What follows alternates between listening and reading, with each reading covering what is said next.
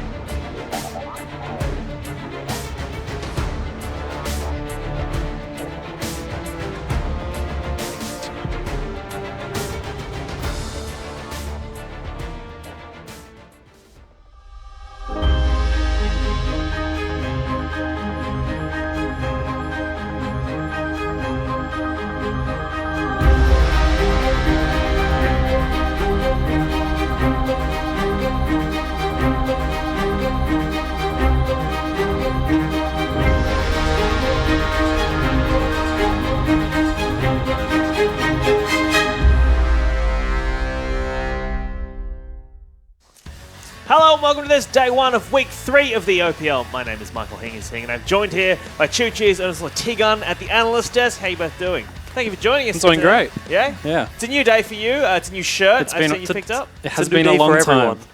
Yeah, it's a new day for everyone. It's true. Well, let me think of one time when it would not be a new day. No, time travel's not possible yet. But a beautiful shirt, and thank you for joining us here at the analyst desk. T-Gun, how are you feeling after last week? Had to bring it up straight away. Well, I'm just asking how you're doing. Couldn't just ask how I'm feeling today. Well, how are you feeling today then? Great It's a new today day. until now. Okay. It's a pleasure to have your company, and also thank you at home for joining us. Let's take a look at the standings of the current OPL as we get straight into it, because we see Regicide and TM down the bottom of the table on 1 point apiece. Abyss there with 2 points. Sin Gaming then. And then we have an equal second between Legacy, Chiefs, and Avant and Direwolves out in front on 5 points after 2 full weeks of the OPL. And of those three second place teams, what do you reckon? I mean, obviously you're going to say Legacy, but T-Gun, which one do you think is the strongest right now out of Chiefs, Legacy, and AV? Right now, I'd have to give it to Chiefs, but not by a lot. Well, we'll be seeing very, You're very kidding close. me, right? we'll be seeing Chiefs playing watch later last on today. Name one time Legacy have beat the Chiefs. Oh, look, we're just opening Show up me old one wounds VOD. here. All One right. VOD One VOD. in the break. Also, today sees the competitive release of 7.12 for the OPL. So let's talk a little bit about these patch changes. I want to talk about Jin as an AD carry. We're going to be seeing the return of Jin in the bot lane. What do you guys I'd reckon? really like to. Yeah? Jin is one of the few AD carries that has an engage tool. So you've got Varus, who is probably one of the best engagers in the game, but Jin also offers that kind of engage tool. So I think we may see it today. I think when you mention engagers, you have to mention Ashe, especially with Blinky playing. I mean, he doesn't hit the arrows, but he damn well tries, okay? Just throwing him out there. But even though I do want to see things like Jin, I still think that teams will sort of go towards Xayah and Caitlyn. I prefer Xayah. I think it's the best ADC. I think that when you're able to let your ADC do whatever they want and not have to worry about them dying, it's a great thing, especially as a support. I don't have to worry about them just headbutting a wall. But, you know, Jin would be great, but depends on your team comp, in my opinion. I think, Caitlyn and Xayah, in my opinion, are definitely tier 1 AD carries. Yep. Xayah, as you said, does take care of her take care of herself quite well. Raze has proven that he can solo carry games. So that champion will probably be contested today, but I don't want to. I want to emphasize how strong I think Caitlyn still is, especially with the Rift Herald and the trap setup that she can put out. The Runar's Hurricane nerf to proc her passive was really big, but I don't think that necessarily takes away her strength in sieging. Yeah? Do you want to let him sit with that? Caitlyn is the strongest AD carry. You want to have the final word on this, T-Gun? It's a playstyle thing. It's a preference thing. Okay. I don't think you can sit there and say objectively one is better than the other. All right. I can prefer respect Xayah that. because I just don't think any of the OCDCs are really great at Caitlyn, whereas you can look at Raze and say he's really great at Xayah. Well, people have been throwing bans at his Caitlyn as well, all split. Let's talk about Rek'Sai. He's received a couple of buffs, she's received some buffs recently. Do you guys think we're going to see Rek'Sai play today? I'd love to see Rek'Sai. Yeah? I'm a huge Rek'Sai fan. I think that the champion is so different from its past iteration that even though we saw Juves play it previously, that won't factor into if he picks it today. I think that Sybil might pick it because you can play it very aggressively. You build 80 items for the first 2 items, then you transition into sort of a second tank. But even then, there's better options. Rek'Sai, he is a very, very different champion now. His ult is completely different. It does percentage missing health, which is flat. It's a flat amount. Doesn't mean you need to build AD to do damage anymore. So I would love to see Rek'Sai, and I know Juves played a lot of it during his gauntlet. So we may see that today. All right, well, speaking of Juves, let's take a look at the schedule today because the young man is going to be captaining Sin as their jungler in our game number 1, Sin taking on AV. Then, following that up, Regicide will have a difficult game ahead of them as they face the Chiefs. But let's talk about this first game, shall we? Sin, AV. We talked about Juves already. I want to talk about Docker as well. He's an import top laner. Sin seeming to favour these guys, but kind of like his predecessor in Flares, he's kind of struggling at the top of the split. Underwhelming. That's the easiest way to put it. It's just been underwhelming. He's there in the games, and you can rely on him to not feed. But when we think of how Flares did by the end of the season, he was the one dragging them across the line. He definitely especially grinds on it up. Fizz. Yeah. Maybe the best top laner in Oz by the end of the last split, but Yep. Doctor has big shoes to fill. I do want to talk about the fact that he's a Jace player, he's a Fiora player. We saw his Jace last week, and I was impressed by it. Tegan, you were on the receiving end of it. How did you feel? It didn't feel too spectacular. I'm going to go ahead and give all the credit to Ryoma playing Talia, just ruining us. It sounds kind of conceited to not give him the credit where it's due, right? But in those games, it felt like the big problem was Ryoma just being everywhere, being aggressive in all lanes. Whereas the Jace didn't feel like it was a thing that just sort of killed us. It was the Talia that just ended the game. Yeah, I'll be very surprised if AV give Dockler, Jace, or Fiora. He's still a very unknown character in the scene. People don't know, like people have been saying he's not that good, he's not as good as Flares, but then again, I think it's too early to make any assumptions. All right, well, it is just week 3, so let's take a look at the Sin lineup right now, getting ready in the OPL studio, shall we? And there is Ryoma, we just spoke about then, being aggressive in all 3 lanes. Getting triggered by the whole thing. Let's go through their lineup, shall we? Their top laner is Dockler, the North American import. Played a lot of collegiate esports over there. Juves, doing his breathing exercises, I assume. Is their captain and jungler. Having a snooze. Their mid laner is Ryoma. Who's also having a bit of a yawn there. Everyone's so tired. This is not the fired up Sin we're used to seeing. Their AD carry is FBI, and their support player is Rogue, who was a bit of a threat on Thresh last week. He's known as Thresh. He did tweet out after the victory of Sin last week. He did tweet out, ban Thresh. Do you think AV need to ban Thresh today, Choo Choos? No, give him Thresh and win, and then tell him to... I don't know. I don't know. All right. Don't kick someone when they're down. Yeah, okay. Let's move on to their opponents across the rift. AV. Let's take a look at those guys getting ready now in the OPL studios. And shall we run through their lineup? Their top laner is Series. Their jungler is Sybil. Maybe he's where they're going to pop off today. Their mid laner is Triple. Very similar playstyle to Ryoma in many ways. Their AD carry is Blinky. And their support player is Jake. Kind of well known for his wide champion pool. I want to talk a bit about Blinky. We said he's been struggling a bit with those Ash arrows. Do you want to see him on a hyper carry today, or do you think he's going to go back to those sort of utility engage AD carries? I think he's well at home on the utility carries. I agree. I do deride him a bit for his inaccuracy, but all it takes is one key thing to hit by mid to late game, and then it doesn't matter how many you've missed. All right, well, bearing that all in mind, let's get your predictions then as we head into the game today. Choo Choos, who's going to win this? Who's going to win this, and by what margin? 2-1 AV, just because I think their last week's game against Legacy definitely brought up a lot of issues that I think they would have improved over the week. All right, Tegan? I'm going to go 2-0 AV. 2-0 AV. Having played both the teams, all right, I feel like I have a better input than Choo Choos does. He might be a better player, but I've lost to both these teams.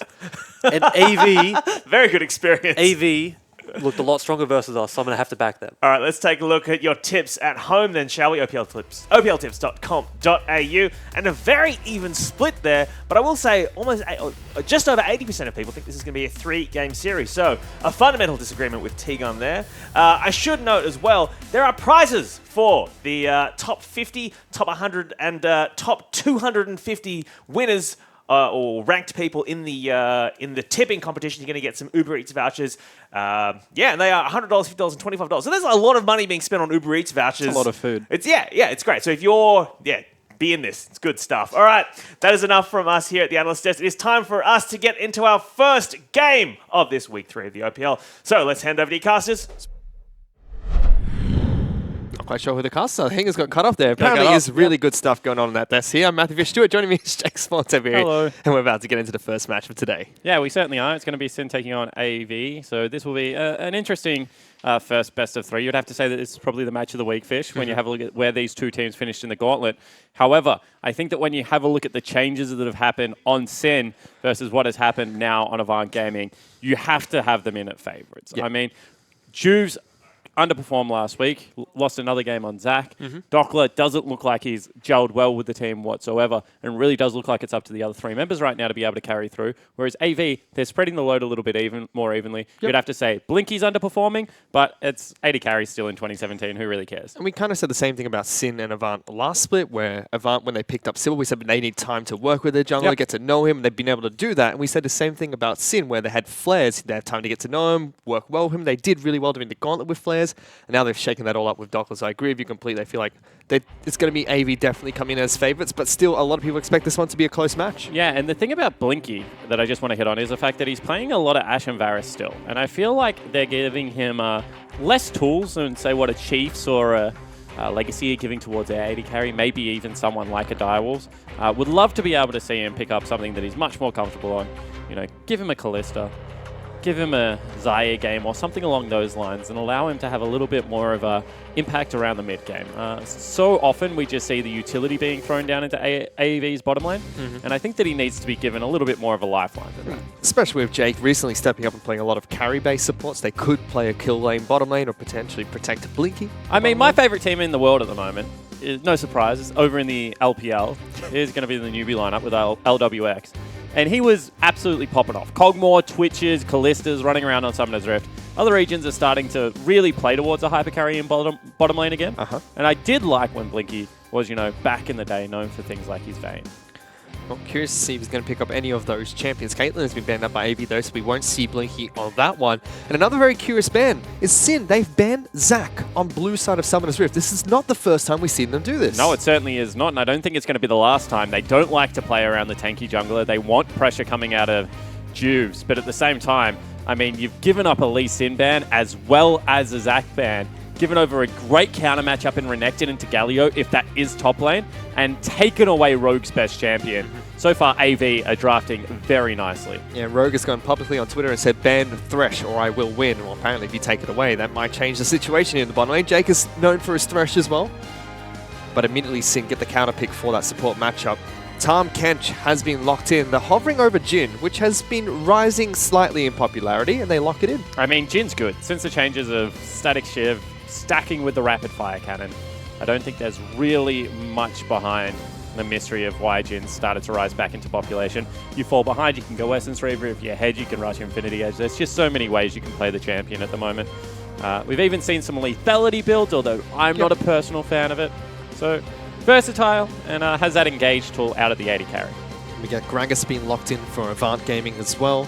Sybil should be taking that into the jungle. That denies another pick away from Juves, and Kha'Zix is the first ban from AV. So a lot of jungle bans being thrown towards Juves' way, whether he likes it or not. I mean, now you can just ban whatever the heck you want because you know that Triple is going to get counter pick.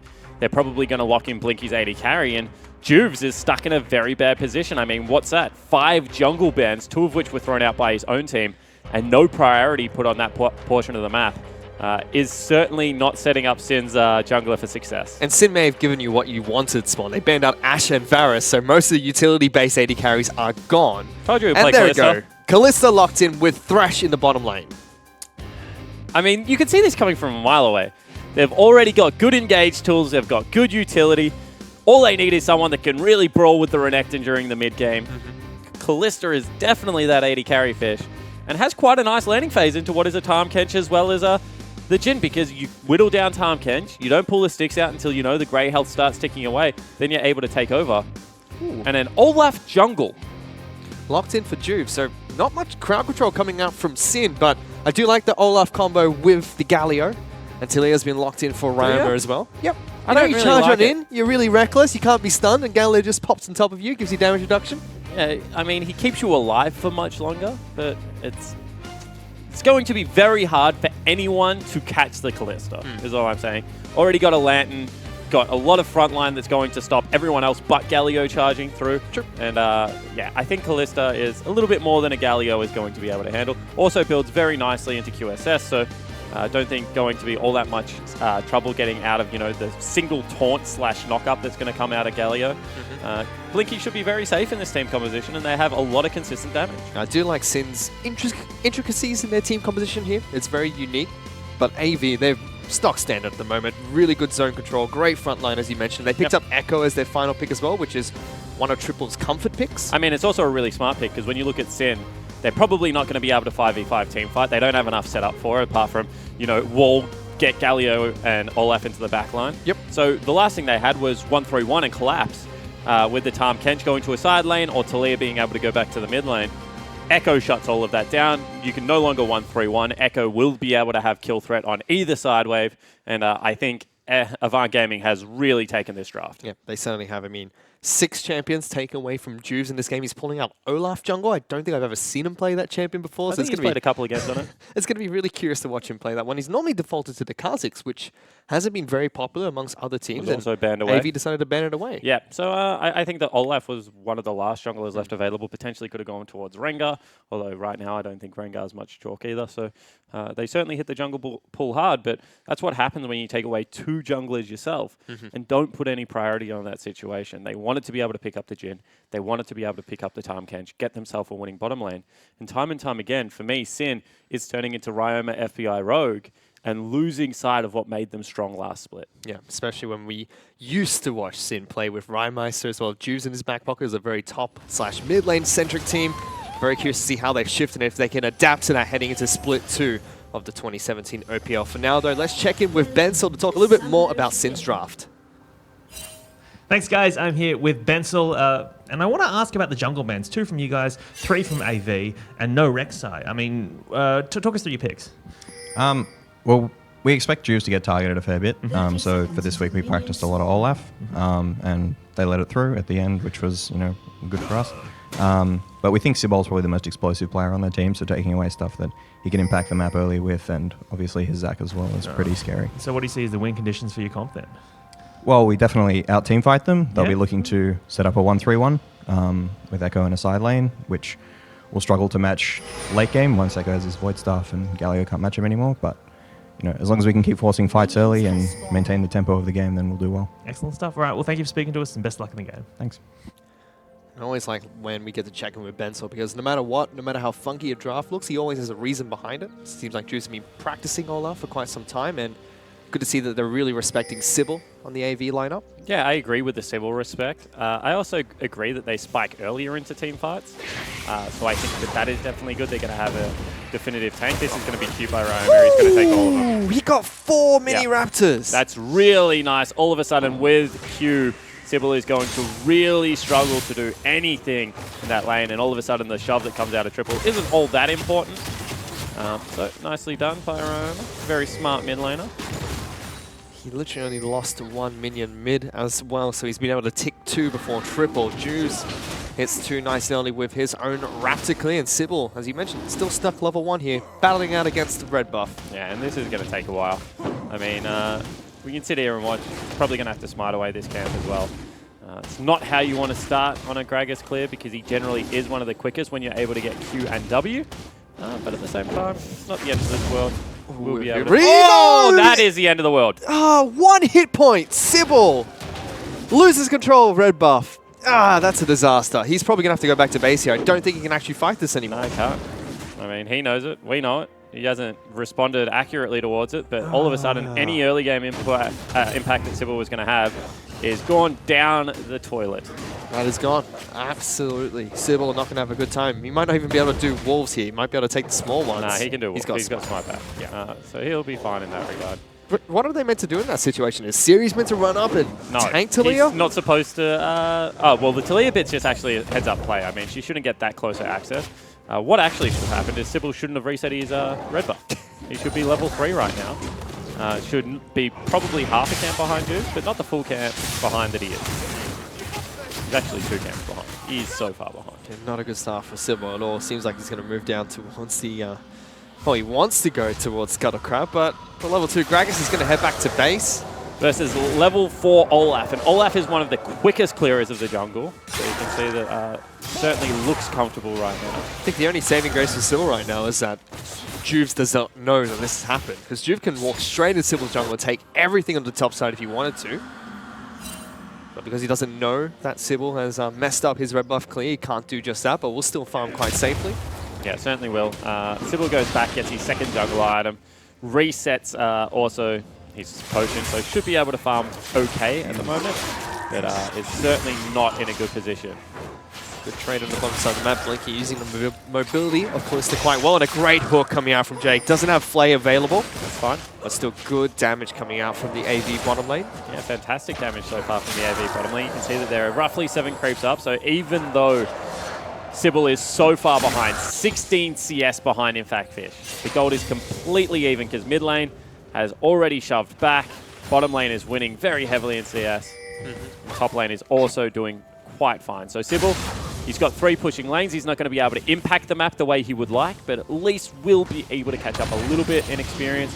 And we talk about it a lot, but jungle catch-up mechanic, OP, you will probably still get to, you know, level 8, level 9 mark at the same time. It's just going to be a quicker level 6 for Juve. Well, let's see if Juves can impact the game for Sin, or if AV are going to be able to play their lane safely from now.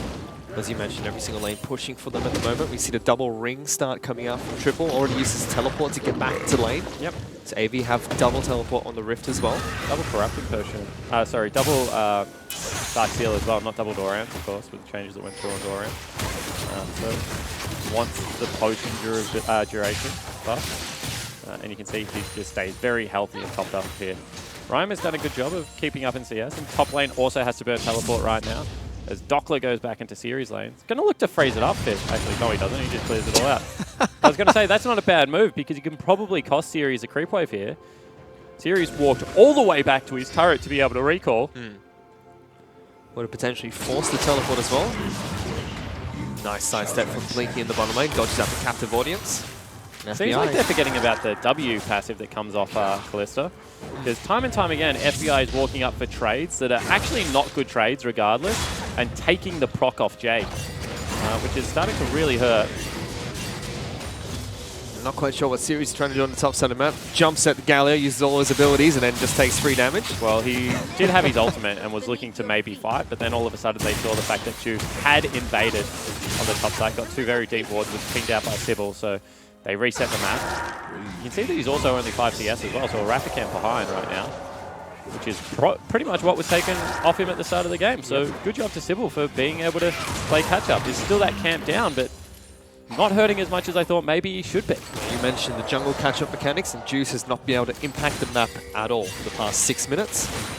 Again, he did not know that this happened to Sybil, so he thinks they're just farming against one another at the moment, which they are. He just doesn't know he has a slight advantage, and now even in level, Juice will still have a slight CS lead, but it's not going to be that detrimental anymore. You'll also still have a slight experience advantage. I mean, if they meet now, Sybil has an item advantage, very slightly, but still. An amp tome worth. True. Still would not fight Olaf if I was a Kragus at this stage of the game. They want Series, here we go. Knockup doesn't connect from Dockler, but gets a taunt. Ultimate is used by Series immediately. Juve's going to try and come in. Dockler taking a lot of damage. He goes to the sky. Splash away coming out from the Renekton. Juve's trying to hunt him down, but he takes quite a lot of damage in return. Yeah, that was a bad chase from Juve, and now the hook comes through. Good eat. Oh, I thought Jake might actually try and go in on that one, but instead they can see they're just trying to play towards the red buff. So getting some good counter jungling here, and Sybil actually, he's going to be quite fine. Have a tweet coming in from Soul Strikes. Huge props to Pinch, drafting really well. Now it's time for the AV boys to execute. So far, everyone's executing quite fine. Sybil, a few hiccups, but still doing all right. Oh. If he got that second proc at the timeline, it would have been quite juicy. Huge trade coming out. You can see that they actually want the gank here as well. Rhyme has still got double defensive summoner spells, and Sybil isn't level 6. He wants the Raptor camp. Juves is going to actually meet him there, so this is a pretty risky play.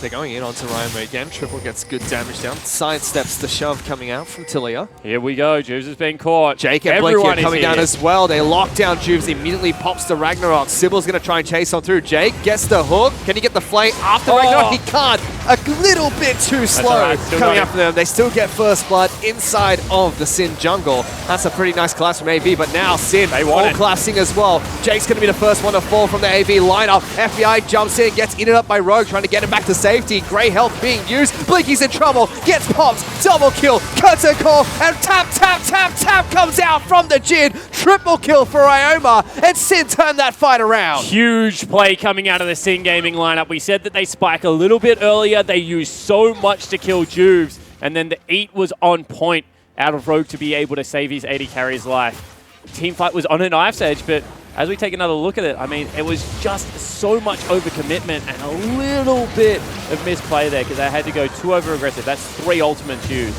to pick Jews up, and it just did not leave enough for the other 2 members. Yeah. Roma gets a really nice shove at the back end of this team fight as well, pulling everyone from AV back in. Really well played by them. Yeah, I mean, it was 2 members left, really. I'm pretty confident you could hit that shove. It wasn't the hardest one. They had no summoner spells available. Really was all the work that had been done before that. And Carbon said it best. You killed Jubes first. The rest of Sin are just going to get angry and fight you back because you can just shot call. It's happened again, Spawn. I don't know what to tell you, but the prophecy is coming true. Yeah, I don't know if I like that prophecy. Jubes, especially on Olaf, can't afford to die first every fight. Needs to be a backline and threat, otherwise the Callista will just continue to put in work. But now with 3 kills, actually onto the Taliyah, maybe can match Triple for a little bit longer in this game. Once again.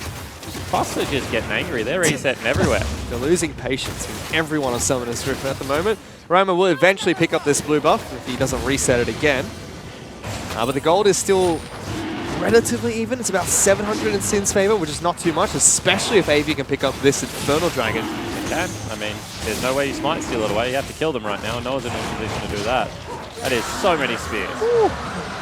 We have a trade on the top side of the map. Sirius is forced to use the Dominus in a one-on-one trade against Dockler's Galio. Yeah, that's interesting. Has backed so far away from that turret as well. Juice is making his way up. Misses an opportunity to be able to heal up off that creep wave, and now probably just going to die, to be Juice honest. is going in. This is a straight-up dive. Taunt comes through from Dockler. Ragnarok being used by Juice. Dockler takes up the turret. Easy executed dive. Yeah, that was actually really poorly played out of series. You either back away completely or you stay in the minion wave and hope you can get some health back. He does the in-between, sits underneath his turret and just hopes he can get some experience. Looking for FBI again, but they're not going to be able to find him because Rogue's right there.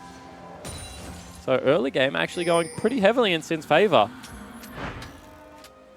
The only thing that really separates these 2 teams is 1,000 gold lead currently that Sin have from their 4 extra kills. And AV picking up the Infernal Dragon. I mean, it's good to take it away from Sin, especially with FBI picking up Jin this game. Stacks quite well on that 80 carry. I mean, it's also just awesome for AV. They have pretty much everyone, apart from Jake and Sybil, that scale off the percentage stats that's going to be coming in. Triple is going to absolutely stack out on the AP this game.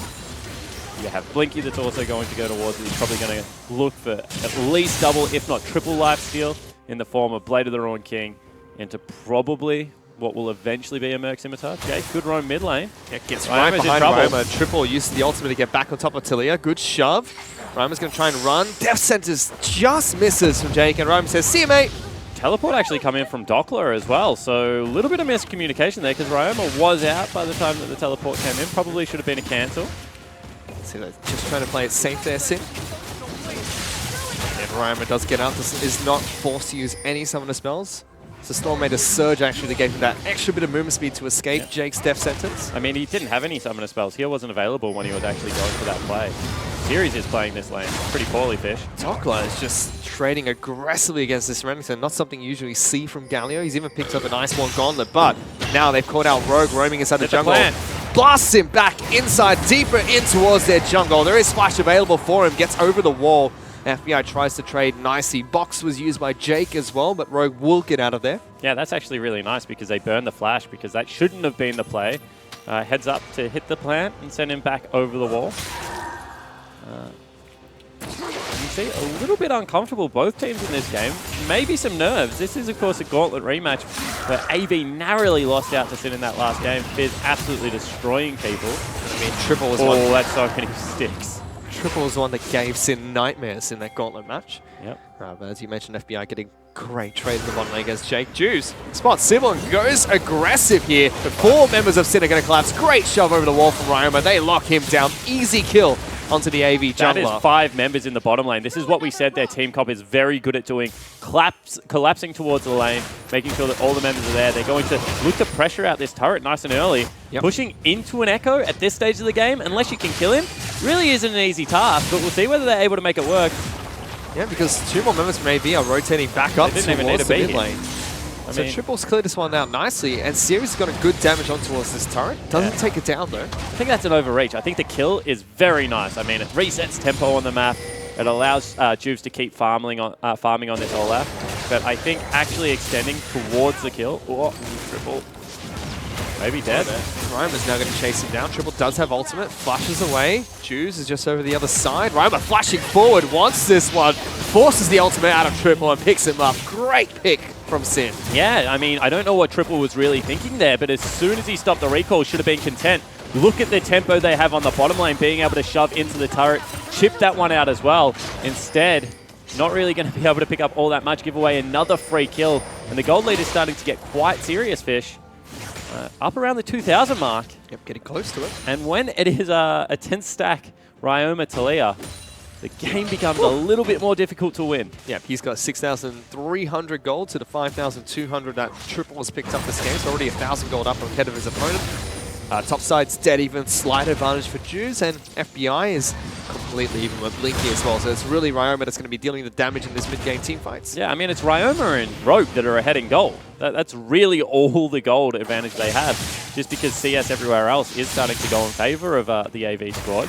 So going for cheeky plays where you should just be looking to farm your way back into the game, use your late game 1-3-1, definitely is not the team playing towards what the strategy is right now.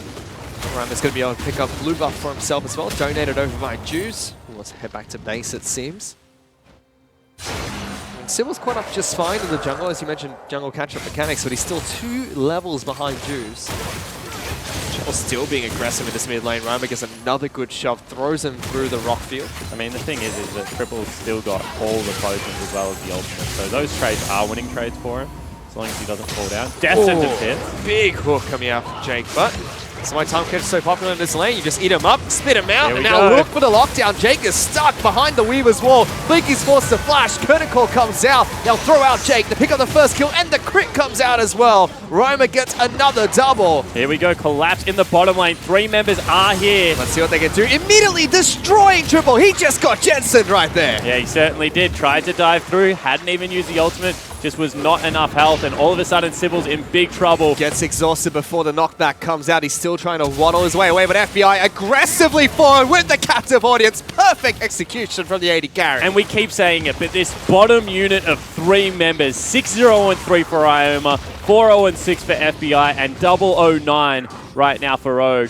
They actually use the flash on Dockler to stop that TP. If Series was able to get to that play, would have been completely different for the Avant lineup, but instead they lose out on first brick, they're going to lose out on an Infernal Dragon, and they're 4,000 gold behind. And this is exactly what Bensel said. They're better at fighting early on in the match, and they've done exactly that against AV. To now, as you mentioned, 4K up, Infernal Dragon to Infernal Dragon. That's with a Jin on their lineup as well. Looking good for Sin so far. Yeah, it certainly is. I mean, the last thing you really hold your hat on is the fact that 1-3-1 late game could be very easy for AV to execute upon, but certainly has not been the early game they need to get there. And unfortunately, if Ryoma is this far ahead, I don't even know if 1-3-1 becomes easily executable. Yeah, we already talked about how Sin are becoming, you know, Ryoma, FBI, Rogue, these are the 3 carry players you're looking towards. They're doing fantastic. Dockler's holding his own top side of the map. Juves doing just fine in the jungle as well. Not those big playmakers you really need them to be. Holding your own is a very loose term. I would not say losing your turret at 17 minutes in a lane that you've had a couple of ganks is holding your own. I'd actually say that's pretty poor out of a Galio. But at the same time, I mean, he hasn't died. He's doing his job. He's just farming up. He's going to be a late game super tank. That's what Galio does best. But still, there are signs that AV's top side of the map has a little bit of trouble. Juves looking to start Rift out here, undetected by the AV lineup, doing it all by himself. Yeah, I mean, that's a little bit strange that it is undetected because everyone is kind of in that area. Blinky and Jake will head up to the top side of the map as well. You already have FBI and Rogue split pushing up there. Looking to take down another outer turret for the team. Mid lane's going to fall as well. Across the board now, Sin's starting to get advantages. AVF said triple bottom lane to go up against Dockler and Galio. And Ryoma's just having free farm mid lane. He's going up against Series? I mean, potentially they can look for a collapse here, but they don't have any teleports. Dockler's got his available. They've lost top lane. They're going to lose mid lane as well. This is going to be a 5,000 gold lead before they really know what's hit them here, AV. And Ryoma having no troubles in this mid lane. Easily able to clear out the minion wave time and time again. Mate, he's having the opposite of troubles. He's 6-0-3. Lamprey's Tournament already picked up with that Morel and Nomakov. Going to go towards Banshee's Veil as his next item most likely. That's going to shut down a lot of the aggression that Echo is going to look to throw out. Sitting very pretty. FBI's gone for the Essence Reaver build as well on his Jhin. Locks down Triple, gets a good chunk of his health out too. I love that trading pattern that you get out of Jhin. Throw out the first shot, make sure that gives you attack speed off the Warlord's Bloodlust so you can chase through, get your CC down, wait for it to reset and continue the trade. You can see that FBI is certainly very comfortable on the champion right now. What beauty truly is. And as I said, that's going to be the mid lane turret falling most likely. That's not a cannon creep wave, so it's going to be cleared out very quickly.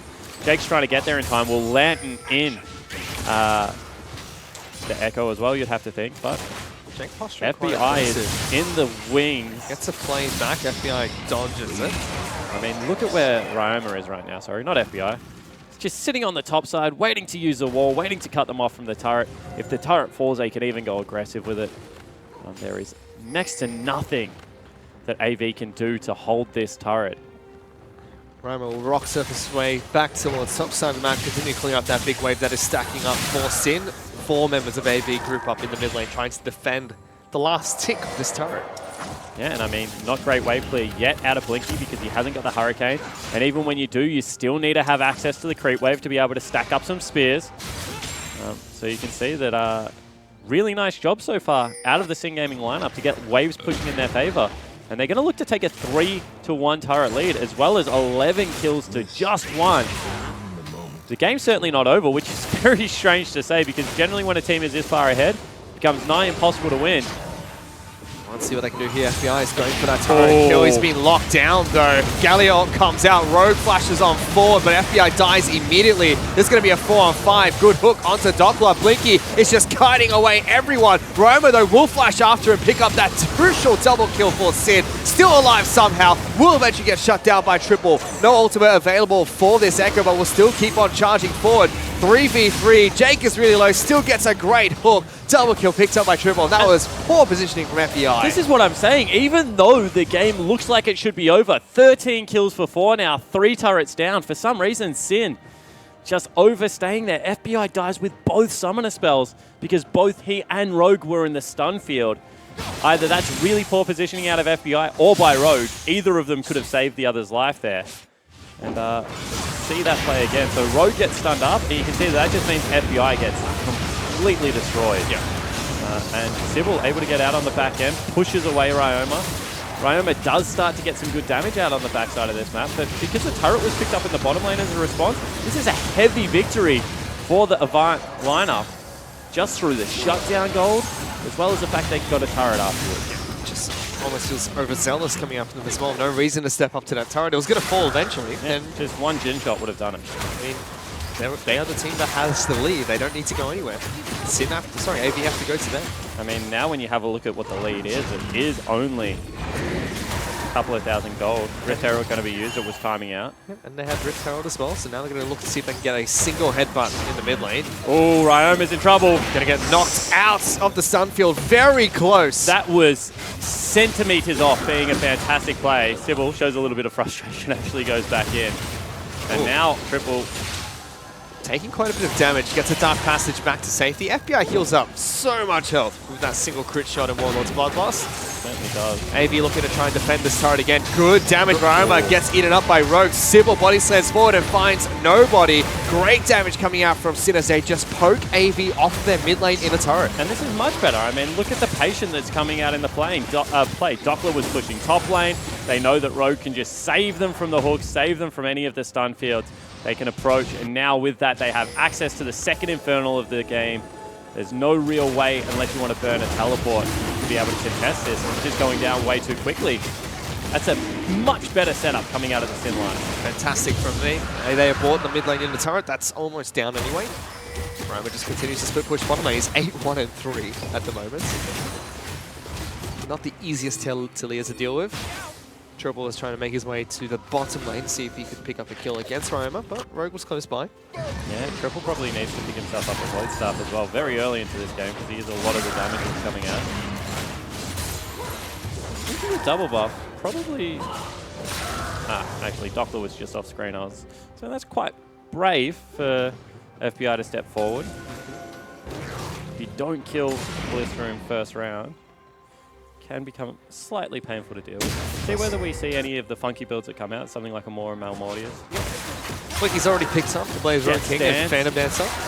Pull out all the twigs here. Get all your health back. Yep, and he did keep the Eddie Herring alive longer. I mean, it works well for Calista. She does more damage over time than she does up front first. She's going to continue to clear out wards inside of his blue buff. Or close to his blue buff, I should say. And Sybil's actually a level ahead of Tubes.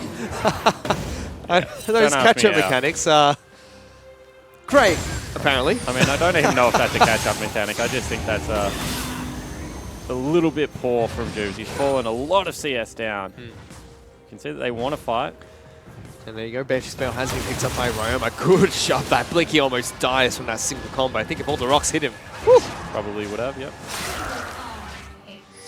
We saw in the bottom lane though, they've still sent Triple down to split push against Doppler. Both of them have teleport, but Triple's winning those trades easily against the Galio. Yeah, and imagine when the Void Staff comes through and how much easier this is going to become. He also does fantastic damage to turrets, so it's not like you can leave him alone for a long time, Fish. That's thanks to the Lich Bane, all the AP is picked up. Sybil will get caught out. Body slams in a straight line, so easy to be locked down by FBI, but they decide not to engage onto the tanky member of AV. I think they're going to wait for Triple to get level 16, go back, grab a Void Staff, and then this 1-3-1 becomes impossible to deal with. Series in some trouble, though. Flash Good is flash. very early. Still gets locked down, but as you mentioned, good flash from him. Look how much damage he took already. If he doesn't flash there, he just dies. Already, he probably has to leave that turret. And still on the bottom lane. Series still looking to be aggressive here. Jake and Blinky will make their way up towards top side of the map. As you mentioned, bottom lane, Triple's doing fantastically against Doppler. No troubles down there whatsoever. But we'll head back to base. Seems Has like the he Void Staff. Purchase, I should say. Oh, the goldie is slowly getting closer and closer though. It's 4,000 gold to AV and 44,000 to 46,000. It's only a 2,000 gold difference. 26 minutes into the match. It's getting very close. Yeah, it certainly is. Hook does miss there. Sloppy from Jake. But you can see that they're actually looking to push mid lane instead. Yep. An interesting rotation. 3 members will group up. Ryoma is still pushing mid lane I think by they himself. had that top lane turret. Now Jubes is caught. Has to use the ult probably. Oh, knocked back before he can get the ultimate off. That's sloppy play from Jubes. Certainly is. And all of a sudden the jungler of Sin has put this game really back in the balance because Triple's going to be able to go back bottom lane. He's going to grab blue buff on the way there. They're not able to break this outer ring, even though it looked like there was no wave clear in the top side of the map, Fish. They played towards Triple's lane, and Triple's probably the only strong member right now on the whole AV lineup. Again, very poor form coming out from Jubes. They're dying inside of AV's jungle while the rest of the team was split pushing. And you can see that Triple, even though he's up against a H1 and 3 Talia, actually is arguably ahead in items now. Has up 50 CS. And actually Gold's close. Pretty close in gold. 500 separates Triple and Roma. Up That's in an experience. I mean, Triple probably wins the fight right now. Yep. I'd say that one level of experience is way more value than the 500 gold, especially level 16. Yep. His ultimate's going to deal much more damage, give him more health back as well. And Ryoma, you have to remember, doesn't have a damage-based ultimate. Yeah, and you can see that Ryoma, he has the advantage of still just being able to go straight damage. Because there is no MR picked up so far on the lineup apart from a Spirit Visage out of Sybil. Yeah, Series is not going to have fun against Roma until he gets that Gargoyle Stoneplate going. Yep.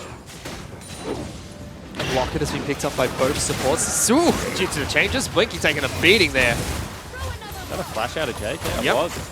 I don't know about that. I think he probably should have just used his ultimate to pull him out of the fight. Whew.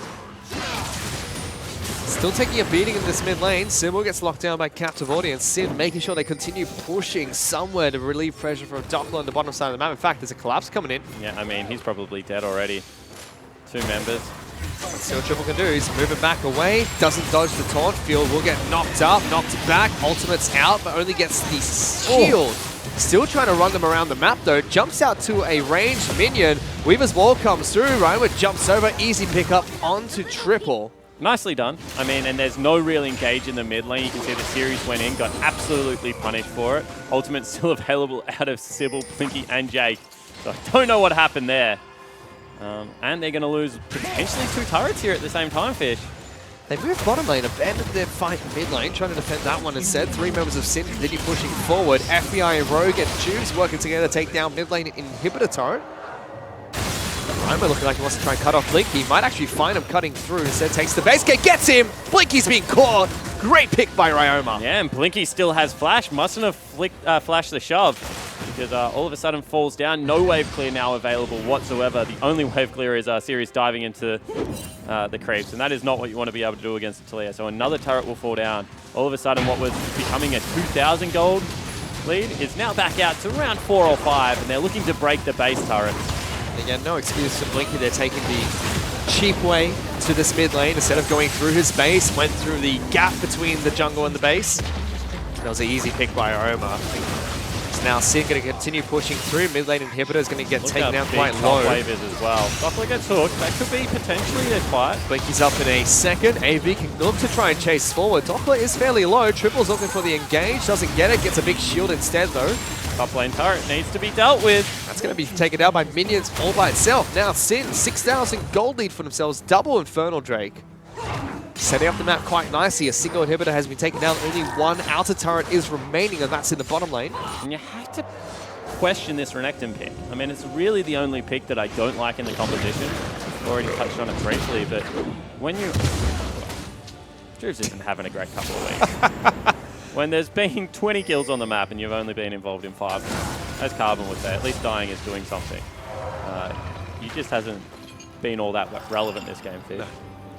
It's Renekton's such an interesting champion right now because he does fine in the lane. He's okay in team fights, not great at split pushing, but he's a champion that always scaled well early, didn't do much late game, and he's now a champion that's a 3-item champion, which is kind of mid to late game. So he doesn't quite fit the meta, in my opinion. I mean, you call this late game. I mean, we're 31 minutes in. He's just picked up 3 items now. Got the Gargoyle Stone Plate. Problem is he's not winning the split push, which means they have to send triple to deal with Doppler. Unfortunately for Renekton, he's never going to be able to deal with a 10-1-3 Taliyah. And Ryoma's having an absolute field day around some of this. In fact, I think that when we check out the damage done in this game, FBI and Ryoma are going to have done 90% of their team's damage. Probably. Maybe even more. Juves has been in 3 of these kills, 3 of the 15 kills the team has had. What are you doing, Series? He's going to get locked down. Does have flash dominance to use as well as the Gargoyle Stone Plate. Eaten up by Rogue. Knockback will now flash away. Gets a dark passage to safety. Weaver's Wall doesn't separate the team well enough. Still looking to go for a fight here. Captain locks down Jake. Good juke shoes coming out from Ryoma. Forces Blinky to use the ultimate as well. AV lose so much just from poke coming out from Sin. Yeah, exactly right. That wasn't even the hard commit from Sin. They used the ultimate in the end to get some more damage, but they're actually looking for this turret. Shoved back onto Sybil. He's going to get chased down by Juice. Galio just jumps up in the air, comes back down, says, "Hello team, I'm helping, I'm doing something, I press star." AV just can't quite defend against Sin or continue to push. Triple is trying to do what he can in the bottom lane, forcing Doppler back at least. It might save this inhibitor turret. Yeah, it certainly will do a good job of keeping them away. Honestly, you probably can't even just send one message at the moment. Triple is going to be able to take this inhibitor turret. That's gone down. Doppler has to be a little bit careful. Triple does do quite a bit of damage. But you can see where Ryoma is. I mean, the reason they're looking to fight is because, one more time, Ryoma is collapsing onto Triple. And if they can't start a fight elsewhere, this is just going to continue to punish. And here comes Tommy trying to scout out Triple.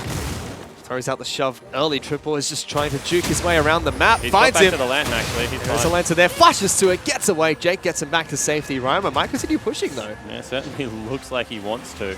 I mean, if that is a little bit later in the game, there's a potential that there's time to start up Baron because of just how much damage Callista's going to do. Yep. Problem with that play is mid lane inhibitor was gone, so super creeps were in the mid lane. They couldn't go do Baron. That's still a really good play from AV though. They had no flash, no Gargoyle Stone Plate, no ultimate from Series. Blinky and Jake were in a difficult spot. Cyril was already forced to flash ultimate away. Yep. And they still defended top lane inhibitor turret against a Sin liner that looks unstoppable at the moment. Especially within the siege. I mean, they've got so much zone control that come out of both Doppler as well as Ryoma, and then FBI is just able to, with that rapid fire cannon, as well as the Infinity Edge, so much damage to the turret. So you can see Locker is being picked up by Series next. That's going to go well with the Gargoyle Stone Plate and all the health he gets from Dominus, from the Titanic Hydra Black Cleaver combo. They're in love with this idea of ganking Triple. I mean, he is definitely one of the most important members on the map right now. But I'm not sure that this is the most high percentage play. I think that if you just force them to fight you, you're still in a good position to be able to take it, Fish. I might just do that. Sibyl's already won to save the way. Gets Dark Passage back to safety. Series is somewhere else across the map, getting engaged upon by But Doppler here and comes Roma. Blinky and here comes Triple. Looking to try and go for this fight. Roma taking a lot of damage. Blinky doesn't flash on forward. Rogue is teleporting down with his ultimate. Blinky's now caught out. Captors audience connects. Knocked out by Doppler. Will take the Dark Passage out. Juice is charging on forward. Has Galio in his back pocket. Gets the Ragnarok. Strikes down. Jake is the next target. Triple is now abandoning his mission. That's a big crit from FBI, who gets another kill for himself. AV lose 4, and Sin are going to try and push for the win. And it just did not look like they wanted to hard commit, and then Sin are able to turn the fight on its head. Fantastically played by both Ryoma and FBI again. Sybil can't get back to base. In fact, he's just going to wait this one out in the forest with Rogue, have a little bit of a picnic, and Sin will take game 1. Oh, Rogue, he just wants to stand there and have a good time. Don't fight him. He's going to finally try and head back to base, but it's too little too late. Sin fight the early game fantastically against AV, yet that's the action we want to see, not the Nexus being exploited here. And with their early game action, especially with Ryoma going huge in this game, Sin will pick up the first match against AV.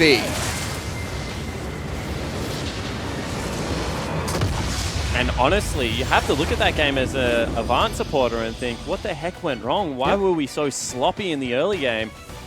Because Ryoma, giving Ryoma 10 kills on any champion, let alone one that impacts the whole map the way Talia does, is pretty inexcusable. Yeah. And we even had coaches like Soul Strikes tweeting in saying that Pinch has done a fantastic job with the draft for AV.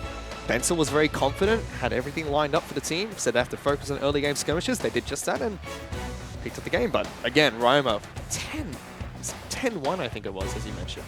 Yeah, I mean, at the same time, we were criticizing Juzel at that game, but Series has not had the start to the OPL Split 2 that he would want. I think that when you have a look at what he should have been able to do in that matchup versus Dockler, he took the turret early, but there was never really any kill threat up there. Wasn't able to get around the map with the teleport, wasn't able to shove up. I mean, there's just so many things for AV that you look at, and I mean, Triple can't do it all, unfortunately. And I mean, Sybil had a horrible early game as well. I mean, that game was legitimately on Triple, and unfortunately, he was playing 1v3. Yeah, it was a little bit unfortunate. I mean, there was just so many errors coming out from AV, all the way from the very early jungle start that was absolutely demolished coming out from Sybil, as well as the Ryoma in the mid game that actually destroyed the AV lineup. But with that, that's game 1 going to Sin. Let's throw it back to the analysts to break down that game further. Thank you, Fish. Thank you, Spawn. A very sloppy game from both sides in that, but Sin able to take it away. Choo-Choos, give me your initial thoughts having watched that one.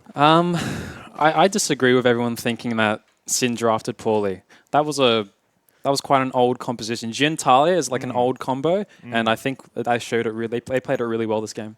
Tiga? I think it's difficult to put any of that game on the draft because both teams just made a lot of mistakes. Sin capitalized extremely well off the mistakes, but it's really hard to just look at them. We can look at them on paper and judge them just based on their merits. If they're being played by perfect robots. But from how it was played, I don't think the draft really mattered too much. I think that the only real big mistake that Sin made that made them not win the game faster was when they wanted tier 1 mid tower. All right, Yeah. we'll get to that replay in a second. But hashtag I am OPL, let us know your questions and I will throw them to our analysts for you to answer them. Let's take a look at this first replay, though, Choo-Choos. And this is the one you're talking about. This is the fight in the blue bot side jungle, which I think is the first time Sin really take control of the game. Yep. So in this replay, they believe they've caught Juves out. Jakey makes a really good hook here and has the right idea to hold his flay, but does it a bit too early. That eventually makes them overextend and their bot lane collapses with Tarm ult, and Talia just thrives in this kind of environment, So I think it shows Talia Jin in these close quarters. Jin opens up with his ult here and they just chase everyone down. But why is this so important for the game? I mean, their comp, Sin's comp involves getting an early lead, and with the early lead, it's pretty simple for them to win this game out. They could have made the bot lane dive a lot earlier, knowing that their summoners were down. Thresh and Kalista didn't have flash, but I believe they wasted wall. Tommy Roma got caught mid, and they weren't allowed to make that play until another 5 minutes. Yeah, they also burnt the TP mid as well from top when that happened. Our next replay, T-Gun, I want to talk about is the mid-lane team fight that Choo-Choo's alluded to before. And, I mean, this is sloppy from both teams. And if Sin were able to take this cleaner, I mean, they could have really taken the game at this point. Yeah, we were saying upstairs that Sin had all control of the game. They get the tower, and they get a great Galio ulti. When this happens, you should never even be in doubt of losing a fight. But it just progresses and gets worse and worse. Ryoma has to flash in to finish off Blinky and then deal with Jake after. When all of your damage is in one champion, and that champion goes really deep with no real way out, Tom had already eaten someone earlier in the fight. Once they're dealt with, you really have no power behind you, so you can see they're all getting out. FBI is also dead with both thumbs up. That's a bit sloppy. And I think you said it best was, if they lost the game, it was going to be on FBI because of what happened just there. Yeah, I think. Yeah, I don't want to put all the pressure on FBI. No, because they won anyway, so you're fine. You're allowed to go hard because they won anyway. But I'm just saying, the guy got baited by the tower, and he needed a flash. He needed to think faster. Yeah. All right. Well, let's take a look at this draft, shall we? Because I'm keen, because there's been a lot of talk about this. Your former coach, or current coach, I guess, Soul Strikes, said that it was a great draft from Pinch. You disagree? I disagree. I really like Sin's draft. I'm a big fan of Jin Talia. They first picked Galio, knew that AV was going to take Thresh away, first rotation from Rogues, but they had the Tarm prepared. Their bot lane Tarm Jin was very good into Kalista Thresh, and also Talia really works well with Jin if you want to set up a bot lane dive. So essentially every team fight they had would involve Galio ulting on Olaf, and then they had such a massive front line that they couldn't ever reach the Talia or Jin.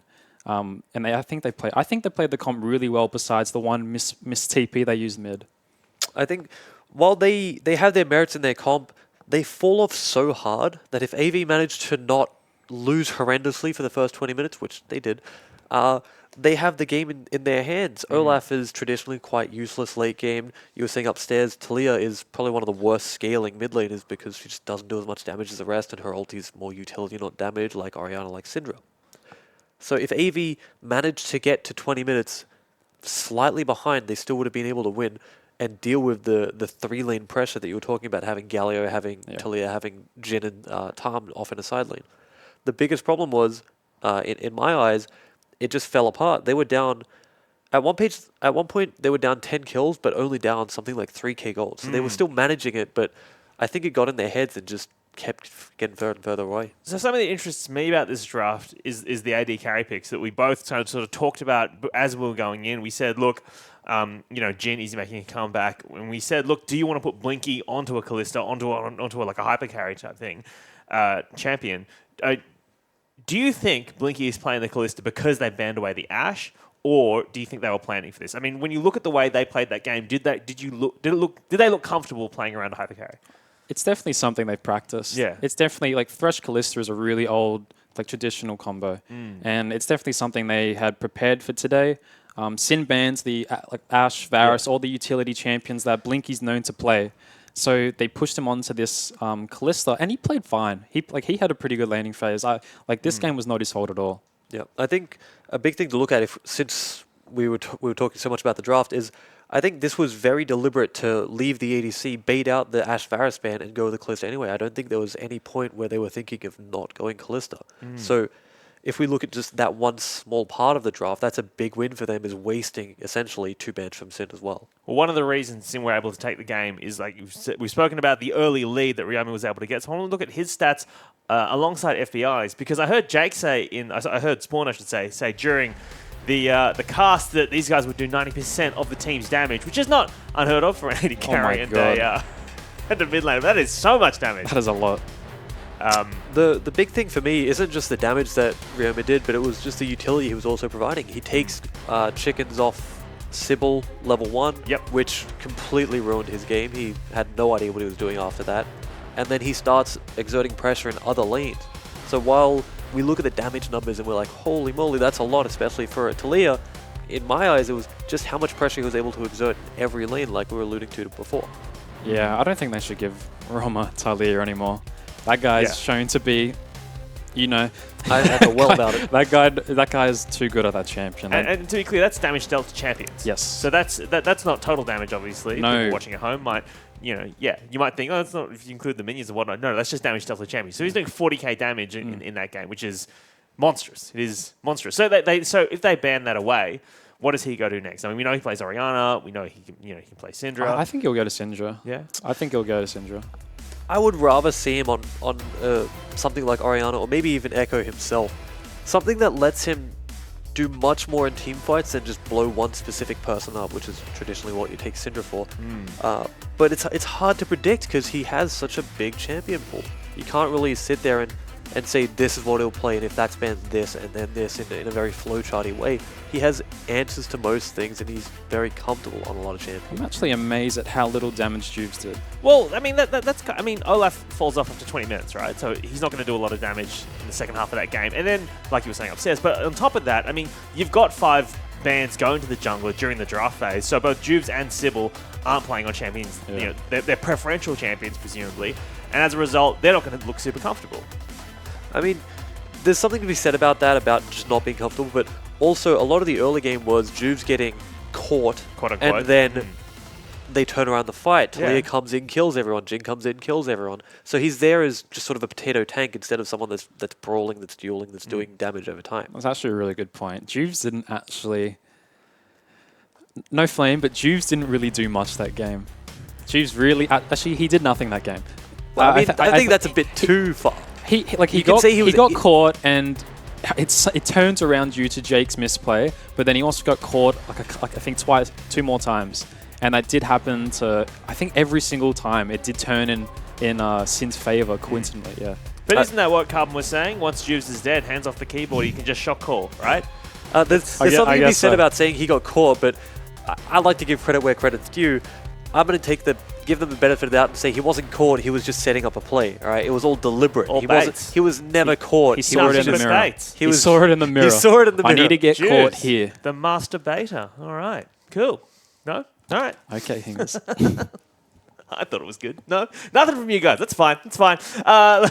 So what should AV do to turn this around and get back into game 2, do you think? They just need to mentally reset. I don't think they're ever going to have an early game jungle go that poorly ever again. That was pretty much worst case scenario that you could even imagine. It was a crushing start. Yeah. Like, I don't know how Sybil was feeling. Like, I know Sybil was quite has a good mental attitude, but that was probably the roughest start you can ask for. Yeah? All right. So you think just don't lose Wraiths at Just the start? don't lose Wraiths, don't lose 4 small Wraiths level 1, and don't let your red buff restart. All right. Hashtag I'm OPL. We've got a tweet from Medic for the Win who wants to know what time in that game do you think had Sin won the game? Because I feel like they should have won the game quite early, and then they threw it away, and then it wasn't until quite towards the end that it actually... There was a point where you said where it was like roughly, I don't even know if it was 15 minutes in, that you were sitting there going, Sin have won this. It's a really simple game to close out.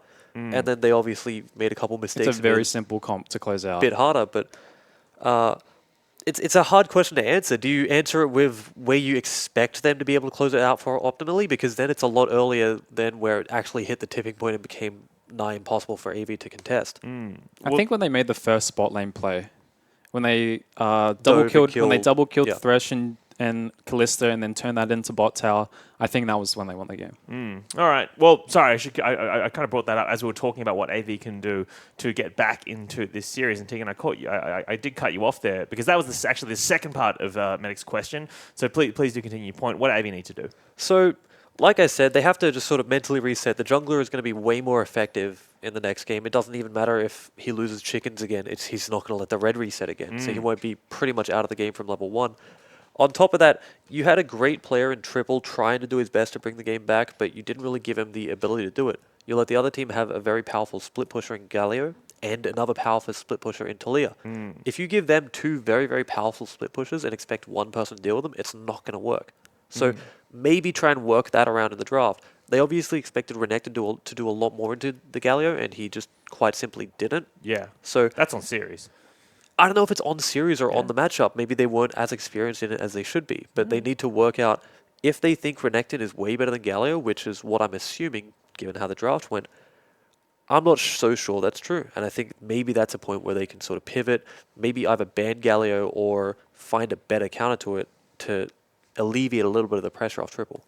Okay, then. Well, that is our analysis of the first game. But to get us to the second game of Sin versus AV, let's take a look at some highlights.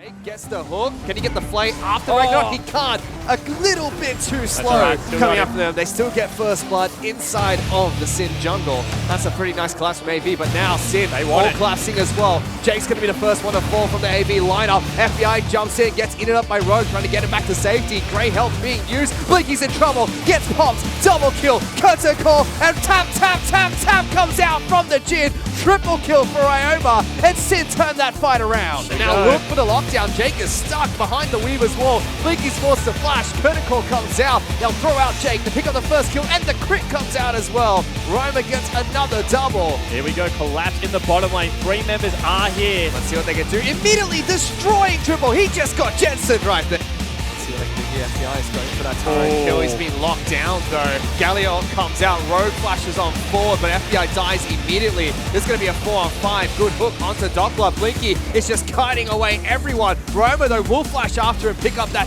crucial double kill for Sin. Still alive somehow. Will eventually get shut down by Triple. No ultimate available for this Echo, but will still keep on charging forward.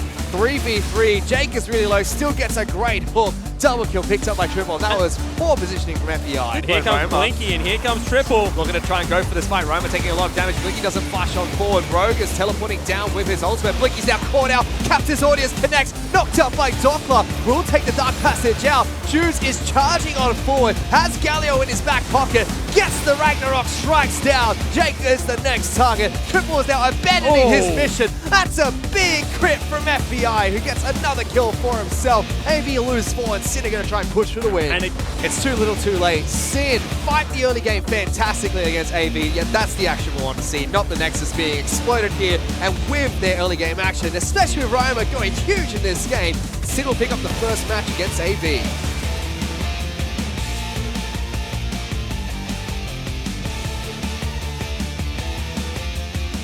Welcome back, ladies and gentlemen. Sin just picked up the first game of the best of 3 series against Avant Gaming in a very decisive fashion. I mean, it was decisive in the end. They had some very good early game team fights. They kind of fumbled the early game and let AV have a window back in, but ultimately they were able to close it out. And I mean, we saw it all through the gauntlet for these guys. It really is the Triple versus Ryoma show. FBI has now joined that fray. Rogue had a good game. But there are so many people that you could point to from the AV and Sin lineup that if you want to be top 2 teams, if you want to be able to challenge the Direwolves, you have to pick up the play. And I think that this game, you know, settle the nerves. It's the first game of the week, but let's see if they are able to take it to that next level, because that was scrappy from both teams, Fish. It was very scrappy from both teams. And one player we can really look at as well, heading into this match again, is Blinky. He wasn't on Ash, he was not on Varus. This time it was on one of his signature champions, Kalista. Didn't see too much from him in that game. Was that really Blinky's fault though? I mean, I think it was, because he was a part of the initial quadra kill that went down. 3 of them went over to Ryoma and 1 went to FBI. So I think that, you know, you can put blame on everyone there. But at the same time, he had a good laning phase with Jake. They were able to win that one quite heavily. So I think that, you know, if those kills don't go down in the early game, potentially it looks a little bit different.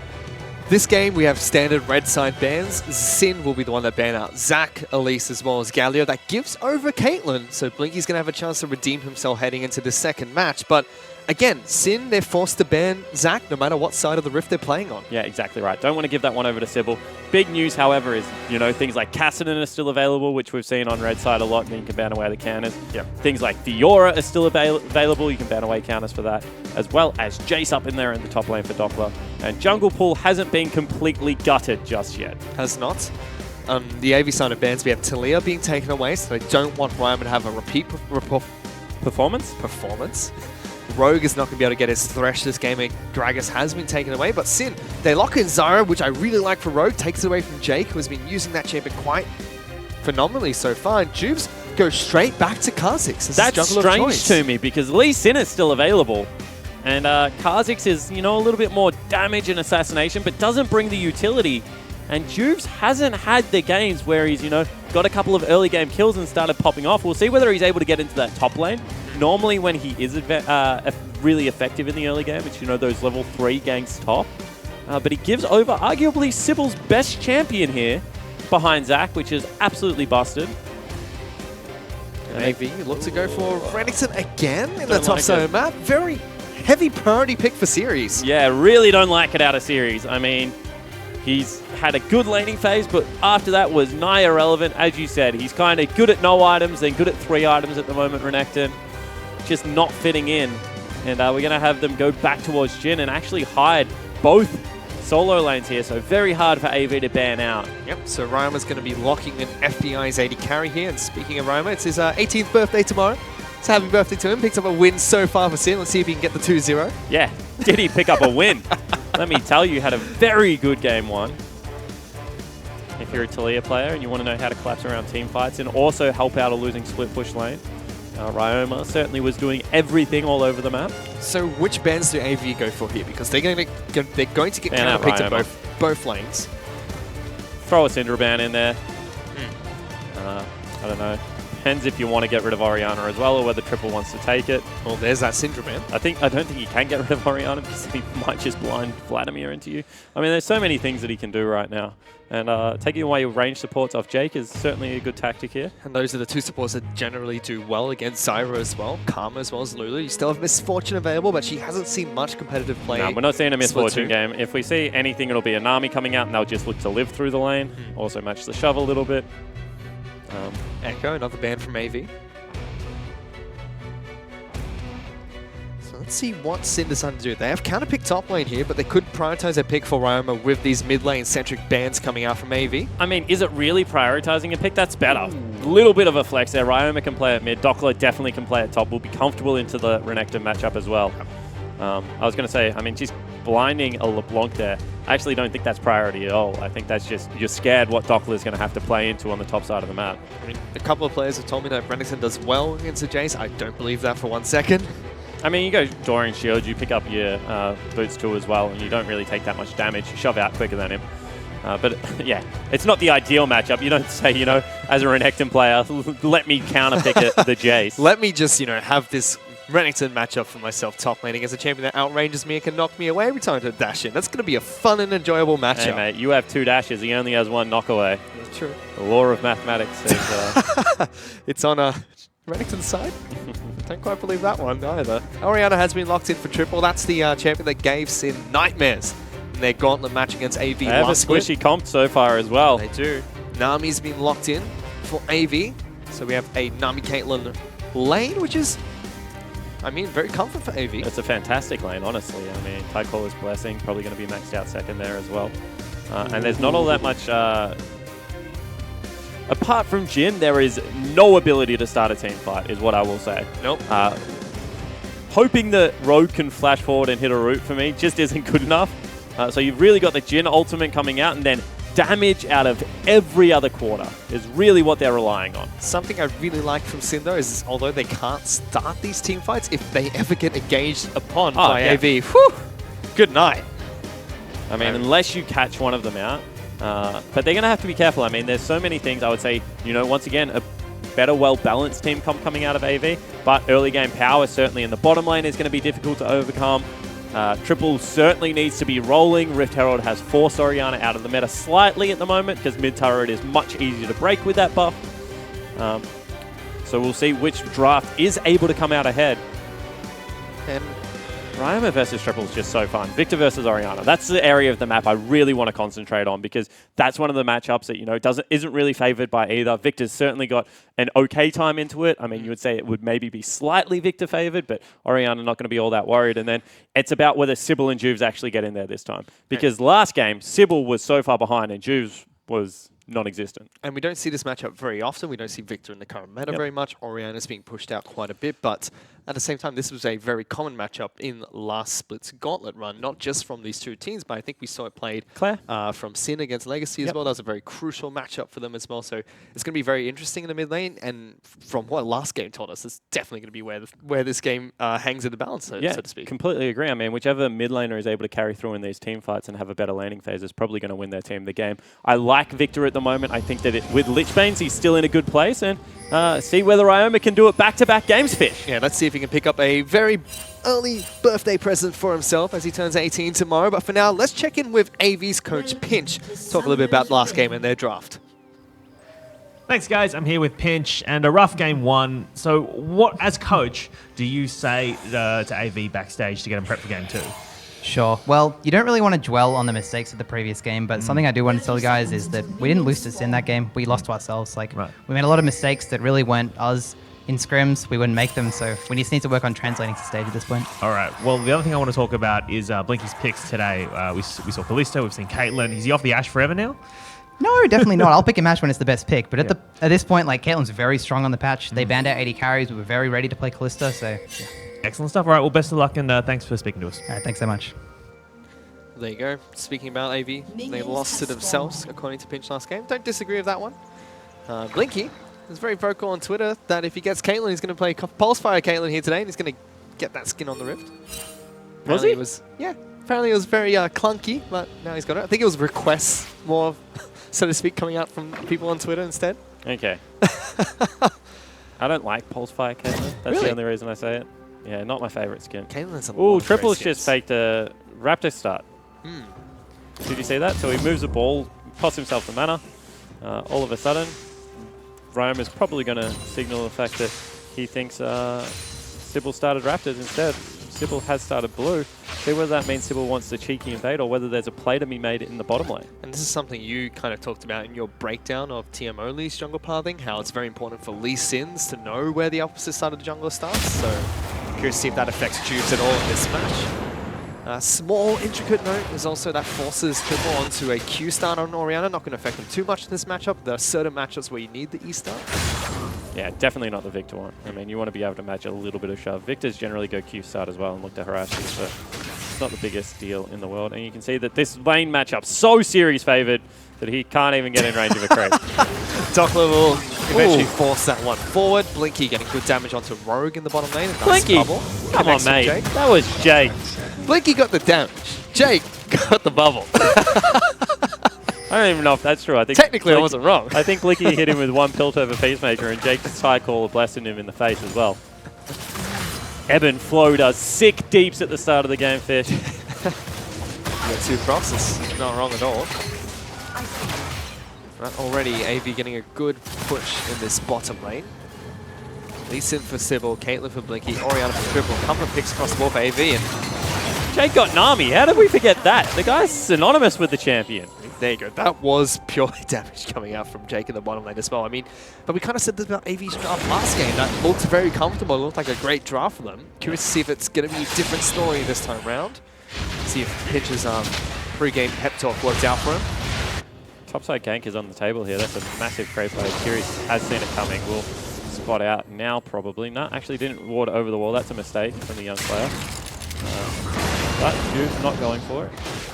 I mean, it's still hard to dive Renekton. Probably not one of the easiest top laners to execute upon. That's great damage. Good bubble coming out from Jake though. Will lock down the Zyra a little bit further forward. Forces that heal to come out. Great crit shot from FBI though, making sure he constantly trades against the AD carry and support. Yeah, trading into Jake was into Blinky was really important there, because otherwise Jake would have been able to just buff the Caitlyn up from really far back and they would have won that trade convincingly. They still win it quite heavily though, Fish, because that is 2 summoner spells burnt on the side of Sin. Yep. And absolutely nothing burnt apart from the potion of the AD carry on the side of AV. I mean, if you want to go and look at how the best supports in the OPL are separated, just go and watch that from Jake. He got caught out, but was still able to land crucial skill shots. It was great to see. Whereas I would have panic flashed. Probably headbutted a wall. I would have flashed into the turret, died there, and blamed my teammates afterwards. Meanwhile, in the mid lane, and Triple just farming it out at the moment. We don't expect too much from this. It's just a control mage matchup. We expect them to use their ultimates not to kill them, but to clear waves. shove them off waves. The old Orianna versus Victor special. And so far, both junglers are just farming, and you'd have to say that's pretty good for Ricardo. Top side of the map, series not doing too good against Dockler. This is his signature champion. We haven't seen too much of it. I believe he's only had 1 game in the OPL on Chase. Oh, Fiddle in some trouble here, I think. Here comes Juice. Will jump forward, gets good damage down. Still needs to Isolates use the himself. Q. But good damage onto Sybil. Juice will defend his Raptor camp, or what's left of it. Yeah, actually really nicely done from Move. Doesn't overextend, just puts in the damage he needs and then gets out. like that. Will be spotted by a ward, however, so it is going to be a scouted invade that he's about to go for. Again, this Kha'Zix picks is not something we see too much internationally, if I'm not mistaken. Very popular for Jews. A couple of other junglers in the OPL do pick it up as well. I mean, yeah, I actually think Kha'Zix is absolutely fine at the moment. I just don't know if it has higher priority than Lee Sin. But he's certainly doing fine right now. What I do like about the Kha'Zix is if you get an Infernal Dragon spawn early, it makes Roof Herald much easier to take as well. I mean, Lee Sin also does both of those objectives completely fine. See if Civil will put down the pressure he needs to in this match. Series now trading quite aggressively against Doppler. Doppler yet to use his own teleport though, and going very aggressive against Series. They're using quite a bit of mana. There's the first ultimate of the game. Dropped on a creep wave, nonetheless, Fish. Yeah, watch this next creep wave just get ultimate by Triple. So Doppler is going to be forced to use his teleport to get back into this lane unless he's going to sack all these minions. We'll lose a couple here. Oh, he's going to lose a couple regardless. I would almost say that's worth a walk. Yeah, He's going to TP. Okay. I mean, it would have been pushing against him, which is why sometimes it's just better to walk. Already still going to be pushing against him. Gets 1 minion of extra of experience and kills 1. I mean, and you're already up by 16 CS. This is a win lane harder TP for me, as opposed to an actual, you know, I'm going to play the tanking around the map. Jace doesn't really add all that much to ganks, however, so potentially worthwhile. You can see Blinky and Jake are consistently pushing in, potentially with a TP play behind them would be forced off that. Tubes is now in the bottom side of the map, making his way towards his own blue buff. Doppler is going to use this time to try and take blue for himself, so aggressive teleport wasn't technically to the top lane, it was into AV's jungle. It certainly was. Patience. No, Doppler, get it, Doppler, he's going to reset, Doppler, no! Why do you keep doing this? Stop it! Oh, no, I can't do this anymore. I mean, and the jungle is nowhere near it. They know where Sybil is. They know where everyone else on the map is. There's just no reason to be that greedy with the patience meter. Now he's behind in levels. Sybil got that as well, by the way.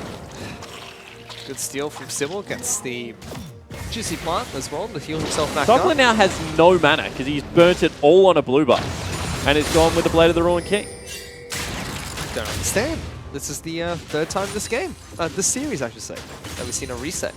Twice have been quite crucial. And twice have been unnecessary. I mean, game one, Sybil was trying to get a quicker jungle clear, was trying to be very efficient with his time. And that time, Doppler could have just taken it actually in the pit. Mistakes were made coming out from these two teams. Juves quite low on health here, but Sybil is looking to try and be aggressive. Juves will get an evolution on towards his Q, so Sybil now has to be very careful of Kha'Zix. Good ward.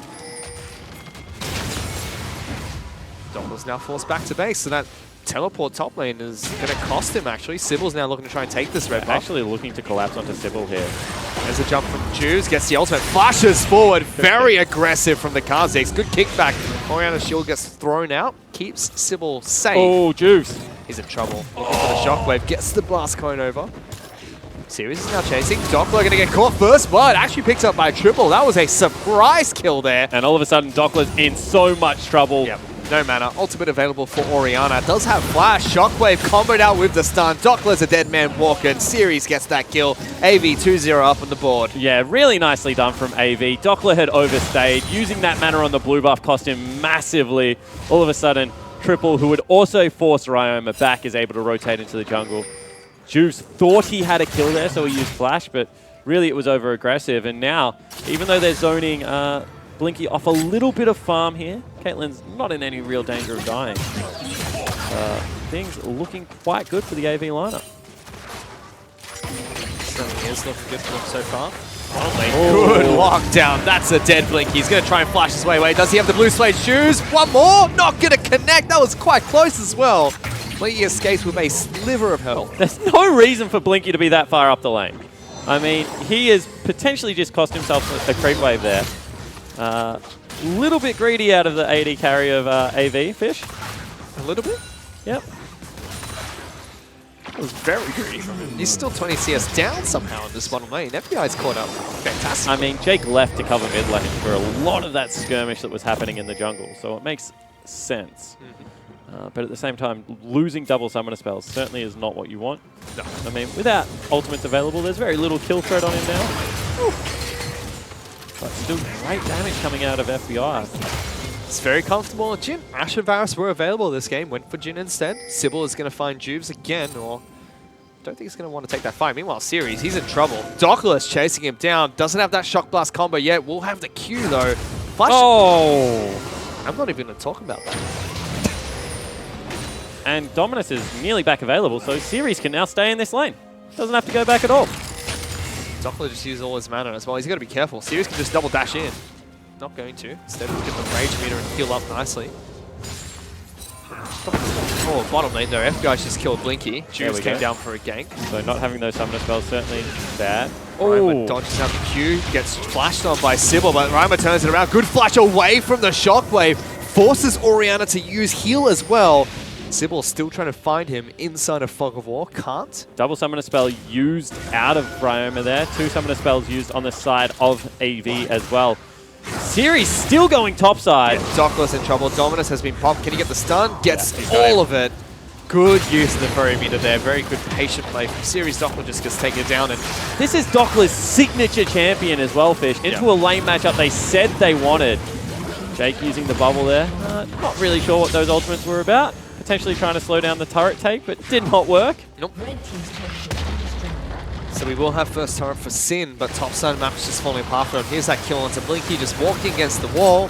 I mean, there's nothing he can do. He has no summoner spells, no boots. He's dead. He killed himself 2 minutes before that when he stuck around in the 2v1 lane and had to burn both summoner spells, Fish. We are mid lane. Triple's able to get some good damage onto Ryoma's turret. He's slightly ahead in experience. It's probably due to Ryoma running around the jungle for quite some time. But topside, Series is now doing well. He's in a position where he's 2-0 against Dockler. He's now going to have a comfortable lane against his chase. Yeah, now it becomes a good lane for Renekton. Any lane where you get 2 kills in a turret is going to be a good lane for you. He's got good items as well. Phage picked up as well as the Digitabbies. Ooh. Sybil's all going to try and take down Trying to Rift rush it. That's going to be picked up easy. Rogue was close Actually by. needs to pick it up. Why is he not picking it up? Stop him, Rogue. Ooh, good snare. Still will pick it up though. Close. This game's giving me some worries, Fish.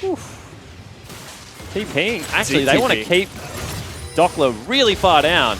Okay, there is a play across the map though. Juves gets a kill on the Sybil. Dockler's making the right move. He's backing away from the turret. Like Barumba. So that's actually a good play from Dockler. Backs away. He's going to spot out this blue buff being taken away by Series. I'm talking about Sybil getting caught out in his own jungle again. Today is not a day for junglers. Got it. Doppler steals that underneath Series and Triple's nose. Disappointing. Here's the kill on Sybil. Just walks the corner. Hello, surprise! Just completely blind. They know that they're playing towards top side of the map. No need to take that path. Yeah, pretty inexcusable. Juves and Rogue welcome them to the Sim Fido. Offers him a hoodie. He rejects. They get angry. So they kill him instead. And all of a sudden, I mean, Juves is absolutely fine in this game. He's level 8 on Kazi. Picked up a kill. He's been invaded quite heavily on top side of the map, but still doing fine CS-wise. And this game, they're just trading halves. And sure, they're slightly ahead right now, but all that really is the difference between Triple and Ryoma. The big problem I see for AV at the moment is Blinky's going to fall off in this mid-game. Curious to see what he's going to be able to get done. Whereas FBI, mid-game Juves is behind him. Here we go. Gets on top of Jake. Jake's incredibly low. Konikor comes out. Blinky's locked down by the ultimate. Will take so much damage. The crit shot tags Triple, though. Not the right target. Dockler charging forward with that blue buff. They're going to pick onto Jake, and now they're going to be able to siege mid lane turret as well. And another mid-game where AV are kind of just meandering around the map and getting caught out time and time again. Not giving away triple kills and the like this time around, but still nothing like a coordinated mid-game. Series has popped his Dominus, just trying to clear out this lane. That's smart. I mean, they took 2 turret. They had 2 auto attacks hit the turret there, and Series was able to clear everything else out. He's already got Black Cleaver. You can see that they want absolutely nothing to do with the Crocodile. The rest of AV will now charge back towards the mid lane. Sin will back off. Gold's dead even though. Yep. 3 kills to 3, 2 turrets to 2. And I mean, if you put a top laner this far behind, you do not want the gold to be dead even. That should be a legitimate win condition, but it certainly isn't at this stage.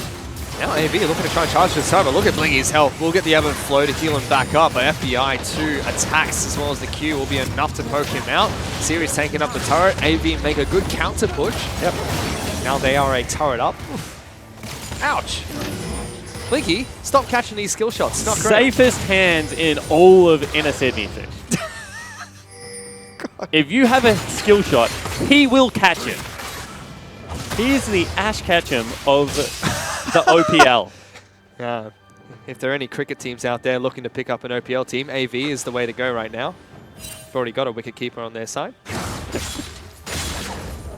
As much as you joke about it, he's just caught another one there. I'm not joking at this stage. My goodness. Get him on Ezreal. At least he got a free splash every 6 seconds. He's actually not a bad Ezreal player. Like He's not. That's why I think it's a good idea. I haven't seen much Ezreal in Split 2. Nah, Ezreal's bad. That's the problem there. But AV do have a slight lead, thanks to the turret taken in the mid lane. Here we go. Good gank coming in here. Ryoma throwing out the gravity field. Good flash from Ryoma. Gonna try and trade with Sybil though. Ultimate is available. Shockwave pulls it back in. He's locked down a little bit too slow there. Beautiful gank there. Gets actually both summoner spells, and they get the pick and drop Rift Herald here. Sort of the wave clear gone, although Triple needs to be careful here. Rift Herald will charge forward, gets good damage onto the turret. FBI is there to try and stop this. The turret may actually fall. Juice taking a lot of damage. Goes in. Sybil! Very aggressive there. We'll be able to get back out. FBI is now being locked up by a bubble and the tidal wave. Trying to flash away from this one. Good headshot from Blinky. It will be Triple that picks up that kill though. And AV have now got the train going. And off the back end. Actually, they pick up another kill. That's going to be Dockler falling down with flash available. No idea what happened there. They're going to break the base at only 17 minutes in. Yeah. And this is the confident AV that we would like to see week in, week out. Still a scrappy early game, but starting to pull it together. Yeah. Much better coming out from AV. Able to take 2 turrets there. There's top side straight. See, one dash, second dash. Told you it's the second dash. There we go. The mathematical dashes. Just can't do anything against Renington. In fact, I think he was a little bit too slow changing there, trying to kite him a little bit too long. Yeah. Honestly, I thought that should be Dockler's kill, especially with flash available. I mean, didn't have boots 2, that's all it is. Boots 2 versus boots 1. And completely agree. If you're going to go for the kite there, you flash early and look to get a couple of extra shots in. Very close 1v1, but 2 levels now in series favor, as well as being able to grab himself that Tiamat. He's getting closer to being unstoppable in the split push. Not good, but still just about 3,000 gold in AV's favor. Also, I feel like Dockler uses his skills on wave way more than other Blade of the Ruined King Jaces one game. Most Jaces just sit in hammer form and, cannon form and just auto-attack the wave down, don't really throw it out. Every time I look at him, he's kind of on half mana, or even further below. Is this going to be another blue steal? Series comes in. Almost. Ryoma gets it. Now That's Series dead. in trouble. Juice jumps on top of him. There's the ultimate being used, and we're going to have to wait a little bit longer later. Jenna, find out next time on the OPL what happens to Series. Is he going to die? Is he not? Yeah, he had hands off the keyboard. It looked like he actually got caught against the wall in a ward. I mean, that's just what it looked like to me. We'll see if that actually is what happened. But he's kind of saying, I have no idea what just went down. I mean, potentially. He could have tried to dash in and the blue buff died, not giving him the second dash back out. No, I don't think that was what happened. No. Okay. We'll have a look at it again. But that is definitely not what I saw, Fish. Yeah, so Series is the one, seems to be, he's the one that is having problems at the moment. We'll find out later what this pause is about. He's currently talking to the referees. You can see a little bit frustrated, actually, when you're 3-0-0, about to give away first kill for yourself on the game on what was a pretty aggressive invade And by himself. It becomes a shutdown as well because he's got 3 kills back-to-back without dying. Yep. Also gives away a lot of tempo on the side of the map that we're trying to play towards. So let's see what's going to happen here between the two teams. Sin, at the moment, I mean, they're behind, but they're not going to be too uncomfortable with it because at the moment, the lead is really, it looks to be Sybil as well as It's Series triple in top side. series, I think. Triple in I series, don't think not Sybil's all that much ahead. He's 0-1-3, I think, at the moment. I mean, Has which had is a couple great. of turrets. Which is great for the Orianna, but Renixon's still going to have a tough time diving into this Sin lineup until he picks up more defensive stats. Oh, for sure. I mean, at the same time, being able to dive past the Zyra as a Renekton is not impossible. Going to be curious to see what's going to happen later on in this game. Still fairly even between the two teams. Cool. At the same time, you can see players not allowed to talk. Ryan are actually staring pretty intently at his screen. This has been a pretty good set for Tommy so far. I mean, his Victor's been bullied around slightly, but I think that was given, in fact, how much priority was on the top side jungle and the fact that he had to collapse up there. You noted that he missed a lot of CS underneath his turret when he was trying to run upwards towards the red buff area. I mean, from what we saw so far from Ryoma, it seems like everything he's done has been right. He's been playing fantastically. Just the times he hasn't looked great, it's been the opposition being just better in that situation. So no mistakes from him, which is crucial. Unforced errors are the number one way in all sports for other teams to capitalize on. Yep. And we're just being told that it's a PC-related issue at the moment with Series. So apparently something might have gone wrong when he went in for that engage. Get some elevator music going, see what's going on here, and see if we can get you guys back into game as soon as possible. And hopefully not going up to the 44th floor, just floor 5, a little bit faster. Try and get back into the game as quick as possible. Is that a meme? No. Okay. I was like, I have no idea where you're going with this. Have I missed something completely? But yeah, I think this is going to be an interesting time of the game for AV because we know that Sin are pretty good at mental resets. They showed that throughout the gauntlet. They were able to keep themselves quite composed and they were able to battle through that. AV in the past is a little bit of a younger team, a little bit less experienced. All we need, though, is a mirror right now for Jube so he can tell his team he's seen this one before. As always, when they're at match point against AV. Yeah,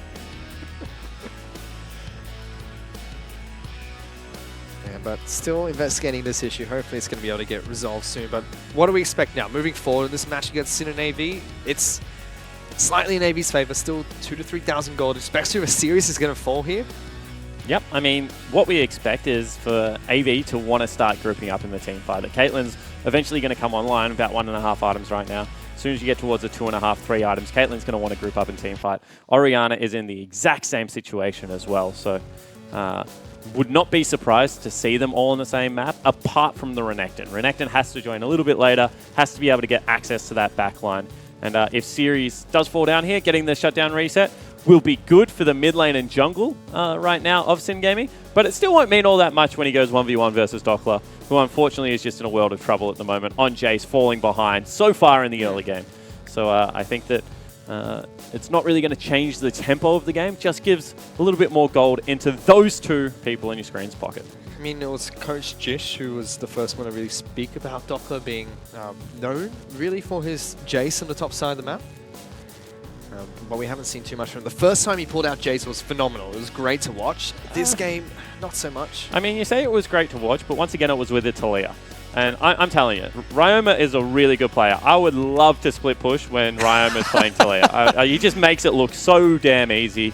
You can do kind of whatever you want. He swoops in, kills you. I mean, last game, we saw that the Galio was being shoved under tier base turrets, and Ryoma was still showing up somehow and able to pick up kills. So the Jace this game has certainly been much poorer, and that's without anyone being able to help his lane. It's been pretty much a pure 1v1, and he's made a lot of mistakes. I mean, Ryma's had a great split last split when he joined Sin. Great opportunity to grow. Now he's unleashing his full potential in Split 2 here. It's evident in all the games he's played so far. Unfortunately, we have been yet to resolve this technical difficulty, so we're going to send it back to the analyst desk to break down the game a little bit further. Thank you, Fish. Thank you, Spawn. Well, we're in the midst of a pause due to a PC-related issue, but AV kind of have the lead right now, gents. And Dockler's Jace, as the cast was just talking about, not looking too strong. Dagon, you kind of predicted this. I said it wasn't very impressive before, and it just hasn't looked very impressive right now. He's losing just straight 1v1s, and he's building for it. We were seeing this upstairs. When you go blade first, you're going the blade into cleaver, into what have you. You're going the straight, I'm going to 1v1 you, I'm going to split push build.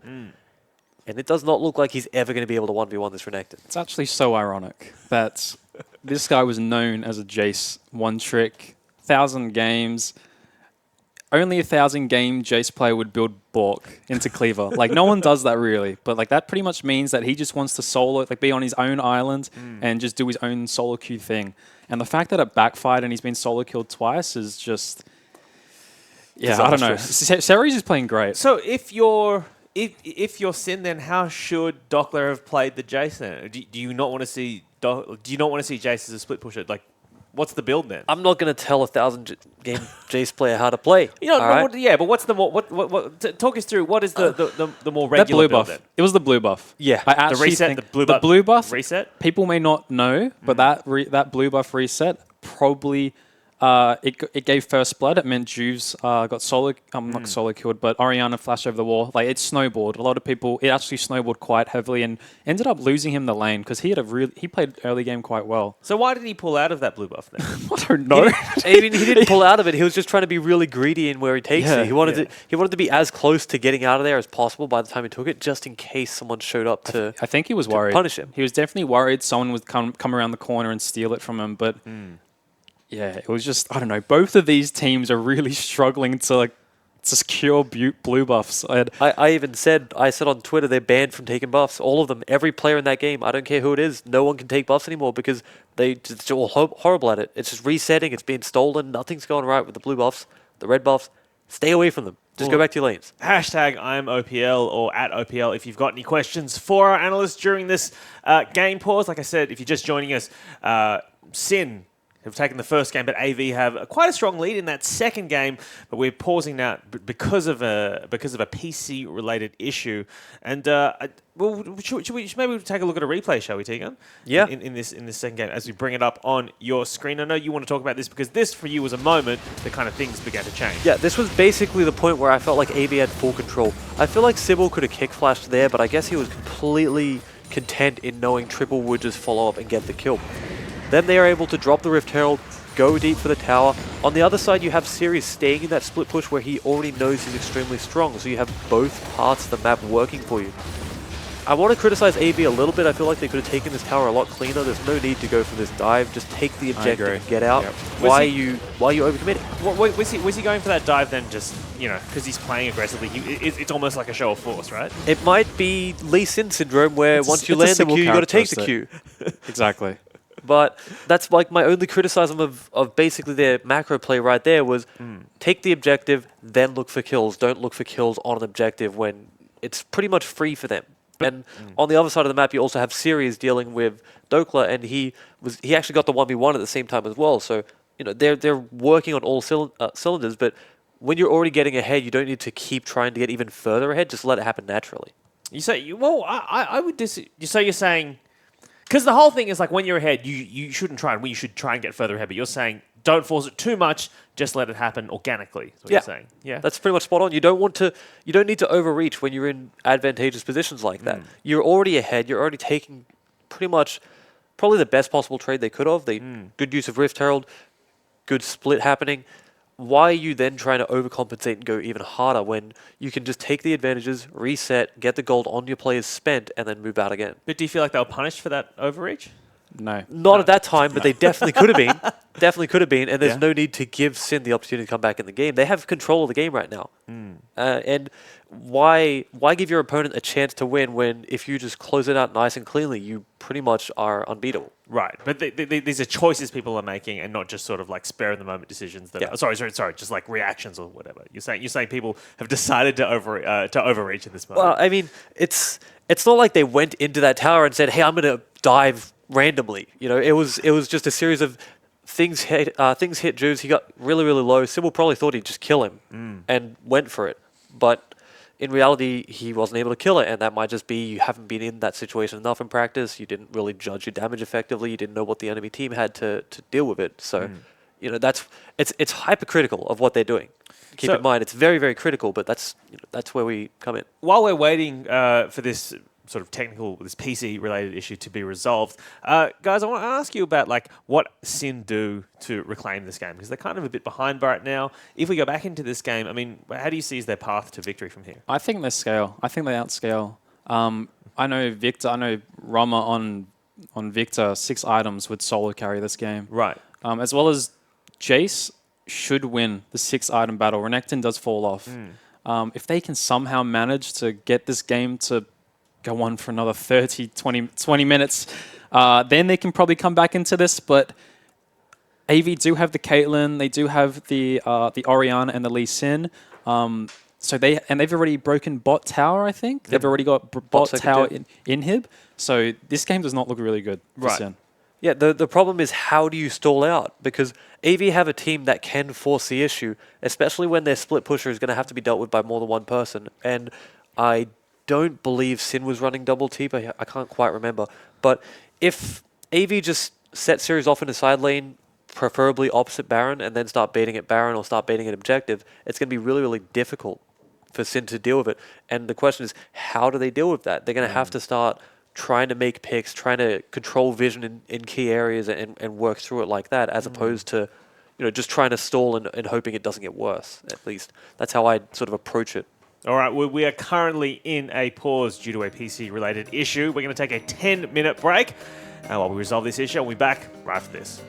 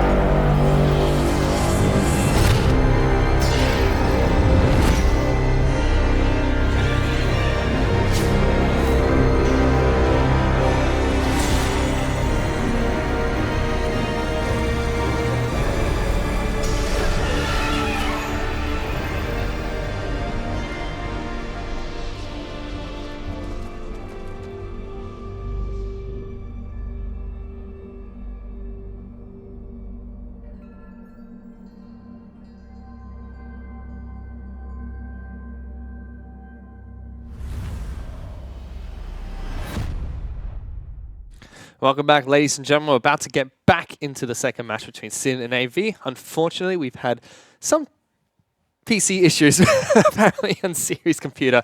We had to have an extended pause, so we're going to get back into the game very shortly. And what we've been able to do is, by the power of magic and technology, rewind the game a few seconds back before Siri's was taken out of the blue buff, so he did not die there. Yeah, not even in the game. Chrono Break still goes off somehow. So glad that we're back in. As you can see, it's still a 4,000 gold lead over to AV, where we left off with Series was winning the 1v1 split quite hard against the Jace. You can see that's now been swapped around. So Jace is going up against Orianna, although unfortunately for Dockler, both of the solo laners are 3-0, so not really going to have a good time against either of them. And they're the big carry points for AV at the moment. Series, after a disappointing game 1, has bounced back slightly, but Dockler's given him a lot of breathing room to work with his Jace top so far. Curious to see how he can perform against Triple in this side lane split push. They're also curious to know that they've sent Renekton against the Victor. Rogue's going to lock down 2 members. He's going to go for a fight here. Good damage coming out from him. Bubble. Great bubble. Good shock blast combo as well from Dockler, but they don't commit to the engage. This is hilarious. Blinky, even when his team wins a little bit of a back and forth, still takes a lot of damage from catching skill shots. You can see that actually Series used Flash as well as Ultimate there to try and get away from Ryoma. Yep. So even though he was winning the 1v1 split push against the Jace, not doing as well against the Victor. Ryan was able to use his Chaos Storm as well in that trade. Didn't take too much damage himself. Eventually went back to base. So Sirius is still split pushing. I mean, he's going to get nearly full health back off that wave, can dip into the jungle, see if there's any camps to take away. Yep. And still be quite annoying and obnoxious. Chip was able to sidestep the captive audience there. FBI was looking for a pick. Juice again, evolving his W second, it seems. So going to be able to get some decent poke out as well as a lot of slow. Sin desperately need that extra bit of crowd control because they can't really engage themselves. I mean, they have no engage at the moment, so it's about continuing the fight, making sure, you know, the slow of Jin as well as the slow that's going to be coming out of the Kha'Zix is enough for them to be able to continue. Series spotting the fact that Doppler is once again bottom lane now, will go back. Once again, another nice bubble land, but this time it's actually Jake that takes more damage. And this game is just become a little bit of a stalemate over the last 2 minutes as we get back on and the players reacclimatized to pressing buttons really quickly. I mean, are Sin in a comfortable spot here because they don't really want to engage. They like if AV engage. They are not in a comfortable spot. Just 5,000, 4,500 gold down. Open inhibitor, losing the 1v1 split push, as well as the fact that Blinky is scaling up very nicely into the game.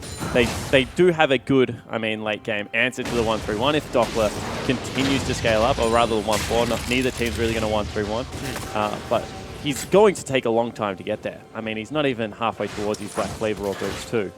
And at the same time, you have a 2-item Orianna, 2-item Caitlyn. Sin are not comfortable whatsoever.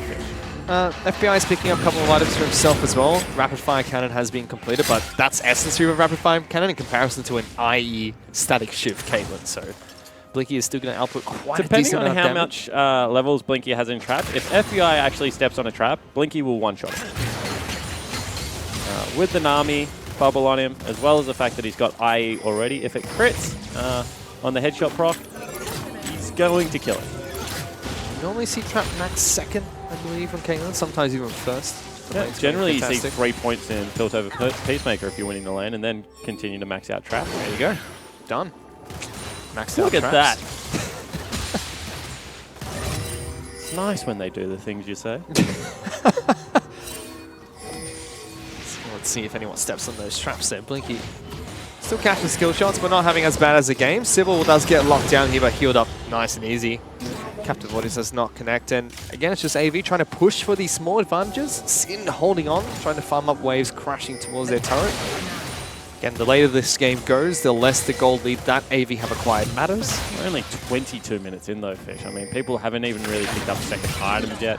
It's been a relatively slow game, especially given the fact that we were in a pause for a while. So I mean, the longer the game goes, I think we're talking towards 35, 40 minutes as Triple just 1v1 Ryoma. He did have Sybil's help I top side had of the Sybil's map. help. Okay, good. Sybil flash kick. They're looking for a return. Triple does get locked down. Rogue flashes forward. There's the shockwave being used, but only locks down the Zyra. Juice Teleport. has gone a little bit too far. It's cancelled, actually. Dockler's flashed on top of him again. Yeah, gets cancelled, and now Series looking for that fight. Dockler trying to kite back away from this one. You can see the stun being charged up by Series as soon as he possibly can. Got Will it. get it. Slice Dice picks up the kill. Teleport cancel, but still a one-on-one trade. Meanwhile, Blinky's been able to take down Rogue. Gets jumped off by Juice. FBI throws a crit shot at his face. Captive Audience gets dodged out by Jake, who flashes over the wall.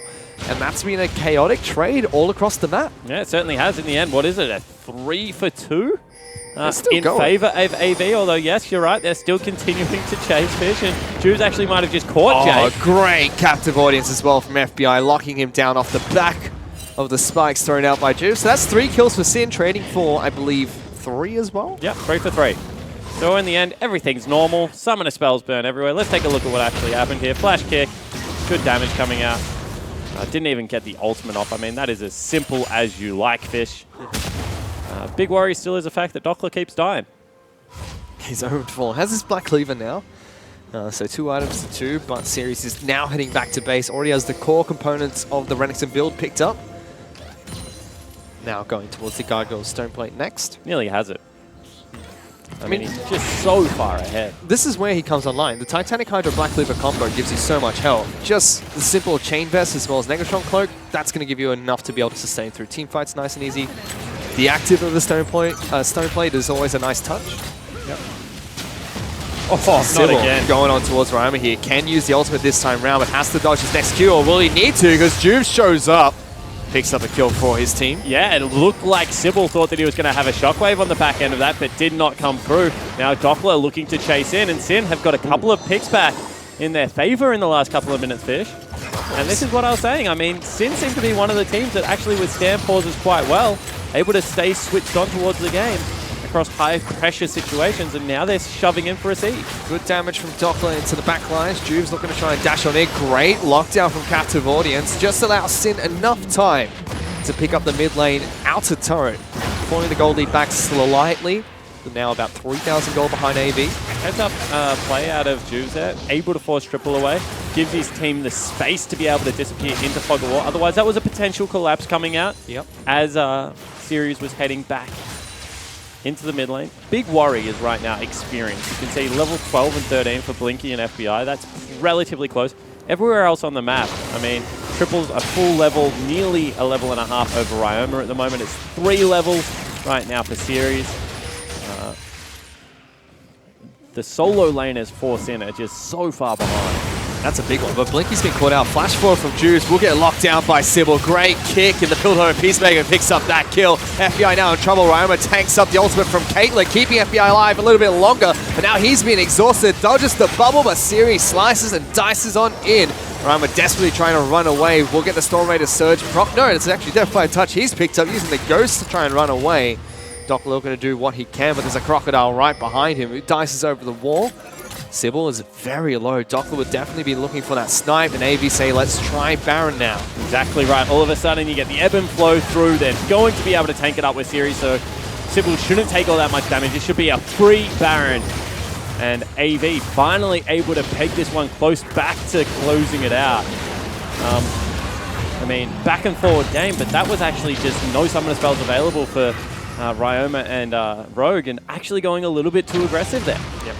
Almost able to catch that one out, but Series jumping in with the teleport right on time. Dockler, he's not able to do anything at the moment. He's 0-4-0. Doesn't quite have the damage to poke out the backline of Blinky and Jake. We've already seen the Shock Blast does something, but it's not the big hits that you need to deter the backline from maybe moving any further forward. Yeah, it's not the man immune into lethality. Shock Blast certainly is a little bit more of, in the 1v1, being able to swap into Hammer with the W proc and just be able to go to absolute town. And now with Baron buff as well as a Caitlyn, this should be relatively easy to siege into. Yep. Does have to be careful that Juve doesn't hard engage here, but as soon as the team really follows up, game just becomes a little bit of a formality for Caitlyn at this stage. It's a Caitlyn with Infinity Edge and 2 Zeal items, the stacking Rapid Fire Cannon, Static Shiv, turrets melt, no one can go anywhere close to this champion as well. Sin already have an open inhibitor on the bottom side of the map, creating a pressure point for them. Ryan was trying to hide inside the bush here. Oh, he's dead. Triple! Styles on him! Yeah, absolutely huge play out of Triple. Doesn't even burn the shockwave, so they have it for the next siege. And that's just so much damage that comes out of that Orianna. Already has the 3 items, now has 7 stacks on the dice seal. Series, what are you doing? He gets caught out. Doppler finally picks up his first kill of the game. A shutdown. Top lane inhibitor turret is taking an absolute beating though. Blinky just does absolutely so much damage. Good lockdown. Blinky's caught another 2 skill shots here. Now at half health. Rogue looking for the engage. Connects onto the support. Doesn't pop the ultimate. Sin are trying to skirt the lines to try and find a fight for themselves. They lose another turret, but no inhibitor's fallen yet. Yeah, interesting that AV is so hesitant because it was still a 4v4. Series did fall down, but they had a couple of minutes where they would have been able to walk up to the Sin lineup. But still, they play this one very safely, Fish. They get back. Important to note that FBI is also on 3 items with the IE, Essence Reaver, and Rapid Fire Cannon. He's probably one of the strongest members on the map. Maybe going to continue sieging for these inhibitor turrets. That's a flash forward from Sybil. Oh no, jumps over the wall. Rogue flashes away. Good damage. Sybil almost fallen down. Doppler looking for the snipe. Not enough damage again to take down Sybil. Juice might be caught out here. Sybil gets delivered over the wall. He still survives somehow. Forces a heal out of Triple there. Yeah, really nice heal out of Triple. Otherwise, he definitely would have fallen down. The movement speed burst was also really crucial. So, couple of times that Sybil's taken some Lee Sin Qs this game and regretted it in the end. However, you can see the traps are starting to come out. Baron is still up and available. Triple just does so much damage on this Orianna. Luden's Echo, Deathcap, Morel, Nomicon is more than nicely stacked up Dark Seal. Yep. Blinky needs to be careful though. He's been fought by a lot, but he's just standing and delivering against Rogue. Gets that kill. Triple picks it up nice and easy. Konikor does a lot in return to Jake, but AV sitting quite comfortable. Fairly low. Series is not there. Sin could actually look to try and do something here, but decide not to go in. No engage. I mean, they have absolutely no hard engage. As we said, it's either the Jhin ult that was used or the fact that Rogue can flash forward and look for a route. That's not available either. Instead, they're actually trying their luck of going up against Series, who just pops Dominus and says, get the heck away from me. AV's still low on their health at the moment. Jake's got no mana to keep them nice and topped up. Let's see how Sin decide to react here. Triple standing right in front, trying to zone off FBI. Can't lock anyone down with Captive Audience. Blinky getting good shots on towards this turret, which is going to fall. Shockwave grabs Ryoma, picks up a nice kill. FBI's trying to run for his life, but Blinky's just flashed on top of his face. Will eventually fall. Sybil gets that kill. Series jumps in to pick up another for the team. Juice has gone down. All 3 inhibitors are going to be broken here. AV could potentially look for the win. Doppler's locked down. Jumped on by Series. Knocks him back in the last second to keep himself alive. Rogue will take one for the team as he stops the Jace from falling. That might delay the game a little bit longer, but still, all 3 inhibitors are going to be gone here for Sin. Yeah, exactly right. And there's still 20 seconds, as well as 5 members still up and available. Unless something goes catastrophically wrong, they're still going to win this game. Not going to happen because Sybil's already taken down Doppler, splitting, tanking the turret with the rest of his team. AV, all inhibitors are dead, knocking on the nexus with Rogue, watching as one by one his structures will fall. AV pull up a great game against Sin here in game 2. That will take us to game number 3. Ryan, just getting a little bit of extra star points here after being taken out twice in a row. But AV pull it back. It's now tied up 1-1. Yeah, and I mean, Sin must have nightmares about Triple's Orianna. I think it is very fair to say by now that if you are the Sin Gaming lineup, do not let Triple have Orianna. Because another game where Triple is able to pick up that pick, another game that Triple absolutely styles on the lineup. I mean, Series play better, but those big shockwaves were what really made that game pretty simple to close out in the end. And again, Doppler not having a great performance on Jason. Not a great performance top lane again for Sin. He's just hasn't really meshed with the team the way that we really need him to. Yeah, exactly right. But there were a couple of positive signs there. Juice was a little bit more impactful, was aggressive at times in the game when he needed to be, and able to set up some kills. And FBI on Jhin still looks very good. So I think that that's something that they'll go on and learn from, but see whether they're able to pull it back for game 3, because that's where we're headed. Yeah, that's where we're going to go into this next match. AV able to pick up game number 2 against Sin, and as we mentioned, it just seems like time and time again, Triple's Orianna is Ryoma's kryptonite, and when you don't have a 10-1 mid laner running around the rift for Sin, things get a little bit dicey. But hopefully we'll be able to see a little bit better performance from them in game number 3, which we'll head to in just a bit, but for now, let's send it back to the analyst desk to break down that game.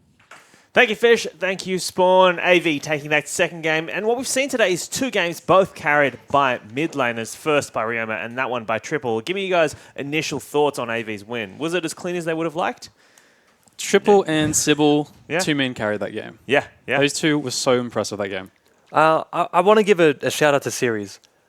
He wasn't effective. And that guy. He wasn't effective in the grand scheme of things in big team fights, but he effectively completely neutralized the top lane matchup and made sure that there was pressure in the side at almost all stages of the game. So the casters talked about this, but let's give it some context. Dockler, known as a Jason Fiora player, he's, some people describe him as a Jason One Trick. I certainly would not say that because I don't have the relevant context for that. But you see him taking one of his favorite champions into top lane, and then Series, who people have had questions about all split after his kind of a disappointing start. And then this game, when AV are down 1-0 in a series, he is able to kind of pull it out and take wins. And you're a fan of that as well? I mean, Series, he played all right the first game, but this game, we really needed him to step up. And I think they're probably going to try and get him on Renekton in Game 3 because that game he completely neutralized Dockler's probably best champion. And if they manage to get that matchup again, then I think they're laughing. I'm glad you said we really need to step up. I thought you were a legacy sub, but I guess you're on AV, so it's a bit of He's taking money from all players. Bit of a spoiler there for all the viewers that hadn't been announced, but I guess that's a thing, right? But he really did need to step up, and he did. I know that he really favors Renekton. They obviously showed that in Game 1, and that's why they do it. It was a very strong champion. He was able to just do everything on his own. We might be giving him a bit too much credit because, like we said before in the pause, that Jace did sort of throw away the lane. He was struggling. He tried to take blue, failed, let it reset, and that's where the lane sort of got into disarray. But it was just really, really big from him when it was needed. Let's do a quick chat about the draft phase. Obviously, Blinky getting on the Caitlyn. My apologies. I'm kind of enjoying seeing him playing these champions that aren't Ashe. First pick. Yeah, first pick Caitlyn. I enjoyed seeing it. I don't think he executed it well. We were speaking earlier about how a big strength of her is her traps, how she can assist in sieges, assist in defending sieges. Blinky's traps weren't very good. They were passable. They resulted in Rogue dying when they sieged up the mid lane because for some reason he walked forward and stepped on a trap. Why he did, we'll never know. But they just never felt really, really effective. Well, let's drill down on this, right? So when you're playing Caitlyn, you want to use the traps to zone out where your enemy can and can't go. Yes. But what do you think he did well and what do you think he did poorly in that? Well, he put down the traps on the flanks most of the time. He was worried of getting flanked by Kha'Zix, but besides that, they didn't really have a tank on the top lane to flank them. They had a Jace. So when it came to sieging a tower, all of his traps were elsewhere, and he couldn't really put out what Caitlyn's really good at. So I do agree definitely that his traps were quite questionable this game. Meanwhile, I think there's been a lot of talk about these mid laners. Obviously, they banned out Ryoma Talia. He goes to the Vladimir. I mean, how did he play on that? Victor. Victor. I apologize. He goes to the Victor. How does he play on that? It seemed decent, not great. He was, by his sort of standards, it was a rough game for him. It wasn't a game where he went out and hard-fed and, for the lack of a better term, sucked, but it was definitely not what Sin have come to expect from him, which is the man that puts the team on his back and just sort of wins through him. I think Sybil, that lane is generally quite close. I would argue that Victor wins that matchup early on, but Triple, I think, seemed to be winning the lane quite early. And then that snowballed into Sybil, I think, getting that first kill at bot lane. And then from there, Triple got his first kill, and then he got his second kill on top, where Victor died again. So I think Triple was really just given that early lead in that matchup. So hats off to Sybil for really doing that. But I could definitely tell that Roma was struggling with a champion to pick in that moment in time. I mean, they banned the Talia, Syndra, Echo. You just have to think that they were struggling to think of what champion can Tommy play. Do you think that there are things you would fix about this draft going into Game 3 for either of the teams? Like, what in particular do you want to see change? Well, as you said, Vladimir before, I actually don't think Vladimir is that bad here. Yeah. They have a Nami. He can just go straight past the Nami wave. Orianna can't do anything against Vlad. Literally can't do anything. He just pulls the Ulti. Pulls the ults. Caitlyn as well. Caitlyn can't really get away. I think last split we saw Ryoma pop off a bit on Vlad as well. Yeah. Roma does play Vlad. Maybe he just went to a comfort pick in Victor, because I've seen his Victor when he was back on Legacy Genesis. He used to solo carry games, but yeah, he got neutralized this game. I mean, we say that Ryoma should have changed it, but it seems like through Sin's drafts, Bensel's the sort of mastermind. He's the one that decides what to pick, when to pick it, why to pick it.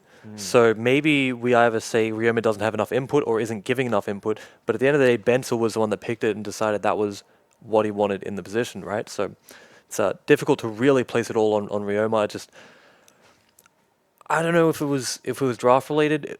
A lot of that game seemed really just up in the air, especially coming out of the pause. There was 5 or 6 kills across the map all at once that none of them really affected each other. It just happened again. Well, speaking of coming out of the pause, I feel like out of that pause, Sin did show a couple of signs of life, right? They took a couple of kills, but then, I mean, we see this team fight as we bring up the replay T-Gun. I mean, AV are able to take 3 kills, and they get Baron off the back of this. Yeah, this is just really, really good counter engage, and this is what Nami's great at. Wave to save Blinky, then a bubble. Sybil comes in off the back of it. This is the first time I can remember Series actually being able to complete a TP, and when he does, he is monstrous. He's already 4-0 coming into this fight. Now he's 5-0, able to chase down the Victor.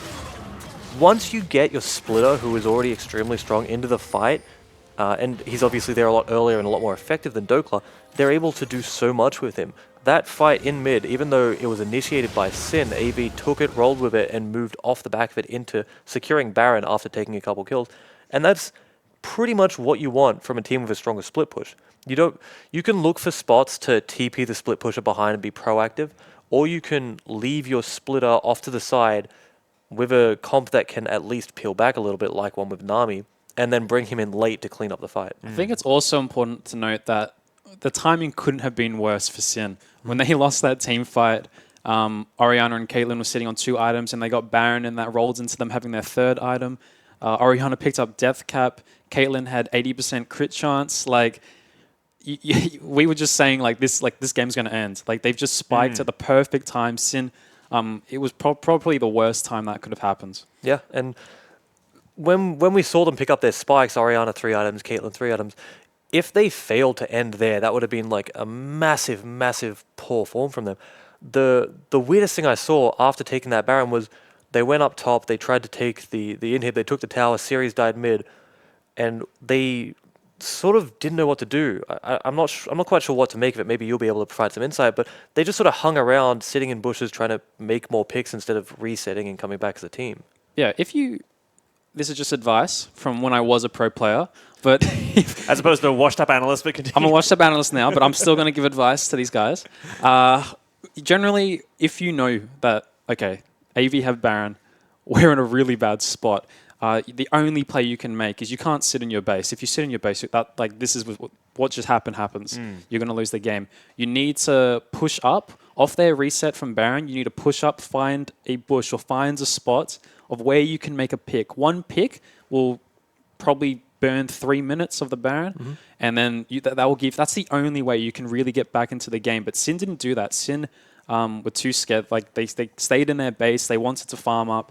But we just saw AV had the item spikes, the gold lead, and they literally just pushed down mid, and they just brute force and won. Yeah, and even though Sim were sitting in their base, they were still making just small mistakes in there. Like I touched on before, I was calling out Blinky's Kate traps as being pretty inefficient, but one of the winning picks I want to say was Rogue walking forward onto a trap and just getting blown up. It looked like he just sort of died to nothing, but it was a trap into an ulti, into just other things coming over the wall to blow him up because of that one mistake. And that's really just a testament to how well AV was setting up, to that such a small mistake from Sin pretty much ends the game. So as we go into this 3rd game, I mean, both of you said that AV were going to take this. Do you still think that's the case? It's so close. Yeah, it really is. I said AV, didn't I? You did. Yes, you did. Okay. You sticking to your guns? No. No, I'm not. You think you flip flopping? You think Sin's going to take this one? I think Sin's going to take this one. All right. I think they have a general good. I think they have a good idea of what worked in game 1. I think they're going to try and move back to that. They probably won't get the Talia. No. Which is fine, but I think they need to early pick something. And if they're back on blue side, that Yes. gives them a few more bans they can play around with because they don't have to ban the OPs. Yes. So I think they're definitely going to prioritize. We've learned in this series that mid lane is the role that's really carrying. I guess Seri's popped off that game as well, but I really think they need to prioritize Tommy getting a champion he wants to be on, such as Syndra. But besides that, Dockler needs to not go 0-3 in lane. Yeah. So maybe you go back to a tank. Like, I'm not calling him bad, but I'm just saying, like, it wasn't a good performance in that second game. Yes. And I don't think It was would a be rough- happy with it was that. a either. That's rough a game for diplomatic them. way to put it. Yes. Yes. All right. If you're just joining us and you saw those scrolling stats at the bottom of your screen just before, they were incorrect. The damage done to champions we saw there was actually from the previous game. So we do apologize for that. We'll get that rectified by the time we get into our next game.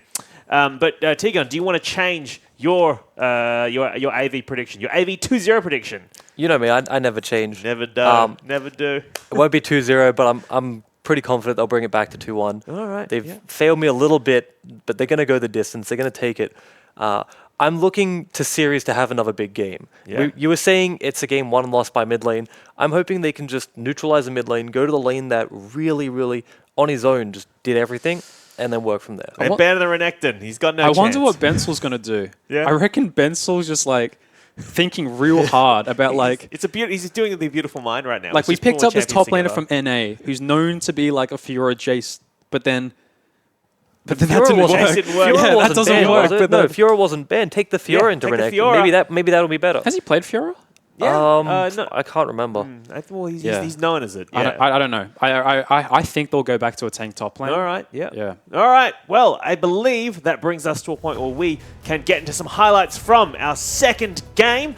So we'll be back with game 3 right after this. Now chasing, Doppler going to get caught first blood. Actually picked up by Triple. That was a surprise kill there. Rico will charge forward, gets good damage onto the turret. FBI is there to try and stop this. The turret may actually fall. Juice taking a lot of damage. Goes in, Sybil. Very aggressive there. We'll be able to get back out. FBI is now being locked up by a bubble and the tidal wave. Trying to flash away from this one. Good headshot from Blinky. It will be Triple that picks up that kill though. Meanwhile, Blinky's been able to take down Rogue. Gets jumped off by Juice. FBI throws a crit shot at his face. Captive audience gets dodged out by Jake, who flashes over the wall. Sybil going on towards Ryoma here. Can use the ultimate this time round, but has to dodge his next Q, or will he need to? Because Juice shows up. Picks up a kill for his team. That's a big one, but Blinky's been caught out. Flash forward from Juice. Will get locked down by Sybil. Great kick in the build home. Peacemaker picks up that kill. FBI now in trouble. Ryoma tanks up the ultimate from Caitlyn, keeping FBI alive a little bit longer. But now he's been exhausted. Dodges the bubble, but Siri slices and dices on in. Ryoma desperately trying to run away. We'll get the Storm Raider surge. No, it's actually Death by Touch. He's picked up using the Ghost to try and run away. Ryoma's trying to hide inside the bush here. Oh, he's dead. Oh, Triple! Styles on him! Yeah, absolutely huge play out of Triple. Doesn't even burn the shockwave, so they have it for the next seed. Oh, by a lot, but he's just standing and delivering against Rogue. Gets that kill. Triple picks it up nice and easy. Kernakor does a lot in return to Jake, but AV sitting quite comfortable. Shockwave grabs Ryoma, picks up a nice kill. FBI's trying to run for his life, but Blinky's just flashed on top of his face. Will eventually fall. Sybil gets that kill. Series jumps in to pick up another for the team. Juice has gone down. All 3 inhibitors are going to be broken here. AV could potentially look for the win. AV, all inhibitors are dead. Knocking on the Nexus of Rogue, watching as one by one his structures will fall. AV pull up a great game against Sin here in game 2. That will take us to game number 3. Ryoma just getting a little bit of extra star points here after being taken out twice in a row.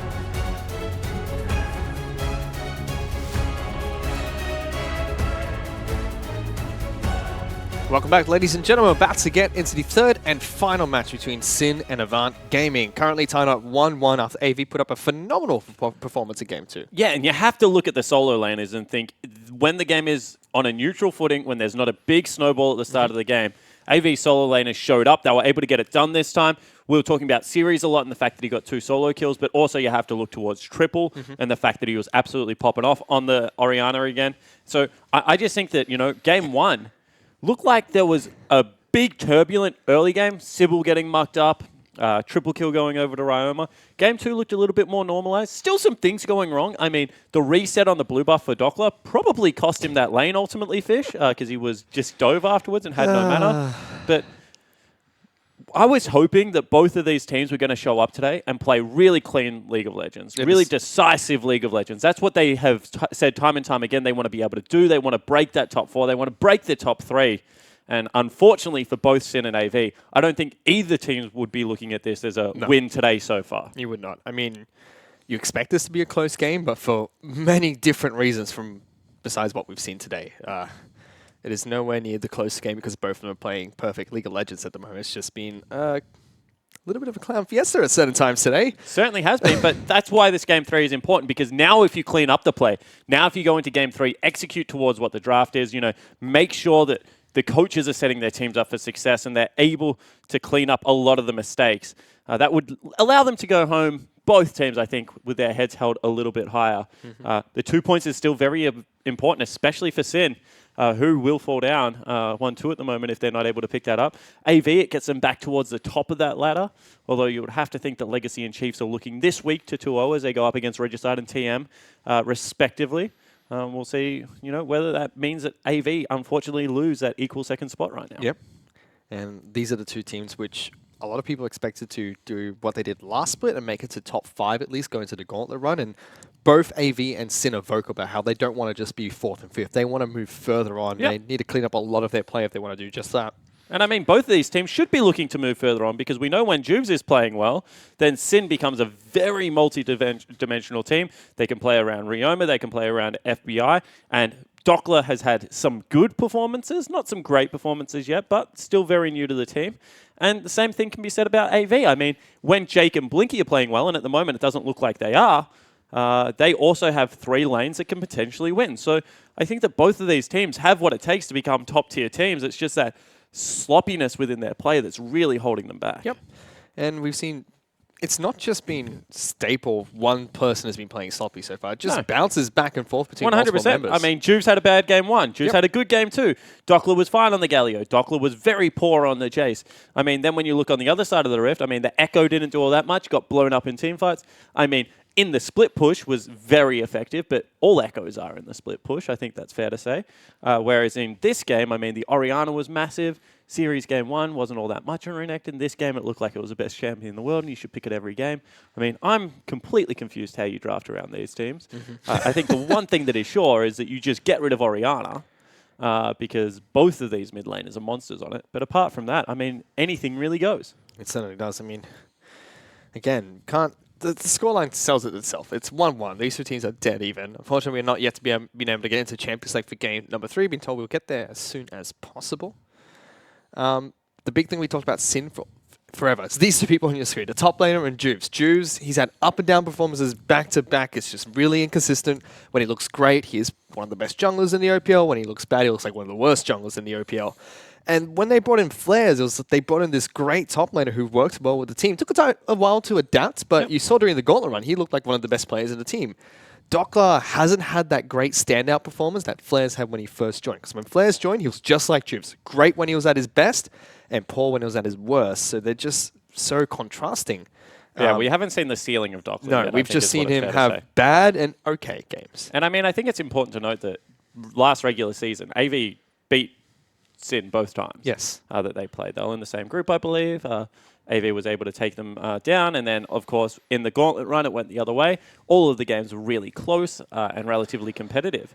But in the gauntlet run, we saw what we're seeing now, which is an early game mistake means that Triple can take over the game, or an early game mistake means that Ryoma and FBI are taking over games. And that was honestly the whole story behind the Sin AV series in the gauntlet, because we had 1-1s going absolutely everywhere, and the mid laners looking like monsters. And you have Sybil joining the AV lineup, looking a lot better with AV. This split seems to have adapted a lot more to AV's playstyle. It's amazing what an off-season will do with you, getting to know your teammates and also being able to get to know how they like to play the game. But again, Blinky really not in shape at the moment in his gameplay. First split looked great to start things off, kind of slumped towards the end, and that's carried through to Split 2 so far. Yeah, it certainly has. I mean, the Caitlyn game was definitely better than the Callista game. Yep. But still wasn't all that agile on his feet. Is getting hit by a lot of skill shots that you would think shouldn't be coming through. He's also laning with a much improved Jake, I think. So that also means that they should be crushing the lane just a little bit more in some situations. I mean, FBI and Rogue are certainly hard people to bully around. But if there is a lane that's going to do it, it will be Caitlyn Nami on the current patch. Yep, and Jake has shown that he's a very versatile support. Can play the playmaking champions like Thresh. He can go tanky with Braum. I mean, Tom Kenchi's picked up as well. He can go towards the majors like Zyra and also the supportive champions like Nami. So, very versatile support in the OPL at the moment. Probably one of the best supports in the OPL. Yeah, I certainly agree. I think, you know, Triple and Jake have certainly stepped up to be the stars on this AV lineup. Yep. I think Triple through his play, Jake through his play, but as well as his captaincy.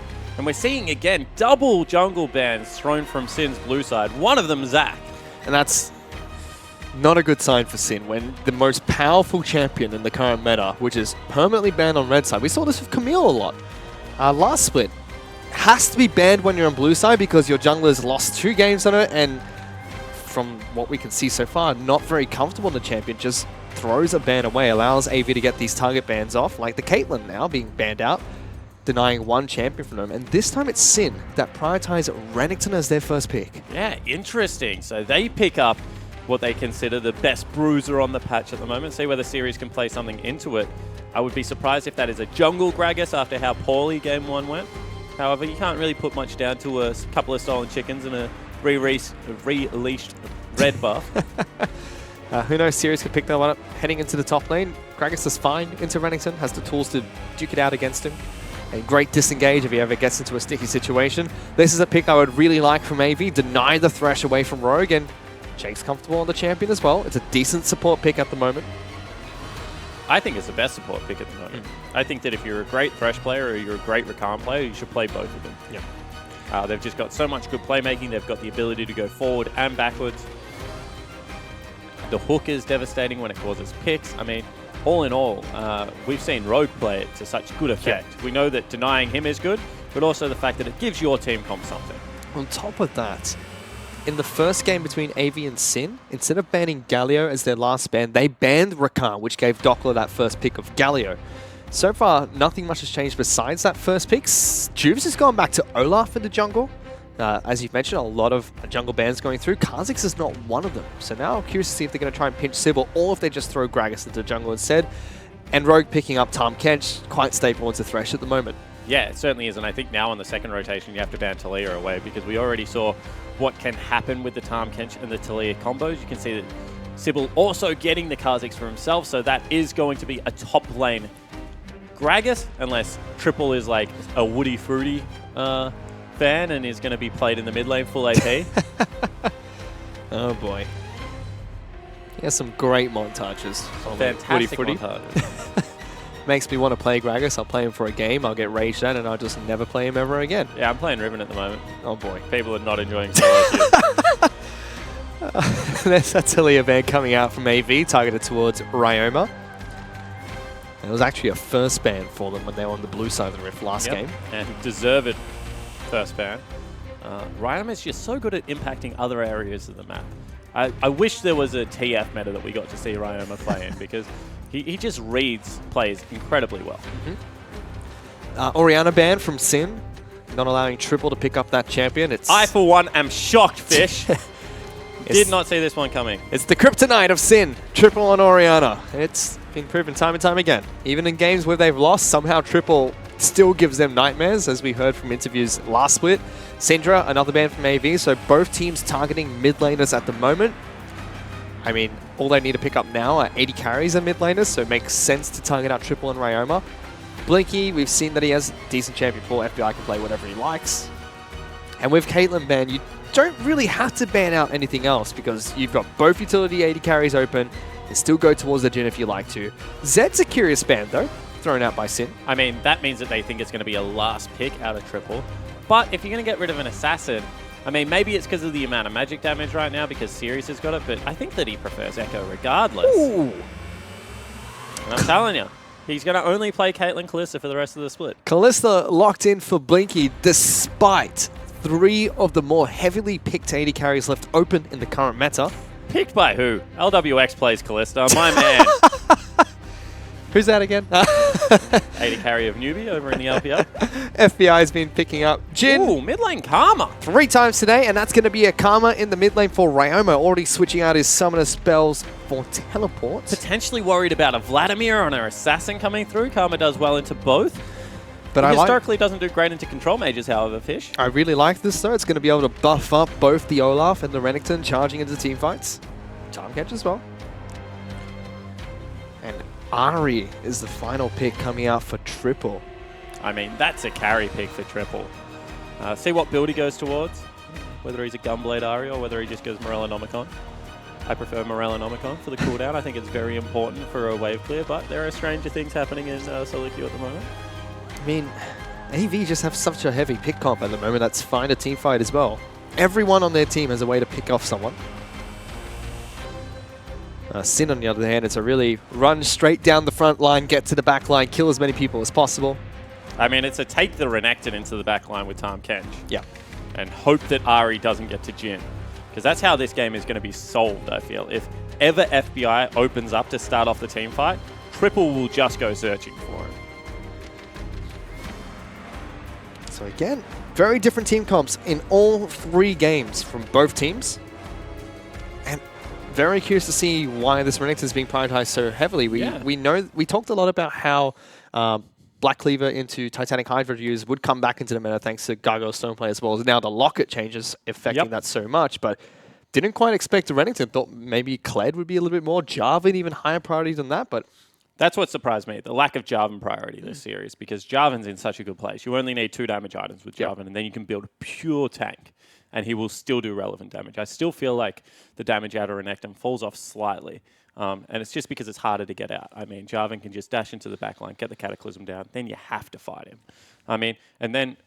I just want to know whether it's this set, whether it's a series thing and now Dockler's playing his game, or whether the Chiefs in the next set, where Swipe is going to go up against ZZZ in the top lane as they face off against Regicide, also share this kind of, priority around the top lane meta.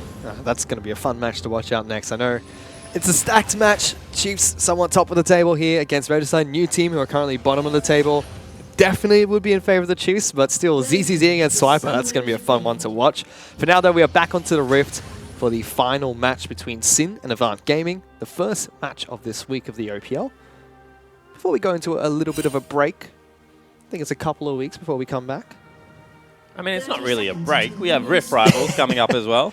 Certainly no holidays for us. Yeah. We'll see the Chiefs. No, not the Chiefs, Not actually. the Chiefs. Direwolves, Legacy, and Sin will be heading overseas to represent Oceania. I know the AV boys are talking about how they're going to take a couple of days off after this match. So it'd be nice to go off on a win. Yeah. The Goon was saying he wished he got some holidays. He's going to be scrimming the whole time. Poor Tegan. Minions have spawned. No early action in this match. You can already see Blinky was trying to pose aggressively in the bottom lane. Got spotted out a couple of Sin members rotating into that brush, so backed off. Everyone else from AV is just scouting out the river and jungle entrances across the map. What are your thoughts on Darkstar Kha'Zix? Show me that skin. It's okay. He looks like a cockroach. I really don't like it. I am not a fan. I'm not a fan of any of the Kha'Zix skins, to be I honest. like Death Blossom. Okay. I just like the base skin. Yeah. Base skin looks the best. Get a couple of chromas on him, he'll look fantastic. But buff starts again out of the jungler, so not going towards Raptor. Yep, this time Sybil does not lose patience with his blue buff. So he's going to pick that one up. Nice. Carbon was pretty vocal last week about how you do still need to be able to start Raptors, and that the experience is useful. Of course, new patch, so maybe different jungle pathing coming out, but once again, something that we'll have to track as the weekend goes on, Fish. Yep. Because I'm not convinced that these buff starts are good things. Both of them starting on blue buff as well. It's not just a red buff, which is the typical buff start you see at the moment. Makes sense for Olaf, especially you can see his mana at the moment. That cooldown reduction makes his clear so much faster. He needs it to keep throwing out the axes or the undertows. Sybil, on the other hand, Kha'Zix doesn't get too much from blue buff. We'll That's help him out actually a a little really bit. nice ward out of Ryoma, knows exactly where Kha'Zix is now. So they're going to be able to spot him out as he comes to this one. They think it's on the Raptor camp, so you see that Sybil's gone for the mind game. has walked a long way around, but they still know exactly where he is. Yeah, that is a lot of information given over towards Juves, as well as the rest of Sin. Kazik's top side of the map. Rogue and FBI can play a little bit more aggressive if they need to. So game 1, this lane ended up in about a 10 CS advantage for the AV bottom lane. Quite early on. And you can see that they've reversed it off their turret very nicely. They're actually starting to push in. As Sybil, what are you doing? Nobody saw that. Junglers are having a very tough time today, Spawn, fighting the jungle Against camps. the neutral camp, yeah. Oh, that's nicely done by Triple. Actually dodges out of the way of that empowered Q. Using the minions to his advantage. Very nicely done. Roma not able to get the damage down. Does get the tether. Karma's just oppressive to lane against, no matter who you are, really. Death by a touch Karma, of course. Looking how he plays it. No wind speaker mid lane. Chooses bottom. AV in some trouble. That's a flash forward from Rogue. Good exhausted to Jake. They're going to lock down the Thresh, which is a smart move, but can they get enough damage? One more E. Can he get him? Can't get the E down. First blood picked up by FBI, but Blinky turns it around. Still going. He's got red buff and blue buff. He's able to charge forward. So many spears thrown into Rogue. Creeps. Now going on towards FBI. Good damage. Gets locked down by Captive Audience. Blinky decides not to go any further forward, but still great aggressive trade in the bottom lane. Yeah, didn't get the reset on the E. Otherwise, he would have continued to hop there. And such a good early play. Dockler actually needs to be careful here. No mana on series actually means probably turret dive off the table. But he was very low. And full HP Sybil on top side of the map. Not Windspeaker, Storm Raiders. That's better out of Roma. Able to connect his abilities there. I'm sure it's hard for Triple to farm at the moment, chugging potions every single second he gets. Now here's a replay of that fight. So you can see that right now they're communicating. What do we want to do? Okay, we want to fight. And then Jay comes up with a heads-up play. He drags him back and actually makes him tank a turret shot. FBI gets first blood, but because it's double buffs and the continuation on the play here, it actually works out very nicely for the AV bottom lane. Yep.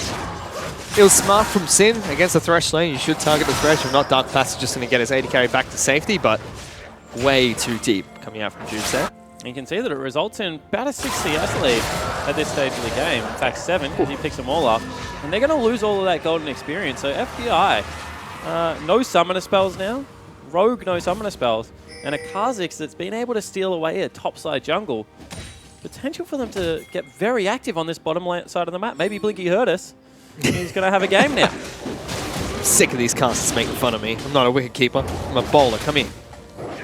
Choose now going to work. Also, whilst I appreciate the Photoshop, they put him on an Australian wicketkeeper, and the guy's from New Zealand. So, I don't know about that. Oh, boy. A for effort, at least. B+ for the actual product. AV again looking bottom lane, this time with their jungler. Rogue is spotted out by a ward here, so they know exactly where the time catch is. Yeah, this is actually nice from Sinner. They're not going to walk into the river where they know that there are people missing. Although, nice and cool. Good damage. Great damage. And now, Sybil's wasting a lot of time here. Just sitting there. Sybil's happy. He's actually tanked up some experience. Ticked over to level 5 there. He's gone with Storm Raider's Surge on his Kha'Zix. Well, FBI in some trouble. Yep, jumps on top of him. That's a lot of damage. Good eat by Rogue, but still, that's perfectly fine. Blink will be happy with that chunk on towards the A80 carry. 100%. And I mean, Sybil lost pretty much nothing there because he was already taxing experience. You see, Series still struggling with his mana pool. Actually has fallen behind 10 CS, so there is something to this Renekton pick. Yep.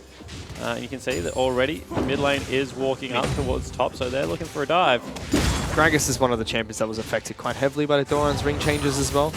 You just go triple ring into any other item that gave him the perfect amount of sustain, perfect amount of damage, as well as some health to top it all off. Poor man's Rod of Ages. Yep.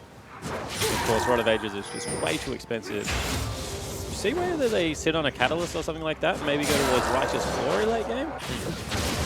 Just trying to think of how you get this guy's mana sustain up, because you can see right now, he is struggling. He is. Meanwhile, both mid laners will pick up their own blue buffs. You can see Chalice of Harmony for Roma. He's going to be fine with mana. The flip side, Triple's going for the Lost Chapter. It is an Ignite against Teleport lane as well. So Triple always has that slight kill pressure. Upside down, but Dockler's just being so aggressive at the moment. Messing up that combo slightly. Didn't get the stun with the series, but still decent damage. And Series has continued the Q max when I think that W max should theoretically be better right now. We can see that Sybil's actually been pinged out a little bit here. Going to catch Juves, but I don't know if he has enough damage. It's a third of his health. Juves threw that one way too far.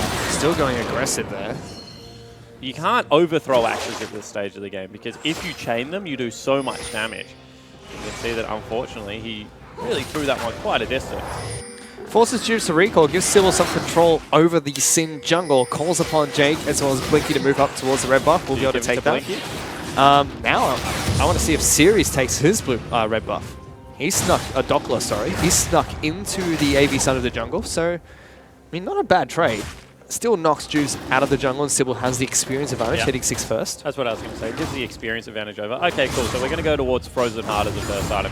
Not great against Renekton, because HP still isn't going to be there, and he's going to build Black Cleaver, which will shred through a lot of the pure armor, but still increases the mana pool. It's a smart pickup.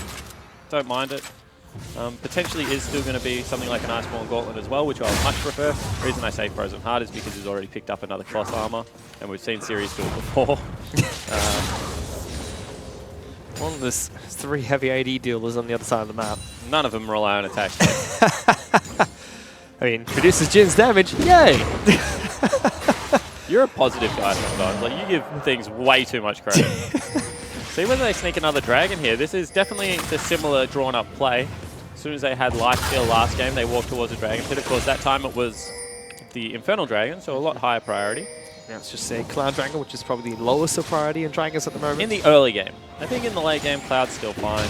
Having movement speed to be able to clear out wards and run around Summoner's Rift at top speed. As Carbon said, it's kind of like having a GP10. But certainly at this stage of the game, you would nearly rather anything but the Cloud. Doppler moving back towards top side of the map, looking to complete his Black Cleaver. This is where the lane starts to get dicey for Series as well. Starts to. He's already 20 CS down, mate. It's going to get worse. It's a dicey lane already. Roma trading against Triple nicely, dodges out the stun. Going to get both procs of the Empowered Q as well. Beautiful play. Dangerous for Triple to stay in this lane despite having Ignite. Just seems like he never has kill pressure over Ryoma. I mean, it's very hard to kill Karma just because of the Empowered Q. Although Juves, on the other hand, gets a jump. Forces the Ragnarok out of Juves as well. He's just going to turn red and angry and run away. Yeah, that's going to lead to a dragon, looks like.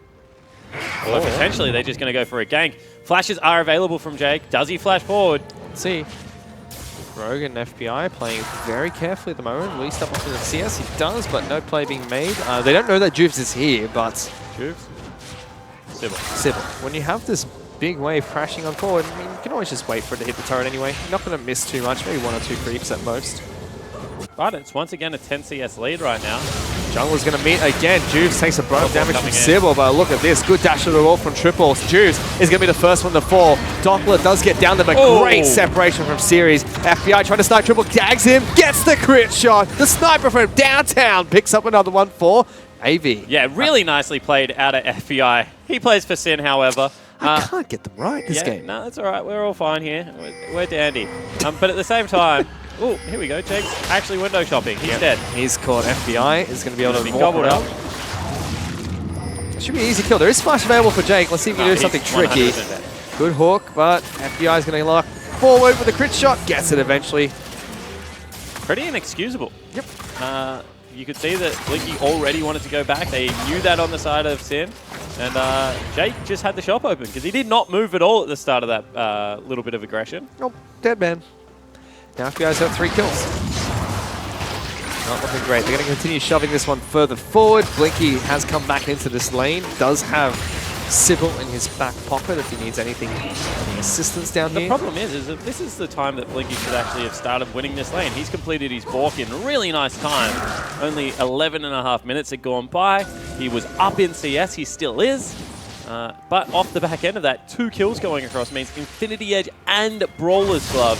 And this is the gym build that I like. Yep. When you know that you're ahead, when you know that you're going to have big impact on early team fights, and you've got a Karma there who's potentially going to go Ardent Sensor for you as well, if you don't mind, Ryoma. He's going to pump out a lot of damage early on, Fish. Bork is like the new Trinity Force in the sense that you get it earlier than Infinity Edge, so to speak, because a lot of Infinity Edge AD carries used to go double Dorans or triple Dorans blade a long time ago.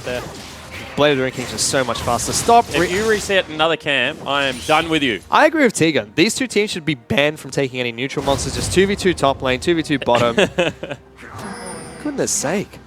It's an absolute disaster. It has not been a pretty series of League of Legends. No one, I don't think, in the history of the game will say, don't you remember that week 3 clash between Sin and AV? What a cracker. Let's go watch it again. Oh, boy. Heard the red buff had a great series. Blue buff, almost. No, but you're right. Infinity Edge picked up nice and early by FBI. That's definitely a power play. You normally see him go for the Essence Reaver. Reimer again looking aggressive. Creeps don't help him out here. Triple turning around, looking for good damage. Sybil will jump in, both of them flashing forward. Reimer in some trouble. Great tether. Doesn't get Sybil locked down, but Juve's able to get the return kill. Jake has showed up, looking to deter. Better pathing from Juve this game, actually. He's been here twice for counter ganks now. Yep. That one went their way. One before, it was pretty much rescued by Rogue and FBI being able to get there first. This time, Jake's not dropping. And I really like the Athene's pickup from Reimer. Assists his team so much, especially with Renekton, Olaf, as well as Jin. On top of that, gives him enough magic to say, Triple, you don't do any damage to me at the moment. Yeah. Come back with a Void Staff.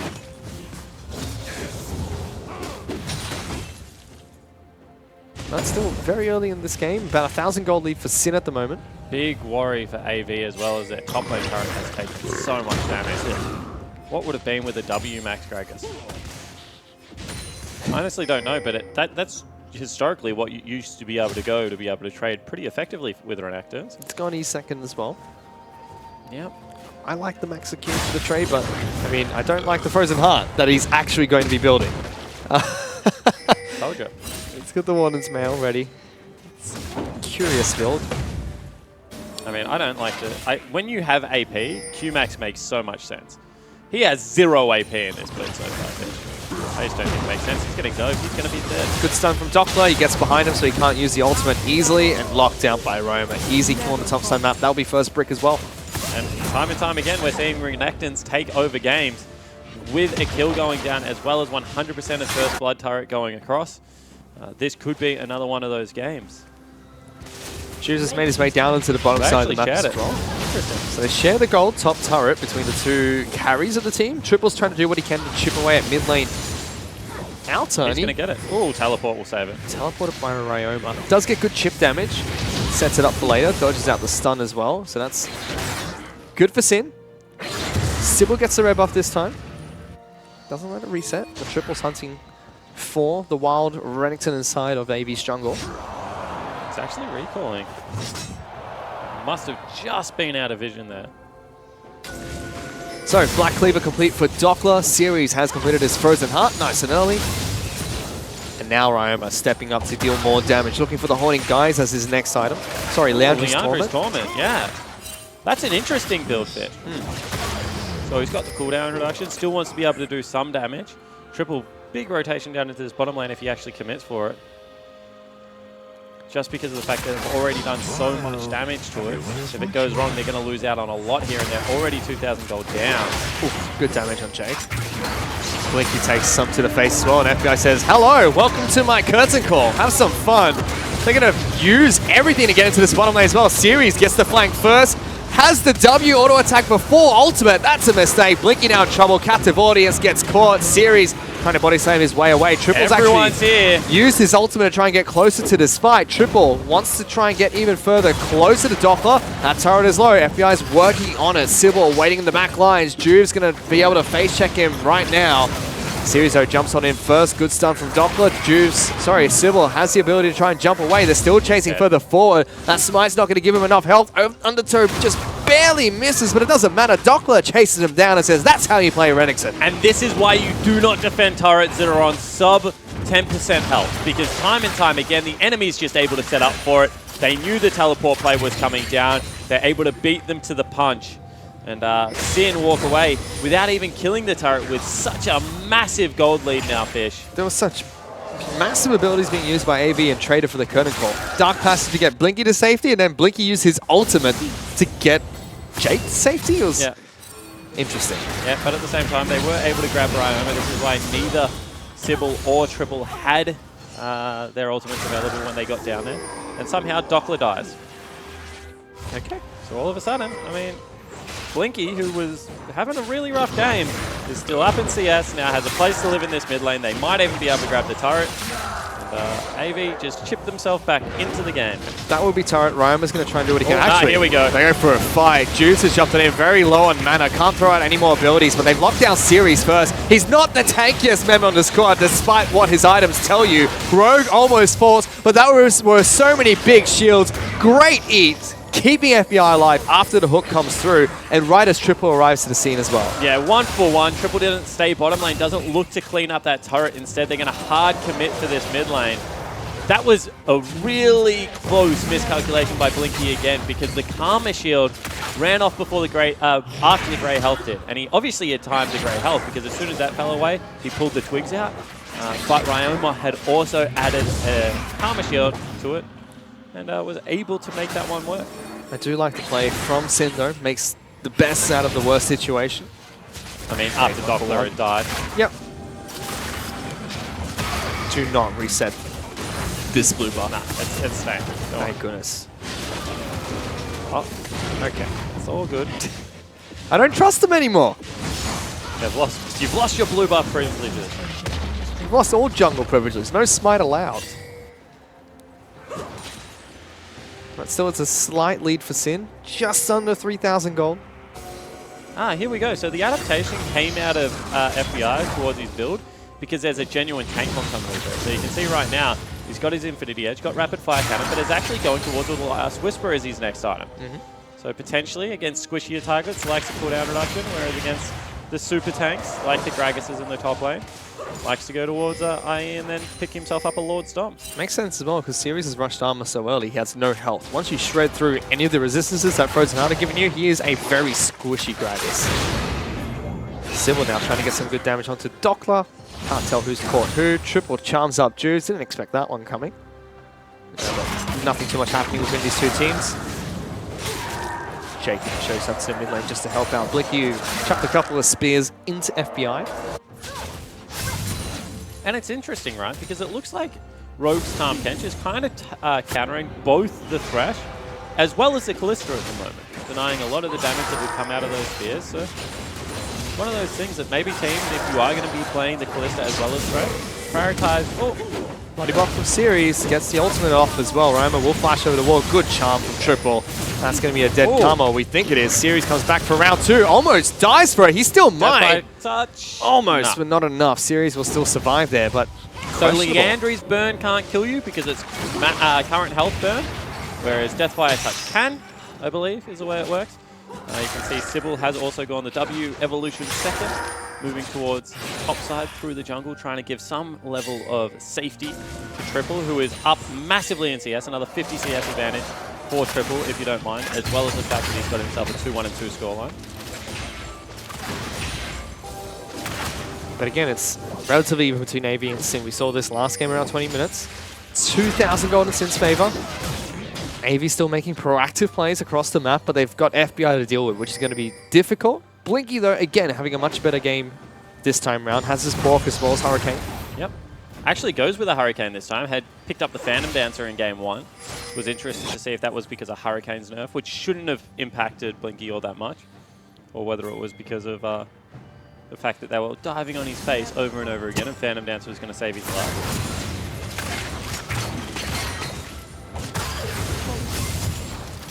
What do you think about Ryoma on Karma? I mean, he's playing the champion fine, but stylistically, do you think it actually suits the Sin Gaming lineup? I don't think so. I think Ryma's a spam-heavy mid lane. As we talk about that, their FBI is being caught. He's trying to deal as much damage as possible, but Juice is going to try and charge in and help out his team, but instead he's just running away. Ryoma is that next target. Rogue flashes for it, but he might have just cost his team another kill. Ryoma does get spat out and destroyed.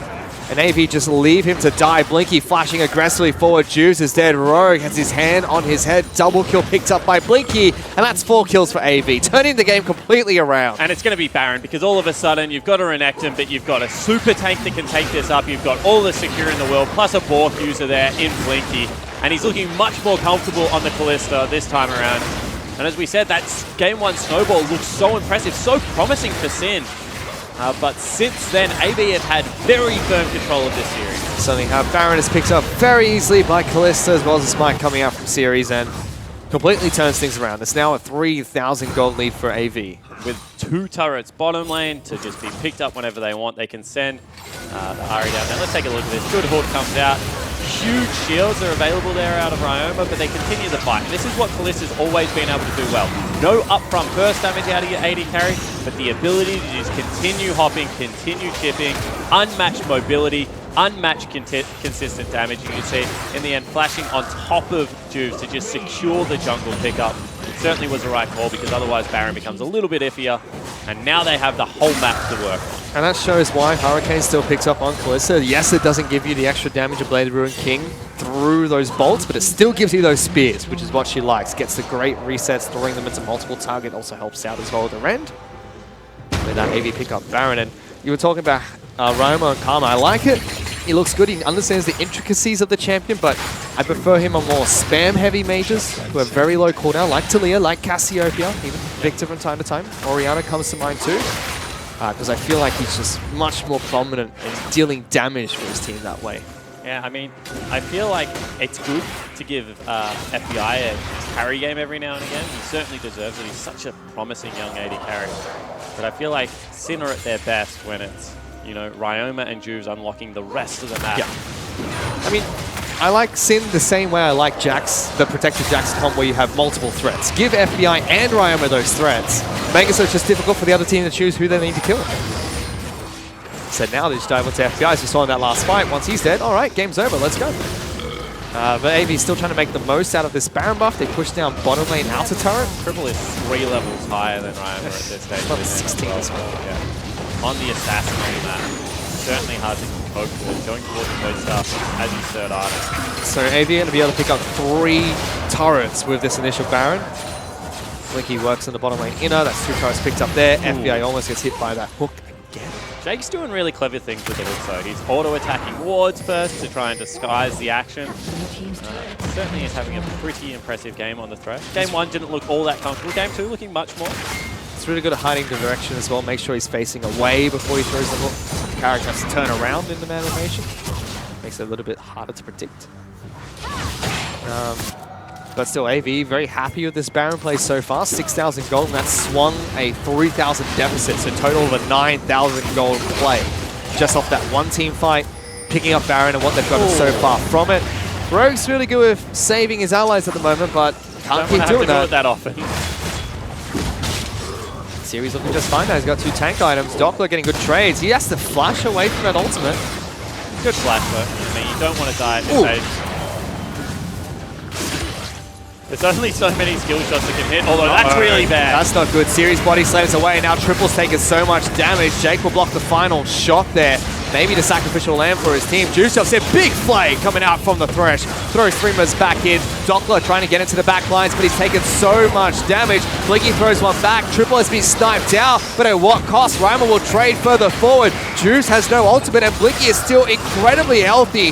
Double kill has been picked up by Sybil, and AV charged towards the base. Series is going back, has teleport available. Yeah, he certainly does, and this is what happens. Good hook again, but Rogue saves his life. If you can't get access to the Kalista, she is just impossible to deal with in these late game teamfights, Fish. You can see that Blinky was healthy enough to just continue without putting damage, and then the assassins weave in when they want to go for those kills.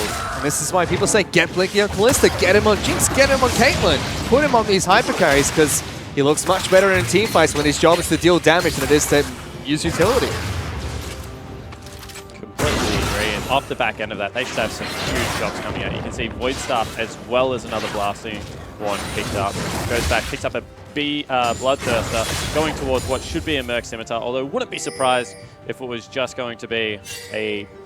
QSS? No, come on. That's what builds his Merc Scimitar. The other one, Hex Shrinker. Triple Lifesteal would be definitely... Either of those items is going to make Blinky impossible to deal with. Yep.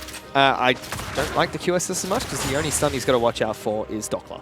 Yeah, and if Doppler's already that close to him, he's probably done something wrong. You deserve to die in that case. He should have Jake in his back pocket as well to protect him from that series as well. More Malmortius makes sense. His Ryoma is going to be dealing a lot of that burst damage. He's already got Ninja Tabby to protect himself from Juves, Doppler, and FBI. Also just the fact that, you know, Lifeline gives you that big boost of lifesteal as well as you get down low. And that's where Kalista really shines. I mean, the start of the fight's okay for Kalista. If she gets jumped on, that's it. Your team fight's over. But if she lives through the team fight, she's like Vayne, where she just moves deeper and deeper into the back lines. There's nothing you can do to stop her. Yep. You can see that also looks like it's going to be a Dust Plate Attractor picked up by Sybil. So not going towards what normally is a third item GA right now on Kha'Zix. Instead, a little bit more of a confidence build. Has his swagger about him today in this game 3. Actually, really like the GA when you're ahead, so curious to see why he's gone for that. Stoneplate has been picked up by both top laners, so Dockler's got a good spike, and Series is next to unkillable at the moment. Yeah, Dockler actually has health to use it though, whereas Series... Oh, really? Oh boy. Yeah, he's got 700 more health than him, so... And that's without Dominus, which will give him another 600 once he hits 16. Yeah. So there's a reason I like it on the Redacted and not much on the other champions at the moment. Series has a lot of resistances, which is nice, especially because there's not too much magic penetration from Ryoma. FBI's got the Mortal Reminder though, so he's perfectly comfortable. Yeah, that's interesting, Mortal Reminder. Probably to deal with Blinky, you would have to say, because there is no Morellonomicon. Blinky, Series as well, helps out. I mean, everyone that does damage from AV has some form of lifesteal. Yeah, but I'm trying to think of like who's going to be able to out-lifesteal, like who is going to be that lifesteal tank. And probably at this stage is going to be Blinky. He has gone back and picked up his QSS, so he doesn't give a damn what you think. Unlucky. Does not play by your rules. Sad. Dragon's finally taken down by AV. Just what the heck, why not? Baron's coming back up in 10 seconds as well. And we've done such a good job of confining the whole of the Sin line up to their base that if they collapse on this immediately, they're either going to get a pick or they're just going to get the Baron. Because there's absolutely nothing Sin can do right now. It's up as we speak. They're just going to be able to put sticks into it. Yeah, perfect. They can hold it for as long as they want. Actually a perfect Baron play from AV. Set up the map perfectly. And now Sin will collapse, but they're already in a tough spot. Thankfully, they did push out bottom lane. Coming in from both members. First is going to be Juice. Pops from Ragnarok nice and early. Sybil still tanking Baron. That is a really difficult situation for him. Baron now de-aggro. Series is in trouble. Pops Stoneplate way too late. Doppler gets it off at the right time, but they re-engage onto Renekton. He'll be the first to fall in this fight. Series is going back to base, which is smart, trying to get a good recall off. Good curtain call though, sniping off the back line. Sybil in trouble. Big crit onto Blinky as well.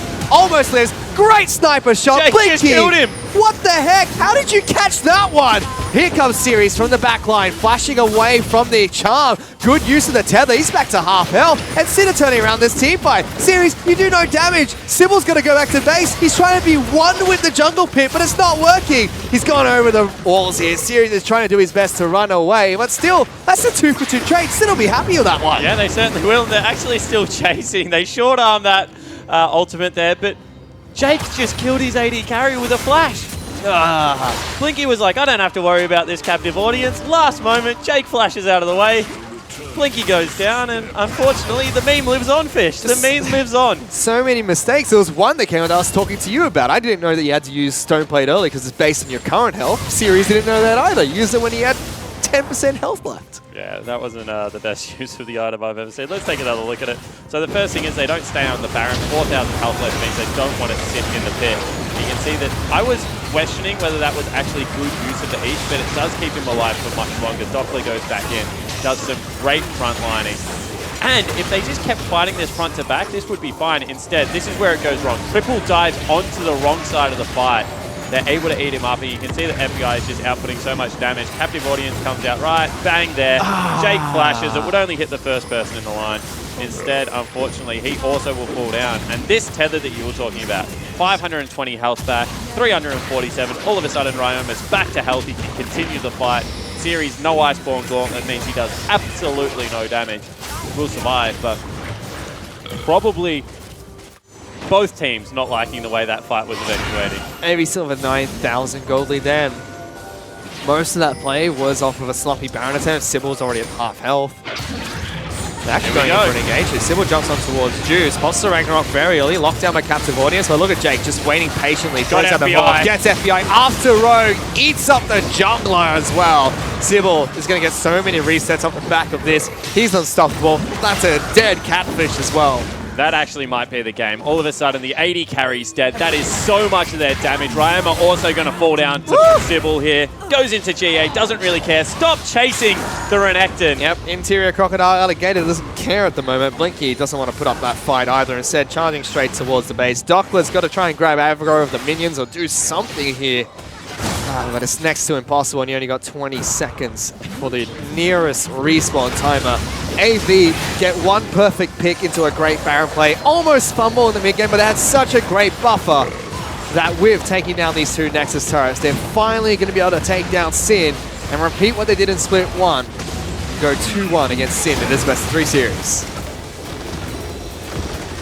I mean, that man on your screen should be very happy. He's had the best game he's had all Split again. The Kalista looked much better in game number 3. The laning phase went the way they planned it. They actually traded 1-for-1 in a dive that went down there from Juves. And, you know, Triple just continues to make his mark on the OPL. That's another game where he's gone 50 CS over Ryoma and absolutely popped off throughout the mid-game. And Jake's got to be happy as well. He had a great match. Just look at that final team fight. Positioned the hook perfectly, so if Juve gets eaten, someone else is going to die at least. I mean, he's Mr. Consistent on the team at the moment. Yeah. Jake has certainly come into his own. He never really underperforms. At the same time, I mean, Ryoma, Rogue, and FBI, I still feel can hold their head high throughout this whole series. And Juves actually was back to playing some pretty good League of Legends in Game 2 and 3. Game 1, still a little bit sloppy. Game 2 and 3 was absolutely fine, but they're not working cohesively with Dockler at the moment. It looks a little bit all over the shop. He had such a big advantage. They should have been able to play towards that. Think about how much he was absolutely destroying series in that laning phase. But unfortunately, they weren't able to do that, Fish. No, they were not. It was one poor mistake coming out from FBI. Warding out the mid lane, gets caught out by multiple members of AB hiding in Fogwall. That just tipped the game completely in Navy's favor. It was a 9,000 gold swing, and even a single Baron buff fight wasn't enough for Sin to claw back that gold enough to pick a fight against them. But they're still really good at executing under pressure, I feel, Sin. I feel that's what actually makes you a gauntlet team, makes you a playoff team. That ability to be able to execute when you're really back against the ropes, when you've had pauses, when you've had a long extended series. And I think that, you know, they'll look at this VODs, they'll continue to learn for it. And I think that with a young top laner, they still have quite a high ceiling in the league. They certainly do. Hopefully we'll be able to see that progress as we go through the rest of the split for both Sin as well as AV. To break down that game further and to send us into the next match will be Chiefs taking on Regicide. Let's send it back to Hingers and the rest of the analysts at the analyst desk. Thank you very much, Fish. And Spawn AV taking that series 2-1 over Sin. And looks like you should have stuck to your guns because that was your initial prediction that you wavered from. It was so close. Like, like Sim were winning that game, and then FBI got caught, and then they. Yeah, like I have don't no know. sympathy for you. I don't know. I don't know. None. And I don't blame you. Like that game was way too close, and I don't know. They both played pretty well. Yeah, talk to me about your initial thoughts on this game, T-Gun, because I know you were quite frustrated watching it upstairs as we were together. There were so many people playing well on different teams. FBI was giving it his all until he made one mistake that we'll get to later. And then on the case of AV, you have Series playing against what I assume is his favorite champion in Renekton and not looking too effective. Yeah. Right after I said I wanted to look to him to look effective. So it was just a very, very tough game to sort of sit back, watch, and be like, well, everything that I wanted to happen is really not happening. And then you have Sin putting probably their most effective member on a more supportive champion in the mid lane. Didn't really agree with the decision. Well, Choo-Choos, I know as we bring up this first replay, you were super impressed by FBI in this particular bot lane team fight. So let's take a look at it and exactly what is impressive about this play. I think it's just impressive how well he knows the limits of this champion. He opens up with a brilliant ult. It doesn't show that he did have some really good poke underneath the tower. But anyways, team comes in. Renekton comes in and goes huge. They ended up over-chasing Gragas here. It's really unfortunate that Ari burnt her ults on the Karma because she's not able to clean them up after they overextend here. But Sybil's waiting in the bush. I don't think he's aware of how many people are still alive. And yeah, pretty much FBI like started this play and carried them through and got them this early gold lead. Yeah. FBI basically played it as well as he could have. There's no two ways about it. He hit every skill shot. He hit every part of the ult. He flashed the Gragas barrel. He did all that he could to carry that fight. And the only reason it didn't go even better for them was his teammates just overchased into the area, like you said. Well, that's kind of what makes this next replay so disappointing, T-Gun, because, I Yeah. mean, the young ADC, FBI, he gets caught out as you bring this up, and T-Gun, this is a defining moment for the rest of the game, because this is that turnaround between 2,000 gold up to 6,000 gold down. Yeah, they were 2K up here, and this is probably the first mistake FBI's made all game, but this is just the most important mistake to look at through the whole thing. Great by AV to capitalize off it and just chase down everyone. Really smart decision here by Blink. I want to highlight this.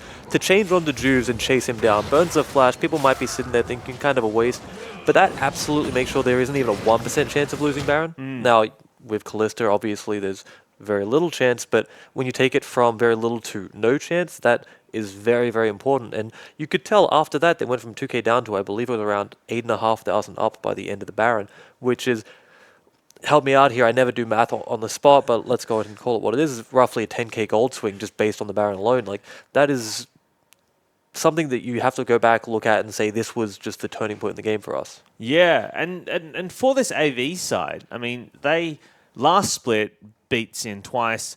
This split, they're up over them. There's 2-1 victory now. So for the rest of the split, I mean, like, Sin need to win something back now, right? Like they've been able to beat Legacy. They've been able to beat teams that have finished higher than AV, or they beat them in the gauntlet, I should say. But you know, this is almost a monkey on their back during the regular season. Yeah, it could be much how we say teams struggle against the Chiefs just because they're the Chiefs. This could be the problem that they're having.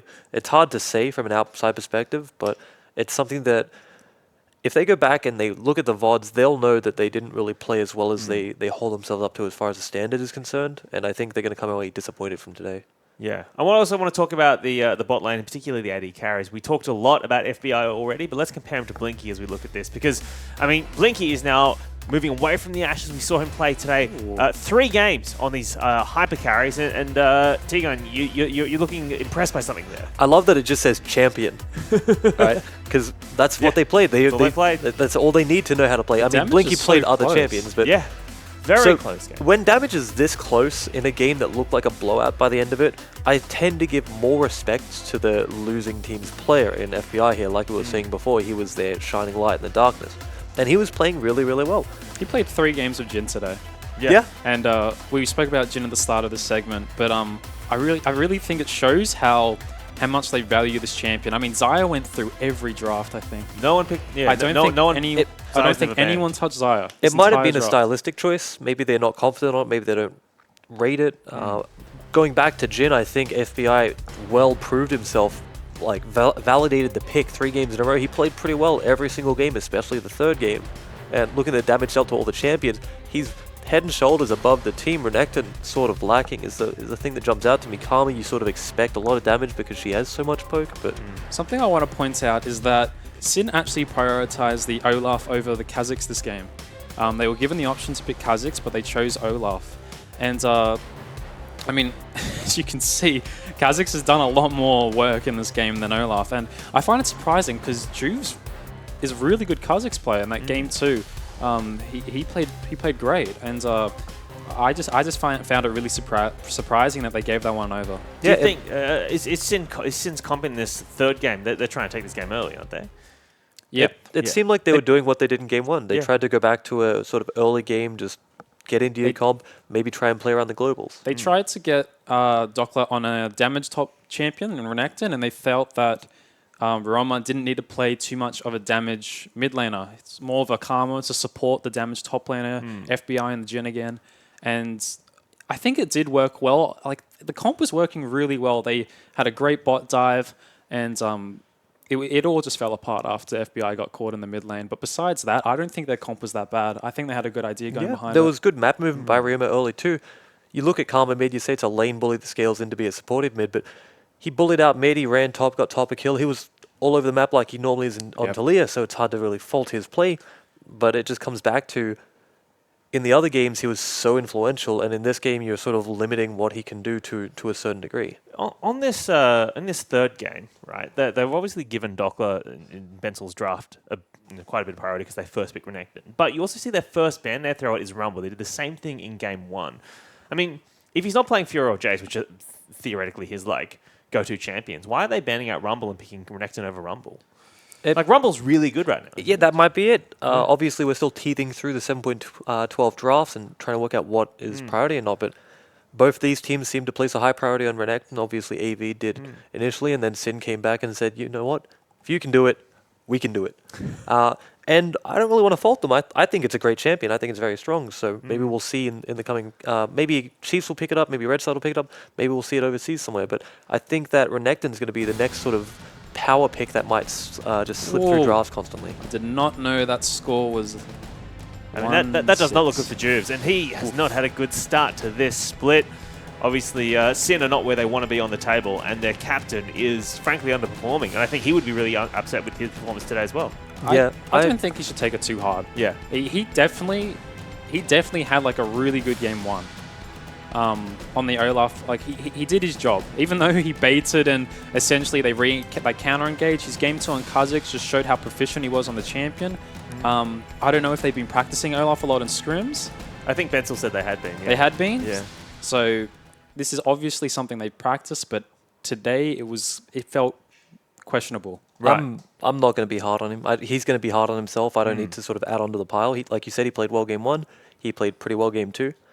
Game 3, it wasn't there, but you can't expect him to turn up every game in the league, so it's really difficult to sort of place the blame on him for me. Hashtag I'm OPL if you want to tweet some love to Juves, because obviously he's upset with today's result. But AV, let's talk about some wins for them, because they'd be pretty happy getting away with 2 points today when they could have easily gone away with, none or 1. Yeah. I mean, AV played quite consistently. Game 1 was a disaster. That game was actually... It was a game you just throw away in your head. You just have to mentally reset, and that's what they did. Yeah, they definitely did mentally reset really well, especially Sybil. Sybil, probably one of the best, probably one of the strongest mentals, like mental Mentality. I'd say he's a top 3 jungler. Towards like going into these best of 3s, best of 5s even, I know that. And after having such a rough game 1, going into game 2, then game 3, he performed amazingly. I'm really... I'm really shocked how well he played. He linked up really well with Triple as well. You were seeing upstairs that even in the game where Sirius is doing well, Triple and Sybil just seem to be really, really effective together and just getting things done. So hats off to him coming back from such a dismal game 1 to performing really well in game 2 and game 3. The way we talk about Ryoma as this mid lane carry for Sin, I mean, going forward, do you guys think then that rather than it being a case of Ryoma is a great carry, it's actually that Sin, unless Ryoma is ahead, struggle to play around?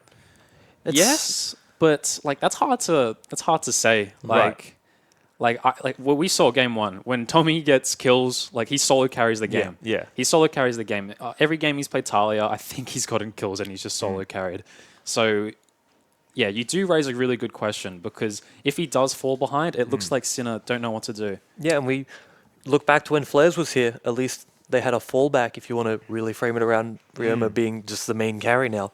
But it's hard to just put all the pressure on him without seeing the inner workings and seeing what their plan is, because you can draft to give him that priority, and if you do that, you expect it. All right, well, there we have it. AV taking the series 2-1 over Sin, but do not go anywhere, because after these hearts, we'll be back with Chiefs versus Regicide. Trouble. That's a flash forward from Rogue. Good exhausted to Jake. They're going to lock down the Thresh, which is a smart move, but can they get enough damage? One more eat. Can he get him? Can't get the eat down. First blood picked up by FBI, but Blinky turns it around. Still going. He's got red buff and blue buff. He's able to charge forward. So many spears thrown to Rogue. Now going on towards FBI. Good damage. Gets locked down by Captive Audience. Blinky decides not to go any further forward. Jungler's going to meet again. Juves takes a brunt of damage from Sybil, but look at this. Good dash of the roll from Triple. Juves is going to be the first one to fall. Doppler does get down to the great separation from Series. FBI trying to snipe Triple, tags him, gets the crit shot. The sniper from downtown picks up another one for AV. A spam heavy mid lane, as we talk about that there. FBI's being caught. He's trying to deal as much damage as possible, but Juves is going to try and charge it in, help out his team, but instead he's just running away. Ryoma is that next target. Rogue flashes for it, but he might have just cost his team another kill. Ryoma does get spat out and destroyed. And AV just leave him to die. Blinky flashing aggressively forward. Juves is dead. Rogue has his hand on his head. Double kill picked up by Blinky. And that's 4 kills for AV, turning the game completely around. That's not good. Series body slams away. Now Triple's taking so much damage. Jake will block the final shot there. maybe the sacrificial lamb for his team. Juice jumps in, big play coming out from the Thresh. Throws Streamers back in. Doppler trying to get into the back lines, but he's taken so much damage. Blinky throws one back. Triple has been sniped out, but at what cost? Reimer will trade further forward. Juice has no ultimate, and Blinky is still incredibly healthy. Double kill has been picked up by Sybil, and AV charged towards the base. Baron now de-aggro. Series is in trouble. Pops don't play way too late. Doppler gets it off at the right time, but they re-engage onto Renekton. He'll be the first to fall in this fight. Series is going back to base, which is smart, trying to get a good recall off. Good curtain call though, sniping off the back line. Sybil in trouble. Big crit onto Blinky as well. Almost lives. Great sniper shot. Jake Blinky just killed him. What the heck? How did you catch that one? Here comes Series from the back line, flashing away from the charm. Good use of the tether. He's back to half health. And Sinner turning around this team fight. Series, you do no damage. Sybil's going to go back to base. He's trying to be one with the jungle pit, but it's not working. He's gone over the walls here. Series is trying to do his best to run away. That with taking down these two Nexus turrets, they're finally going to be able to take down Sin and repeat what they did in Split 1. Go 2-1 against Sin in this best of 3 series.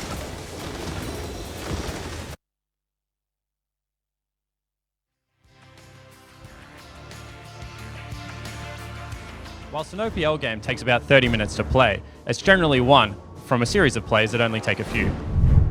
Hi guys, I'm Jake Spawn Tiberi, and welcome to the War Room. Week 2 of the OPL saw TM Gaming go up against Sin. TM's jungler only was able to set up a double kill bottom lane within the first 3 minutes that was integral to snowballing his squad to victory. However, the play is more than a young mechanical jungler making his mark on the early game. It involved every member from TM lineup doing his part.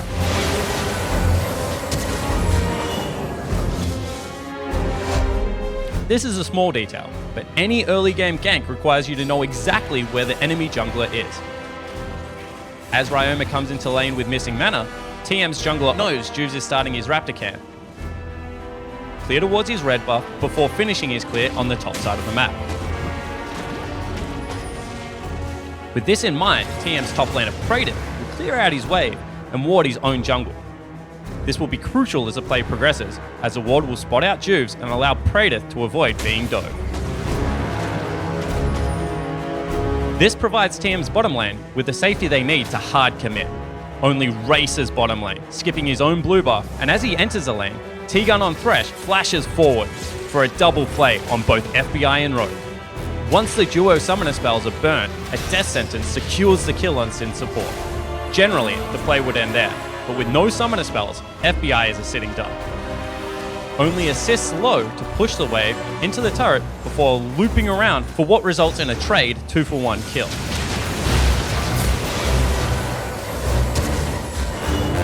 This is made even better by the fact FBI loses 15 CS worth of experience and gold, and begins what is a decisive victory for the TM squad. Down, clapping Wow, what a around the win. How board. excited today. TM just picked up the game over Sin. That's it for the War Room. Hope you guys enjoyed it, and we'll see you next week.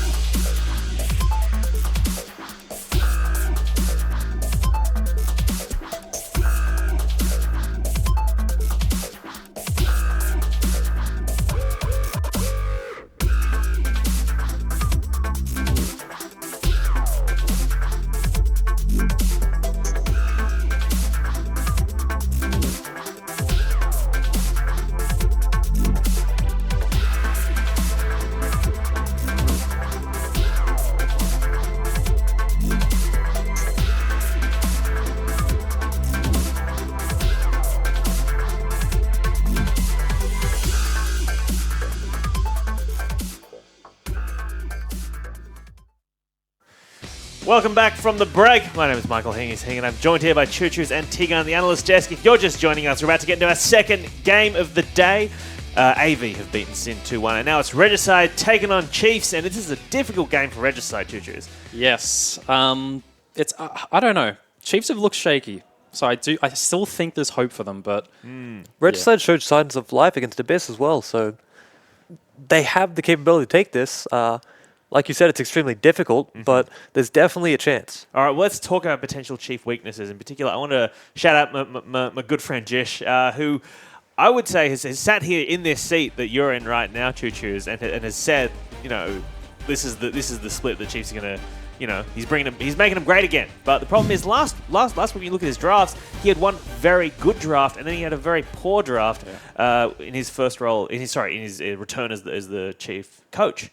I find it impressive though that he's so quick to acknowledge that I screwed up. Oh, absolutely. This is a bad draft. Like Absolutely. a lot of coaches will still stand by but like I think it's quite mature of him to realize, I screwed up. This is my fault. Sorry, guys. It also takes the blame off the players a little bit as well. He doesn't want the players to feel bad about the game. He doesn't want them to seem like bad. He wants to just sort of absorb the hate from anyone out there that wants to tweet at them or wants to, you know, give them their 2 cents, which really isn't needed, and just distract from the players so they can just focus on resetting and playing the next week. So in particular, when we talk about drafts we might want to see from Chiefs today, I mean, obviously we want to see Rays, presumably for him. He would want to get on the Zaya. What else do you want to see out of I want to see him on Jin. I really want to see him on Jin. He in my eyes is the OG Jin player of OG Jin player? Yes, because back when I was playing, Way back when. Millennia ago. many years ago, he was like the first one to really pick it up and then show how strong this champion was. I remember we were just like, oh yeah, Jin's a champion. Yeah. Let's just leave it. He can have it. And then this guy would just show, like he would just rotate. He would push bot lane, rotate up mid, and just open ults on the mid laner, which is me. And then I would have to flash, and I'd be like, oh my god, why did no one tell me? Because he's barely moved from his bot lane. He's like, that's how big the Jin ult is. But this guy is very, very smart, very good at this champion, and Zaya is going to be banned today against him, no doubt. But I'd love to see him on Jin. If they ban Zaya, maybe they overlook the Caitlyn, which has been banned previously against him. I think that would be his go-to, not Jin, because Chiefs look to just give him whatever he wants, let him carry. I think he'll be able to carry as far as just solo carry, drag his team across better with Caitlyn than he will with Jin. Jin does require a little bit of help from your teammates. Caitlyn can just sort of murder everyone on her own. Well, I think as we're talking about the Chiefs' AD carry, I mean, he joined their team at the end of last year, right? And then they went across to Brazil, and I think he had a bit of a rough time at IWCQ, came back, and I think last split, he would agree that he wasn't perhaps performing as well as he would have liked. Chiefs ended up finishing 4th. Maybe the whole team doesn't feel too good about themselves. And what that means is, I mean, everything this split for them is about improving, is about getting back onto the bandwagon, and they absolutely have. I mean, he's got 2 basic pentakills across 2 weeks now. Is it likely he'll be trying for a 3rd this week, presumably? I mean, he thinks he's the best player in us, he won't try and get a pentakill hangers. Like, he'll kill 4 people, see the last one, be like, I don't want it. Like, you can take it. Yeah, give it across to Swift. I don't know. Like, this is the last split was the first time, I think ever, that Chiefs did not make top 3. So it's a crazy big deal for a lot of people. It's a brave new world out there. Yes, it's a new world at the moment. So I definitely think that they would have like taken a lot of time to think and really like take this next split quite serious as a chance to prove that they're still good. They're still on top. I'm glad you said it because I think they're going to come into this and treat Regicide with a lot of respect, which other teams haven't, and look to just close these games out really cleanly and really quickly. I expect to see well thought out drafts, banning power picks, maybe things like Vladimir, like Jarvan, which we've seen Regicide rely on, and just move through these games as opposed to doing what other teams have done, which is try out new strategies, see what works, see what doesn't. Well, speaking of Regicide, let's talk about them and what you see as the potential carry threats for them. We've talked about Suman in the past. We've talked about ZZZ, their top laner, formerly known as Paradise. I mean, where do you see the strengths for these guys? I'm a big fan of Suman, so I would love to see him on an Ahri or anything really that can solo carry this game, just because he's that talented. Paradise is known as a traditional Riven one trick. Yeah. So I kind of think that their only way of really winning this game is through middle top. I think the bot lane of Regicide will struggle into Raze and Bryce, Raze and Ejim. Yeah. But I think if Paradise does get a good matchup, he can take control of this game. I'd say Swiffer has looked a little shaky recently as well. He got solo killed against Abyss and just hasn't looked his usual self. So if Regicide are going to come out of lanes ahead, it will most likely be the mid lane. When you look at Chiefs' top lane in Swiper, he generally, even if he doesn't win the lane, he's not there feeding. He's not the one that just sort of gets bullied around and is ineffective. So for me, Regicide have to look to go even top, go even bot, hope that Suman goes off like he can and like we know we can, and then macro through that, because my biggest worry is that Suman will get ahead in lane, but they won't know how to play with it. Now you're a former teammate of Human, so you know this guy. I'm a former teammate of a lot of players in this league. But you've probably played with Human as much as anyone in OPL, I would think. And so when we talk about his Ari as being one of his stronger champs, I mean, what are his potential weaknesses then? What is Swiffer going to look to exploit? Without giving away too much, he's very aggressive, and he might not have the best map vision. He might not be able to realize where Spooks is going, how Spooks is going to try and get into the mid lane to get Swiffer ahead. We previously have said Spooks and Swiffer are the iconic duo because Spooks is so active in the mid lane, and if Suman isn't able to respect that and work around it, might be trouble for him. All right, well, let's take a look at Regicide right now. Getting ready in the OPL studios. Shall we bring up their lineup and we'll talk through these guys, shall we? Their top laner is ZZZ, formerly known as Paradise. What we see is Riven today. Their jungler is Faye. Suman, who we just spoke about, is their mid laner. Chenny Boy is their AD carry, and they're debuting a new support in Decoy. See Coach Vicarious there in the background as well. And do you guys know much about Decoy? He's a Thresh one trick. Very good player. He's a very good player and a Thresh one trick. I mean, these seem like... He's top 15 in Challenger right now, I think. He's definitely been up into the top 10. We can say he's a one trick, but I would prefer to say he's very good at Thresh and decent at other things. Hey, you know what Rogue says, Thresh. If you're good at Thresh, generally you'll be good at other supports. Like Thresh is quite a high skill cap champion. Good at Blitzcrank as well, who knows? Same thing, Yeah. Hooks, You'd know that. I know a lot of things. All right, let's take a look at their opponents, shall we? Across the rift, Chiefs, as they're getting ready in the OPL studios. And these guys will be looking for a clean 2-0 for this, presumably. Ejim's still rocking the Spider-Man 3 duck hair color. As we go through their lineup, Swiper is their top laner. Their jungler is Spooks. Swiffer is their captain and mid laner. We're just speaking about him. Raze is their young AD carry, who will be looking before his third pentakill in a row potentially this week. And Egypt, who we just spoke about, is their support player. And let's get your guys' predictions then. As you look at this, is this going to be a clean 2-0? Yeah. For absolutely. Okay. Well, just let me finish the question. You don't need to jump in that quickly. This is a simple question. I know, but the desk has a form. You know the answer to the question. Like, why do you even... I thought it was rhetorical. It's part of the whole thing. We do this, then we do the tips. And look, we'll start again. We'll do the whole thing. Look, gentlemen, will Chiefs be able to 2-0 this? Yes? Yeah? All right. I think that if Regicide are able to have over an hour of game time against the Chiefs, we should give Regicide the points. All right. I don't care if they lose 2-0. If it goes over an hour of time, they've earned it, all right? That's my prediction. I don't think that's good enough. Because we've already said there is a way the Regicide can win this, right? We've already said, look, if Suman carries, if their top laner ZZZ gets a good matchup, that's a possibility. So it's not like a for sure thing, right? It's not, but the bookies would say it's for sure. Well, I certainly don't endorse that. Obviously, I don't endorse that at all. Let's take a look at the tipping, shall we? OPLtips.com.au. Speaking of bookies, and obviously, look, Chiefs, huge favourites, massive favourites. That's not a surprise. But 15% 2-1. Yeah, a couple of people think Regicide can take a game, and we should mention as well there are prizes for the tipping comp. $100 Uber Eats vouchers if you can get the top 50. It's a $50 voucher if you can get the top 100, and $25 if you can get the top 250. So there is money to be made Uber Eats wise if you want to get your tips in. You guys allowed to tip? No? I don't. I'm not sure if I'm allowed to, but I don't. All right. Let's get the sweet Uber Eats money. All right. That is enough from us here at the Analyst Desk. It's time for us to get into our second series of the day. So let's throw it to you casters. Spawn and fish. Thank you very much, Hingers. I have no idea what's going on over there anymore, but apparently we've got an analyst desk of sorts, Spawn. What do you think? There's a one-word for him. Analysts. We'll call him the desk for I now. can think of a couple of other things off the top of my head. Fired comes to mind as one of them. We're about to get into the second match of today. Chiefs taking on Regicide in Game 2 of the first day of the OPL. Yeah, and whilst we're saying on the desk that this is going to be a 2-0 and that people at home, obviously 93% of people think Chiefs are going to be able to pick this one up. Listening to Regicide get ready for this game, Fish, they weren't intimidated by the Chiefs at all. No, not at all. We were just walking past them. What did they say?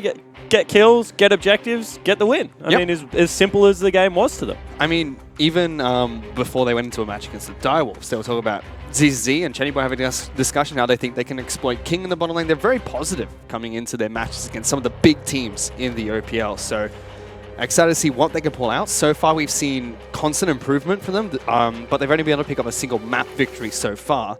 Hopefully, be able to see more from them. And an important note is they picked up a single map victory with no bans in that game against Abyss. Certainly did. And what I want to look at is, Fade, previously known as Johnson, was a jungler that went and played mid lane when he was playing on Regicide. Now he's back to the jungle. He's had a couple of weeks now where he's back full into the swing of the jungle. See whether he's going back to something high skill cap like the Lee Sin. See whether they allow something like the Elise to go through. ZZZ has now got all of those, on stage jitters out of his system. He's certainly been having some impressive performances. Yep. And their top side of the map is generally good. Chenny Boy Decoy. Chenny Boy, he's just an old hat. Really not all that impressive, to be honest, so far. But Decoy, I've heard some positive things about it, and I'm looking forward to seeing whether he can really elevate the bottom lane. And that's the big thing for me, because K-Pop was lackluster. He had, I think, one good game under his belt, but didn't look like he really fit the way Regicide wanted to play that game. So I'm excited to see how Decoy is going to do with Chenny Boy. I'm interested to see how I go with the drafts today. So Xayah banned away from the Chiefs. That's no surprise. Razor's been an absolute monster. No more pentakills for you. No Rakan ban, however. And teams seem to think that they do have a response to get it against it. Renekton is continuing to be prioritized. Well, we bumped into the AV boys after they won the game and said it's the most broken champion in the game at the moment, which I beg to differ, but the professionals say so. So I've got to listen to them. Yeah, you certainly do. We'll see whether it actually is the case. I mean, I don't know really what Swipe is going to play into it. Something that has equal shove, you have to think, would be the case. Maybe a Jarvan, maybe a Rumble. Definitely not an Alawi. He's just got a big grin on his face. Caitlyn's left open. It seems like the choice of champion for Raze. When he was known as strong. Zeratul, let me tell you, Fish, the man can play Caitlyn. He can also play Ezreal. And Rek'Sai locked in. I would have been able to pick that one. Spooks has been playing in solo queue an absolute truckload of Rek'Sai. And Spooks and Swiper are two of those players that you can pretty much look at their last 20 games and the percentage of champion, like the percentage of time they've played those champions, are pretty much the odds that they're going to pick them in the game. They do not hide anything. They are grinders. They like to get as many reps in on those champions as possible. And Rek'Sai is certainly something that he's comfortable on. I mean, at one point, he has a Smurf named Anne Pathaway, and that's what Rek'Sai is really well known for. You see the SOFM do really well on the champion back in the LPL last year. I wonder if it's Warrior, though, because we've seen a couple of Warrior Rek'Sais come out. And I like it. I think it's kind of like going Runic Echoes on Gragas. You need something to help out the clear early, so you can farm up and have good impact, and then you just go full tank. And you're able to, continue to get it done. You can sit on Jerome's Fist and go towards Titanic Hydra as the game progresses if you start getting ahead. Jerome's Fist is also one of the most gold-efficient items in the game, especially with chickens and Krugs the way they are. You stack it in one clear. It's a really, really nice thing to do. I mean, speaking of gold efficiency, Warrior's Enchantment is one of the most gold-efficient items as well. Carbon harps about it so many times where the two components are nothing in comparison to the fully upgraded item. And this is the difference between the two teams. The Chiefs are going to put priority on team fighting top laners. And we saw last game, we saw a lot of split pushing top laners. We saw, the Jace or Renekton prioritize, Gragas picked for the laning phase. Rumble is probably going to lose this lane, but is going to shove very hard early and still going to team fight well. This is 7-12 Rumble as well. He's apparently gotten some nerfs, and I'm using air quotation marks right now because a lot of analysts I've spoken to say that these are not Rumble nerfs. Locket of the Iron Solari is the big buff against Rumble, but the nerfs they've given him are not necessarily nerfs. So what are the nerfs? Take us through them. Come on. So his Flame Splitter now has a higher cooldown at level 1, but does so much more damage, and his Flame now drops off a lot faster than it did before. But on top of that, they gave his Scrap Shield much better shielding, gave his Harpoon more damage as well. It's just TLDR. TLDR. He is no longer really that consistent, sit in the creep wave and keep your heat up in the top lane. He is much more when you want to pick your windows to trade, does an absolute shitload of damage. And when he hits level 9, he's exactly the same as he was before with, I think, 30% extra damage or something stupid like that. So curious to see how Swiper's going to play this one out. Renekton apparently should win this lane early, but I don't think that's the case anymore. I just think he won't be able to push against minions as hard thanks to the small damage reduction he now has against minions. But going through the rest of the band so far, double 80 carry band from the Chiefs. That's huge against Chenny, by the way, because he is a utility 80 carry player or a Vayne player, so we'll see whether he pulls that out. Double support band coming out from Regicide, though, means Ejim's going to be relegated to Lulu, which is fine with Caitlyn. Chenny picks up Jhin, which is one of the most popular 80 carries at the moment. We get a Connect 4 bottom lane. Certainly do. With the Braum Jhin, of course, what you're talking about, both four passives. Ejim's hair going to get one shade darker. Another Lulu game for him has been locked in. Somewhere at home, Carbon is chuckling. Boy. The final pick is going to be for Sealman. Does he go towards Ari? No, Oriana's the pick instead. So he's become a big team player, Sealman. When he was on XL5 last, but he was this assassin who was just a rogue agent for the team that worked really well for them. Now he's gone to be more of a team player. Excited to see how that works. I mean, it also shuts down a lot of what Swiffer could pick up in that mid lane. True. I mean, he can still look towards something like a Syndra or a Taliyah. I know Talia's banned, so he can't do that. Maybe a Syndra, Cassiopeia, the other thing. But at the same time, oof, look at that. I got a couple of them this time. Not as many as last, but still a few, Fishy. Still a few. Got the Syndra in there. I got the Rumble as well, thank you very much. I would have picked the Rek'Sai. Caitlyn was obvious. I wouldn't have gone Lulu. I can't believe Ejim still likes to play Lulu. I mean, I don't think he does. On the side of Regicide, I actually don't mind their team fight, which is a strange thing to say with Renekton, but everyone on the Chiefs is going to be relatively squishy, so Renekton will still do very relevant damage as the game progresses. And they've got Decoy as well as Fade to be able to also attack the backline with him. Very long-range 80 carry, and we know that Suman actually navigates team fights pretty well. Yep. So I think in a 5v5, whilst, there is the Rumble, there is the Syndra, Regicide should be able to go with the Chiefs if they're on even footing. Yep, very much like their 5-5 at the moment, especially since you've got Renekton who will pick up Locket eventually and Braum who will pick up Locket straight away. That helps out significantly against Syndra, especially since the changes, and excited to see how Suman does against Swift with Syndra, because that's a champion we constantly see banned out against multiple mid laners. Yeah, it certainly is, and I mean, Syndra still certainly has very high priority in that mid lane, is able to shove in, has a legitimate kill threat at multiple stages. I want to see how quickly the Lockets come in, because with how Gargoyle, Stoneplate, and Locket works at the moment, I thought that was going to be enough to shove Rumble out of the meta. So we'll see whether that is the case and whether Swiper is able to, wait out that cooldown and then still be able to get relevant damage out. Potentially, we have to see how that one goes in the top lane for the Rumble. And this is the changed Rumble as well, or nerfed Rumble, so to speak. So curious to see how that does against champions like Renekton, because what we've been seeing for the past few weeks in the OPL is no matter what matchup Rumble has, he will push the lane out early and go for first back, and then that's really where the lane's decided. But Rumble always won the lane early. Yeah, exactly right. And the other thing that it gave is access to that topside jungle. And we know that someone like Spooks, especially on Rek'Sai, is going to look to get in Fade's face. For now, as we get onto Summoner's Rift, let's see. Let's check in with Vicarious, who's standing by with Hingers. Welcome to Summoner's Rift. Thanks very much, guys. I'm here with Vicarious, and I want to ask about this Braum pick. We've seen it as a counter into Xayah, but obviously they've gone with Caitlyn today, which was not, which we haven't seen a lot of from Raids because it's always been banned out. I mean, how do you think Braum plays into Caitlyn? Okay, so in the current patch, Braum is a very popular pick in the support. It does get bullied up by Caitlyn a little bit due to the lack of range, etc. But comp is really, we're really looking to play around the team fighting in the mid game, which is one of our strong points. So that is a pick that's more oriented to the mid game than actually laning.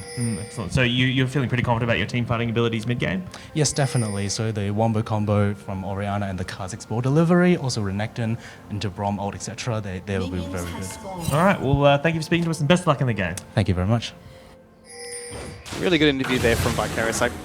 He reminds me a lot of Inero when he was here in the OPL coaching Tainted Minds. And the way he speaks about his drafts, there's very clear-cut win conditions for him. He knows how champions synergize together. And now it's up to Regicide to really execute that. And a big part of drafting is you have to know where you're strong, of course. But you also generally have to know where your team is strong, as Swiper takes away a chicken. So Spooks is going to get level 2 off the big Raptor. We're seeing another start actually on a buff. These buff starts are really interesting. As you can see, ZZZ is absolutely getting lit up. Good damage there. But both of them trading quite well. Renekton will be able to sustain a little bit better. He took stun at level 1 here. Is he going to be able to sustain better? Doesn't have a shield. Doesn't have the push. Without Q level 1, I actually don't think so. I think Swiper now wins. We'll see. You can see that Swiper's obviously not able to stack up that heat level 1 as he's been able to in the past, but still has a very distinct push advantage with that Q on available on Renekton. He's got to be careful. ZZ will hit level 2 first base of the current shove. Really? I believe so. Swiper got it. Oh, he does. Bottom lane though, Chenny Boy. Oh, actually top lane that's going for the fight. ZZ takes dash level 2 and stun, and it's going for a big fight. Oh, just going to both flash away there. I actually like that from ZZZ. Do you? Gets him safe. Yeah, it does keep him safe. He thought the second harpoon was coming is what he was actually flashing away from. And he found himself in the middle of a couple of creeps, and that's a scary prospect at the start of the game. But at the same time, you have to give a lot of credit to ZZZ because that is a strange start. Dash into... W into dash start, but it gives you a lot of armor shred at this stage of the game, and you could see that caught Swiper completely by surprise. Yep, gives him a lot of mobility as well to catch up to Swiper. Makes sense. Suman, you're in trouble. You think you're safe, but you're not. Here comes Spooks. He's going to flash early. That means a free flash knockup for Spooks as well. First blood is picked up by the Regicide. Yeah, that was really unlucky from Suman because he had just warded what he thought was a river, but Spooks was already on his ramp, so that was a ward that provided him like a false sense of security, I guess. Yeah. And with that, Fade now has to show mid, which means that the bottom can play up. Top lane, because Swiper's already teleported back to lane, should be completely fine. And Spooks can go to work getting rid of some of the jungle camp. Now that's Fade. big from Fade. Swiffer, what are you doing? Fade's going to hunt you down and pick up a free kill in the mid lane. Spooks, you don't want to take that fight either, buddy. And all of a sudden, the wave is actually frozen, so Suman's going to be able to walk back into a good lane. You can see that Spooks wants to help his mid laner out, but he can't. So Swiffer misses skill shots, and Fade makes him pay. Fantastic play from Fade there, and he's got the good start that we've needed him to have for Regicide so far. Chiefs still have a very early lead of about 400 gold. Oh. Spooks looking to jump over, jumps over, sees the camp's already been taken. Now looking to hunt down Fade. No red buff available. They're all actually collapsing. For the Kha'Zix. Spooks is gonna have to. He doesn't have flash available. Here comes Brom. Decoy looking for lockdown. Great exhaust. Spooks is dead. Spooks is going to fall. Egypt uses the exhaust on Chenny Boy as well, and this is poor play from the Chiefs. It certainly is. Disrespectful play. Spooks goes over that wall, as you called. No summoner spells available. Had already used Tunnel to get out of the Raptor Pit, so in the end falls down. And all of a sudden you have a kill onto Kha'Zix. Going to go back, get double longswords. We're also going to see that out of Spooks, although he only has enough money for the single. And Chiefs are down 200 gold against Regicide and giving away 2 kills. I just still don't understand what Spooks was going for there. I don't know what his play was meant to be in that scenario. Potentially turret dive, but doesn't really work onto Braum. But the thing for me is he knew that Kha'Zix was there. He knew Kha'Zix's bottom side of the map. Just a curious play in general. Top side of the map though, Swiper doing just fine against ZZZ. Even in CS, he's got a refillable potion, but ZZ is still holding on to his teleport. Forcing Swiper back that early means that he's only been able to pick up that refillable pot for himself, so maybe he can swing the lane now with his teleport. Yeah, I mean, Swiper also just has the ability to shove this one in. It's going to be cannon creep wave coming up, and he can just go back and get his free shop in, so not that much of a big deal. Fade's going to find out on Spooks here, though, and level 5 versus level 4. Oh, he's got Suman right behind him as well. That knocks Spooks out of the jungle. Fade looking to try and take away the Raptors. Spooks wants to go for a smite. Battle can't get close enough. Yep. That is very aggressive from the Regicide jungler. Huge heads-up play out of Fade. I mean, that denies so much experience already. You can see that they weren't really ready to collapse on the side of the Chief. Kenny's getting a little bit bullied here. Yep. He's down 15 CS, Fish. And I think this is the only lane that's really going the way we expected it to for the Chiefs at the moment. Chenny and Decoy, they're going to always have trouble against 2 incredibly long-range champions in the bottom lane. Caitlyn's just incredibly oppressive in the current meta. Level 6 already obtained by Fade. So he's going to go back. He's pretty close to a Warriors in Chen as well. Same level as the solo lanes at the moment, which is always scary if you're a jungler. Well, scary for the other team. Other jungler, yep. If you're the jungler, it's fantastic.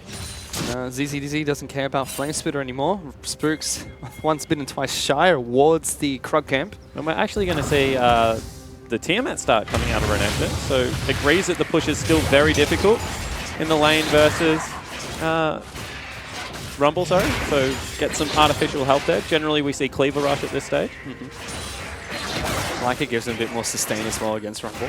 It's always nice to have. Mid lane though, Swiffer's still doing fine against Human. He's up in CS, he's positioning aggressively, has more mana than the Orianna as well. Actually has mana to throw out abilities. That helps as a mid laner. And he's frozen the wave, which is big. Bottom lane, that's just a disaster at the moment. Is Raze about to just go shoot sooner? No idea what he's doing, but he's walking around the river at the moment. Chenny Boy and Decoy are going to try and head back to base. Ejim's solo laner at the moment. Okay, so it looks like he was actually getting a Rift Scuttler, which is a strange tactic. He only misses one minion, so... He also didn't have level 6, so it would have been impossible to just go shoot sooner. So I thought he had level 6 and he was just going to pop his head in for it. Oh, this is going to be a sub-8-minute turret. In a 2v2 lane, if you do not mind, Fish. This is what we used to see from Caitlyn's, what, 2 years ago? It's been a long time since I've seen a Caitlyn pick up a solo turret bottom lane in competitive play. Ray's actually not taking the turret yet. They set it up to knock it down. Yeah. Top lane ZZ trying to do what he can against Swiper. Going for a big trade. Available. Dominus used, but that's a good equalizer pop by Swiper. ZZ forced to back out. Swiper does have flash. Early flash from ZZZ. Big flash from Swiper over the fat part of the wall.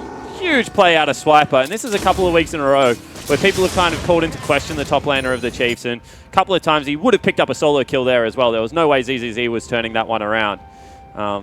Really nicely executed upon, and all of a sudden the Chiefs, who were looking a little bit shaky, I mean a couple of kills going over on Spooks as well as Swiffer, now have pretty much a first turret sitting bottom lane whenever they want to take it, as well as a pretty nice advantage on their top laner. They certainly do. I mean, it's already about 800 gold in the Chiefs' favor. 8 minutes in, that's great. And like you've mentioned, that's not even counting in the turret bottom lane, which is going to fall. I'd love to grab a look at Rexide's skill leveling as well, because I've seen in solo queue a couple of people put early points in E as well for skirmishing. I wonder if Kha'Zix is one of the matchup. I still think Q's way better because it gives you such a nice clear, but E does a lot of damage now on Rek'Sai. Checking in on that later, and it's a big part of why Rek'Sai's gone for Warriors as well recently, due to the fact that now she has 4 damaging spells. Yep. As well as the R. Nice little leap onto people. It's like a mini Warwick without the suppress. Target as well, which is quite scary. Vader's found Spooks again. He's still level up here. Spooks has hit level 6, so anyone he has damage in the last few seconds he can jump to from a massive distance.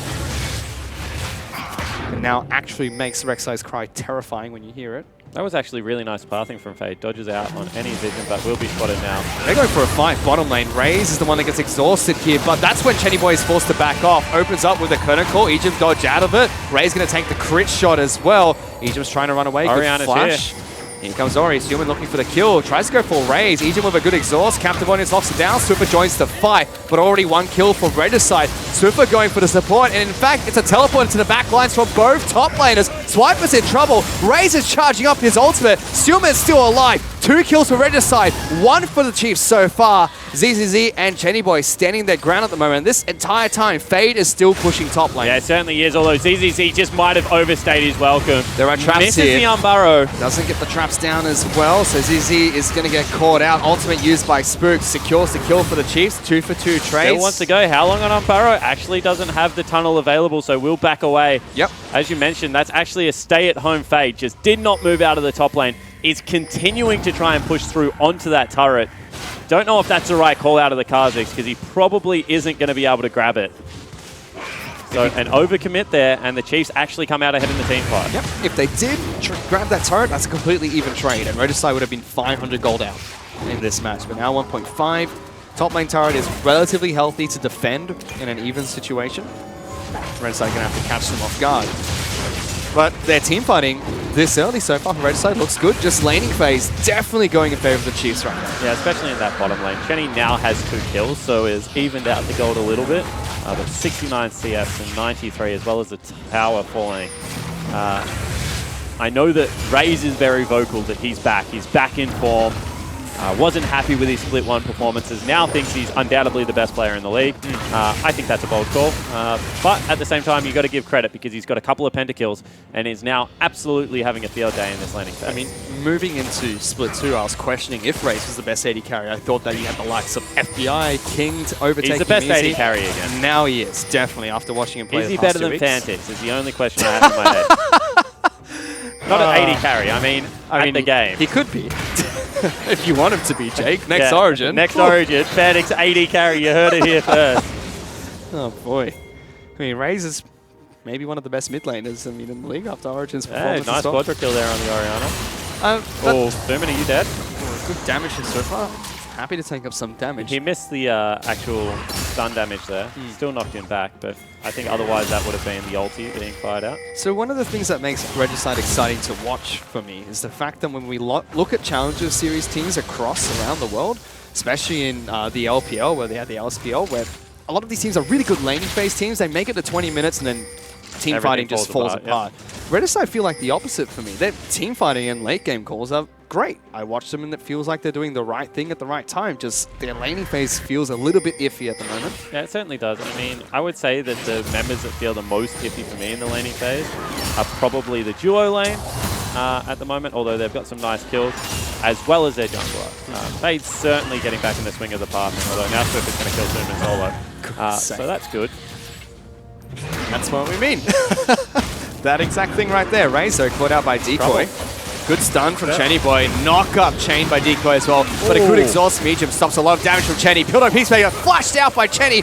Will still die. Decoy picks up the kill, but that's a 2-for-1 in favor of the Chiefs. Certainly is, and Spooks is absolutely everywhere on Rek'Sai right now. Was hovering mid lane, helped secure that kill by just proximity. Now visits top lane, able to pick up a cheap one for himself. Will push this wave into turret. You see, Fade's actually sticking around again. Bold call. Bottom lane, actually a little bit of aggression out of ZZZ onto Swiper, and they're going to tango. Swift is actually heading down there. ZZZ needs to get out. Don't know why we're watching Fade farm. Please show me ZZZ. Rift Herald apparently is the next target. Here we go. ZZ pop Dominus. Swiper still healthy. Equalizer being used as well. Jumps on top of Swiffer. He tries to stun someone up. That didn't seem like it went through there. 2v1. This is ZZ trying to take on 2v1. If he gets another Q off, that's going to be big. Gets it. Swiffer's now in trouble. He can't dash any further forward. Using that stun may have been the bane of that 2v1 there, but so close from ZZZ. Yeah, it certainly was. I mean, with the Hex Drinker, had enough survivability to just be able to continue to go for it. If the Chiefs hadn't appealed away and kited that one out, that would have been a completely different story. Another team would have gone over aggressive and ZZZ would have picked up the double kill, but nicely played from the Chiefs solo laners. Yeah, still curious what that first flash from ZZZ was all about though, because thought he was going in for a flash stun combo.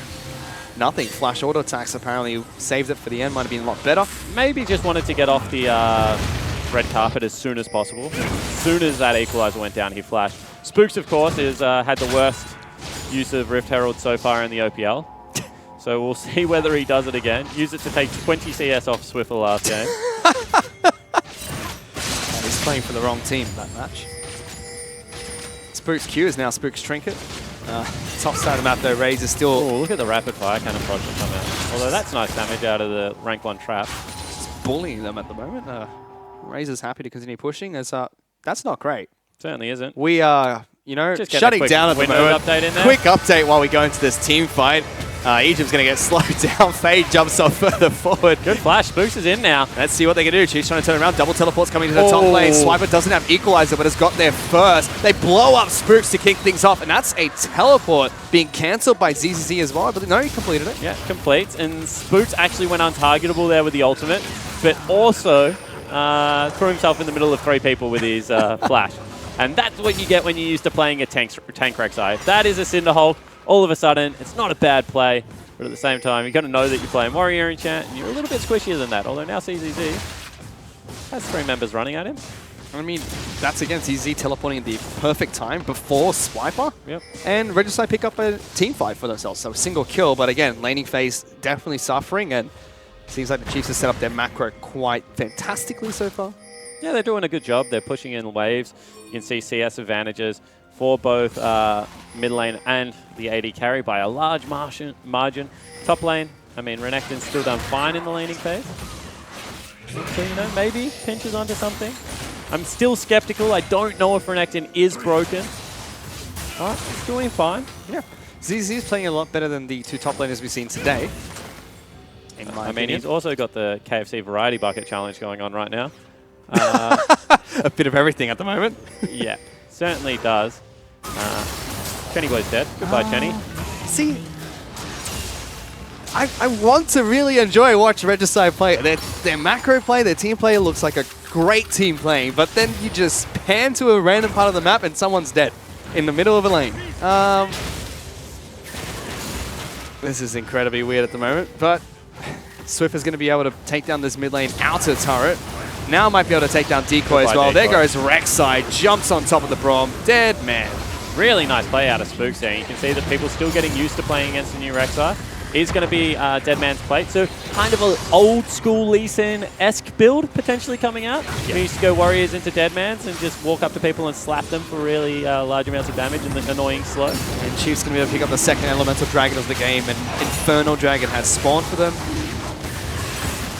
They're slowly inching their way into a lead against Regicide. They're about 4,000 gold up, sitting nice and comfortable. Yeah, I think it's fair to say, however, that the Chiefs would have been a little bit surprised about how Regicide have played this early game. Definitely. I think that, you know, Fade, sorry, I went to say Johnson, has started doing a very nice job, and Spooks is going to use it in the exact same fashion. No! This time it had ran out, so he will at least get a charge on the turret. It did some damage to the turret this time. But just the drive-by Herald. Come on, Spooks. Oh boy. Raze is continuing to push out this turret. That was the wrong way. That's all that. Yeah, Fantix, you've been promoted again. That's all I'm saying. Oh boy. It's Chiefs have a nice and comfortable lead, but it hasn't looked like the easiest of games for them so far. No, it certainly hasn't. They've had to work for it. I think they're going to have to work to defend this top lane as well, because all of a sudden the top laner and mid laner are both doing blue buff right now, and no one had really stuck around to help Raze out. So they give up the objective. They don't die for it, which is always nice to see. See whether they get something on the rebound. So ZZ has gone Axe Shrinker into Tiamat, now completing his Black Cleaver, as you mentioned, the variety bucket build. He's going to have 3 triple offensive items though, which I used to really enjoy on Renekton. I was a big fan on getting more damage early. Now Gargoyle Stoneplate, I mean, I think it's pretty much undisputed the best third item that you can get on Renekton because of how it works with his ultimate. I just really like the Axe Shrinker pickup from ZZ. I think it's a great adaptation. Almost gave him a 2v1. Certainly did. Team's going to be a bit careful because Spooks has his number top side of the map. Spooks is same level as Suman at the moment as well. Spotted out by a pink cord there. 4-2-2 on the first Rek'Sai we've seen. Doing well. Super trying to steal blue buff, doesn't work. Close, no cigar. But the Chief's able to use that pressure to take top lane turret. Chenny Boy's opening up with a curtain call. Raze gets slowed down by 1, flashes out of the range for the second. That's a really smart flash because teleport's already coming in behind them. They're going to have to get something somewhere if they're going to live. Good dodge, but ZZ's gone on top of Lulu first. Ejim's so low. That's going to be one more dash in. Easy kill, and Raze going to be next. No, Ejim lives somehow. Regicide still get 1. But Ejim somehow got away from that. That's not allowed. No. Regicide, go back and watch that again. Yeah, I mean, all of a sudden they're pinging out Baron, however. Swiffer is in mid lane. He's actually going towards the bottom side. Swiper is in bottom lane.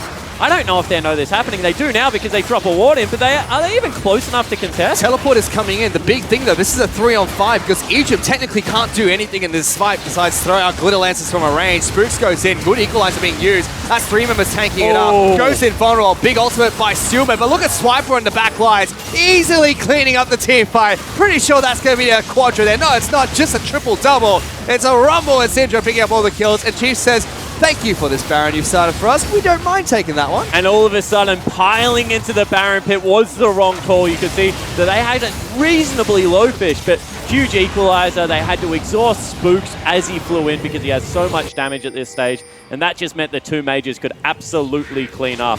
The Chiefs get saved there a little bit. Regicide, that's a bold play, but that's the kind of play you need if you're a rookie squad to beat the Chiefs. Yep. And they'll look at footage of that because I think they had the right call. I mean, again, Regicide, every single play they go into, it's like, we're doing this, we're not going halfway in between. We are committing to this one play. We saw that top lane with the kill. See that the Baron buff. I think if they pulled off a little bit earlier, if they spotted the teleport, it might have been wise. Yeah. I mean, burn a teleport, get out, try and kill someone on the way out. I think the right call there is like start up the Baron. That's the part of it that I like. I think the perfect call is start up the Baron, make sure that you have visibility of the TP coming in and kill Swiper. I think that if you kill Swiper in that situation, all of a sudden you've got what's going to be a teleport advantage in the end, as ZZZs would come up a little bit earlier. He's probably going to be able to match the split push nicely. Now, however, Swiper just picked up a triple kill, has managed to pick himself up to Zonya's Hourglass, and will be pretty difficult to deal with. Oof, that's a lot of damage on towards Sealman.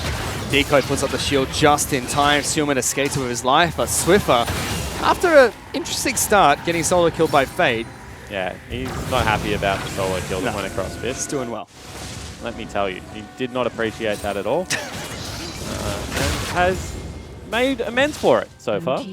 Tegan was talking on the desk that if this is more than an hour total game time for Regicide, they've got something to take away from it. No, he said they should have the point. Yeah. I think at the moment Regicide can learn a lot from this match because a lot of things they've just done right so far. And they're looking for another team fight, engaging on the Swiper straight away, almost killing him. Lives with next to no health. They just can't quite find the last tick of damage to take down the Rumble. And that's what a 10,000 gold difference does. I mean, you could see that they get all the abilities off in the correct order. Swiper should have fallen down if he was a level lower, if he didn't have one item. Instead, he's able to survive through the burst. They turn around onto ZZZ. Now they're probably going to win the game. Yeah, Stillman's probably going to fall here. Good ultimate from Swiffer. Decoy can't get the shield in the right direction that time round. Spooks is chasing on towards this Brom. Ultimate comes out as well as the final Dark Sphere. Thrown down by Swiffer, picks up that kill. The entire time this fight was happening, Fade was trying to chase a low health Swiper throughout the jungle. Couldn't quite find him. And with that, Chiefs, 24 minutes into the game, already knocking on the Nexus here, Spawn. Yeah, they certainly are. They've still got 2 members that are dead for 20 seconds. They do the right thing. They do the discipline thing. They move back out of the base. Don't know why we're having a look at them yet. No, not yet. Bring everyone back. Still in game, ladies and gentlemen. Don't go get your water or your coffee just yet. You know, still got some time. About a 15,000 gold lead right now for the Chiefs. As much as we've given a lot of credit to Regicide in this game, it's been Chiefs have adapted well. They've despite small mistakes here and there, they're fine. Their macro play is fantastic.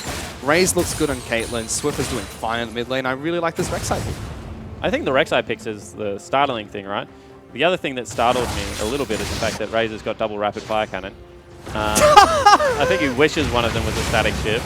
Oh boy, he thinks he's misfortune at the moment. That's not quite how it works. Goodness sake.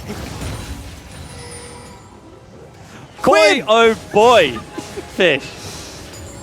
Just give him a gold flap, ladies Quinn and gentlemen. Corbett, go back and sell a rapid fire cannon and pick yourself up a static shift.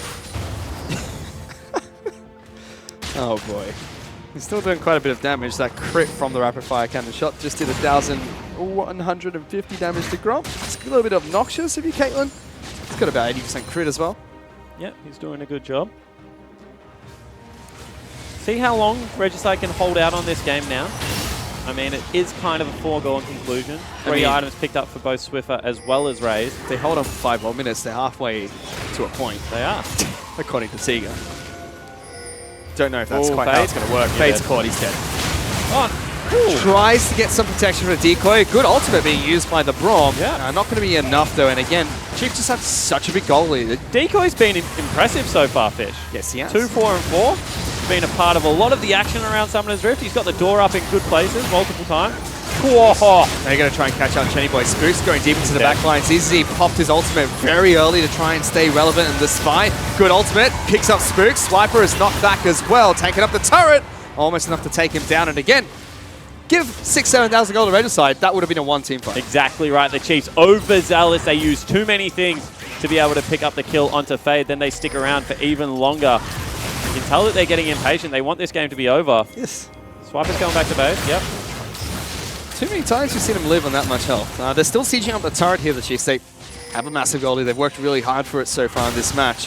And Regicide doesn't deal with so many minions in their base as well. Yeah, it becomes a turret defense game right now. You have to be able to balance your waves, know when your base turrets have to take damage, know when you have to go clean them out.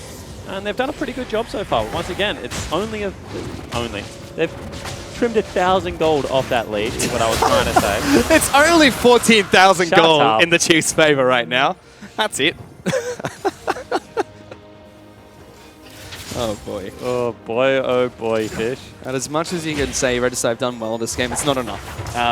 No matter how many confidence we can throw their way against someone like the Chiefs, it's not going to be enough to take them down, and they're still going to have to go back to the drawing board after this game and figure out what the heck went wrong. And I wonder what they actually decide on. Like, do they go more towards the laning phase? I mean, Oriana's fine in the mid lane. That shouldn't be as bad of a lane as what it was in the end. True.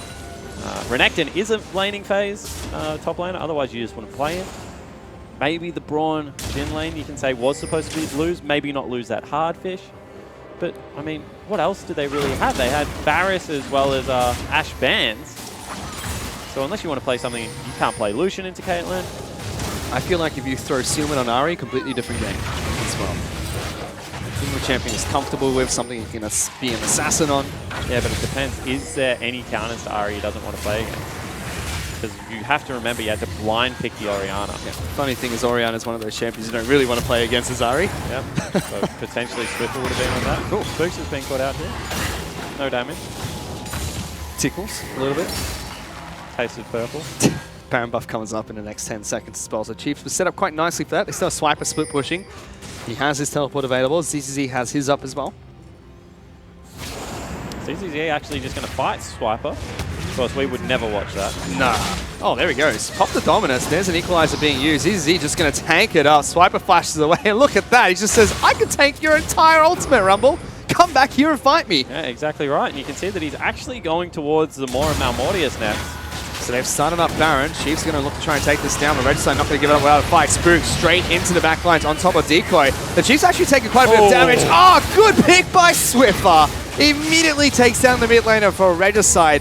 And with that, Regicide have to back off. They're calling it a teleport, but Swiper's here as well. Back from base. Fades the next target. Good pick by them. And again, the captain, the big mid laner, the superstar of Oceania, Swiffer, 9-1-9. Looking great on Summoner's Rift. Yeah, and Swiffer and Ejim, arguably the two members of the Chiefs that, you know, you would say were not having the kinds of seasons so far that they would have liked. Actually, the two members that have stood up massively in today's game. 18 seconds still on the mid lane, and we're still only 28 minutes into this one, Fish. It's hard to close out a game of League of Legends at this stage, but it looks like they're going to go for it one more time. Let's see if they can do it. 8 seconds on Sealman. Does have Shockwave available. No Baron buff for the Chiefs, so these minions are a little bit easy to take down.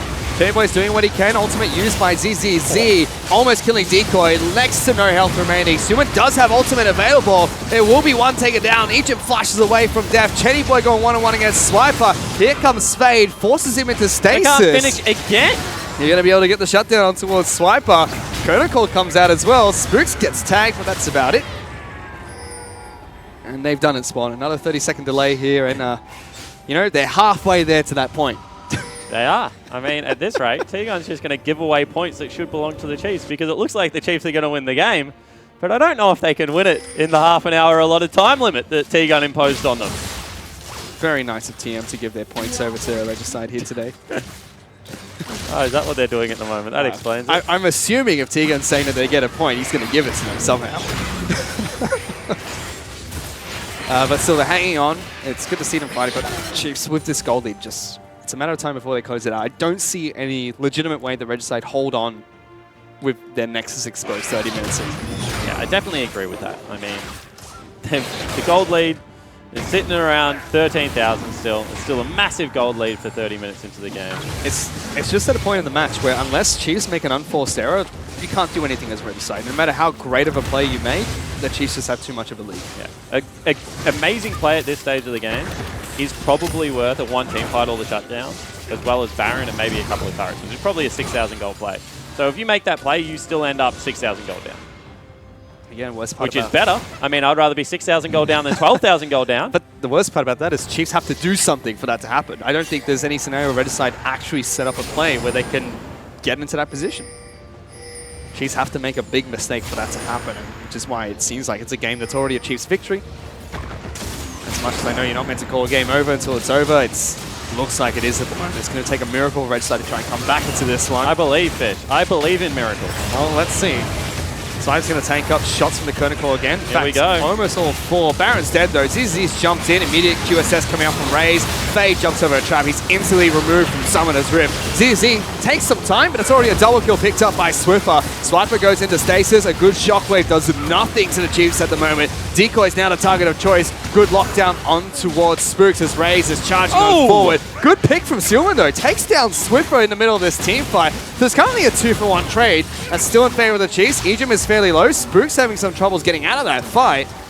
And somehow it was only a single kill for Regicide, but 2 kills for the Chiefs. And you can see frustration creeping into the Chiefs' play. They're chasing through. That should have been a hard commit on the reset after they picked up 2 members. March it down bottom lane. Already this big super creep wave is forming in the top side of the map. And the wave is already pre-prepped. But they're like, we can chase through, we can fight. We should just be able to win the game right now. We should have won the game 12 minutes ago is what they're thinking. And unfortunately, the Chiefs found out there, this is turning into a quite sloppy late game. When you're 12,000 gold up at 20 minutes, you should win the game by now.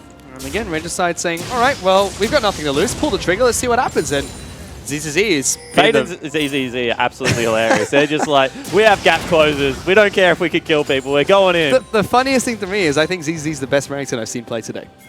And he's on a team with a 14,000 gold deficit. You're getting funny faces, and they're not from me. Series did well in Game 2. Series Game 2 performance was pretty bloody stellar, if you ask me. Well, the Chiefs are going to use this time to take another Elemental Dragon for themselves. Just in case it gets even later into the game. You need that Elder Drake security fish. Oh, I'm so glad we get to talk to Coach Juice next game, because I want to know what the heck's going on in his mind while he's watching this game 30 minutes in. I want to check if he's wearing a belt. Oh, boy. Oh. Higgins is like, what does that mean? I'm saying whether he took it off and gave some much-needed discipline to this Chiefs lineup in between sets. Yeah, I could see the hand actions of Higgins was a lot darker than that. Chiefs are looking to try and make another push for the Nexus. Already minions are crashing onto Regicide's Nexus. They've got to fight on multiple fronts at the moment. They're holding on for their dear lives. And that's going to be enough. Chiefs have broken another inhibitor turret. Mid lane inhibitor is under siege. Double rapid fire cannon for Raze, putting in some good work here. That will eventually fall. ZZ swap dominance again, showing the Chiefs, I want to go for a fight. Picks it up straight away. He's going to get taken down almost instantly. Swiper gets that kill using stasis. The rest of Regicide trying to back off. Decoy trying to run. Good shockwave coming out. Hit the Nexus, Chiefs. I mean, they're just chasing kills. That's what they're going to try and do now. Chiefs 5-man strong, march on towards the Nexus. Stillman almost takes down Spooks. He jumps on in, still alive somehow. Gets another kill for his team. Swiffer picks that one up. Stillman, it's going to fall, and only Fade is left alive as finally, 34 minutes into the game, Nexus will fall. Chiefs pick up game 1. I mean, it was a commanding victory. I don't know if it was the cleanest victory, but still, pretty impressive play out of the mid lane and support, you have to say right now. And the rest of the Chiefs lineup still looking very solid. Yep. I mean, Swiffer had a good lane, mid lane, couple of mistakes here and there. Spooks looked good on Rek'Sai, except for that single blast cone over to Fade, which was questionable. I mean, there was plays fine. like that out of all the Chiefs members. There were disrespectful plays, and I think, nearly a 2v1 play for ZZZ in the bottom lane as well, as they collapse very hard on a Renekton. And I think that, honestly, Regicide, they just need to clean up their 2v2 down in the bottom lane, and the rest of the map actually looked okay. Didn't look fantastic, but would have got them to a 30-minute team fighting game. Instead, they lost a turret 8 minutes. Pretty much that turret was gone.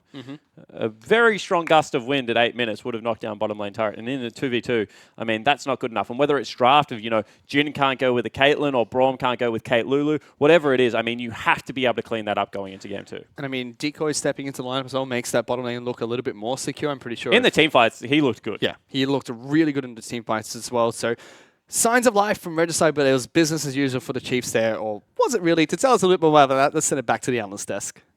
Well, if business as usual is sloppy play potentially, it was Choo-Choo's T-Gun. I mean, T-Gun, let's start with you. You said the Chiefs are going to play respectfully towards Regicide. I don't feel like that's how they started the game. I don't think they did either. I think that was pretty dismal by about the 30-minute mark. Don't get me wrong, Regicide, a team that just would not die. They would not give up. They fought to the bitter end and did really, really well. But like Spawn said, Chiefs should have won 12 minutes before they did, but just took very sloppy, very disrespectful moves into the game, probably not expecting Regicide to be as good as they were. Yeah. Choo-Choos, do you agree? Yeah.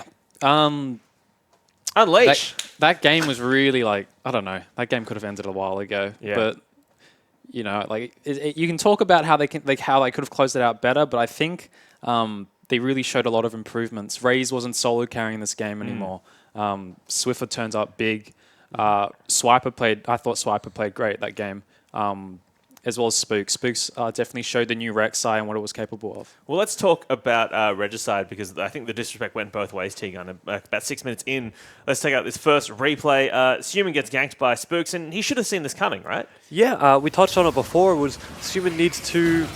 We're a bit past that. Suman's already died. This is Swiffer being silly. And we also touched on this, is Swiffer making silly mistakes.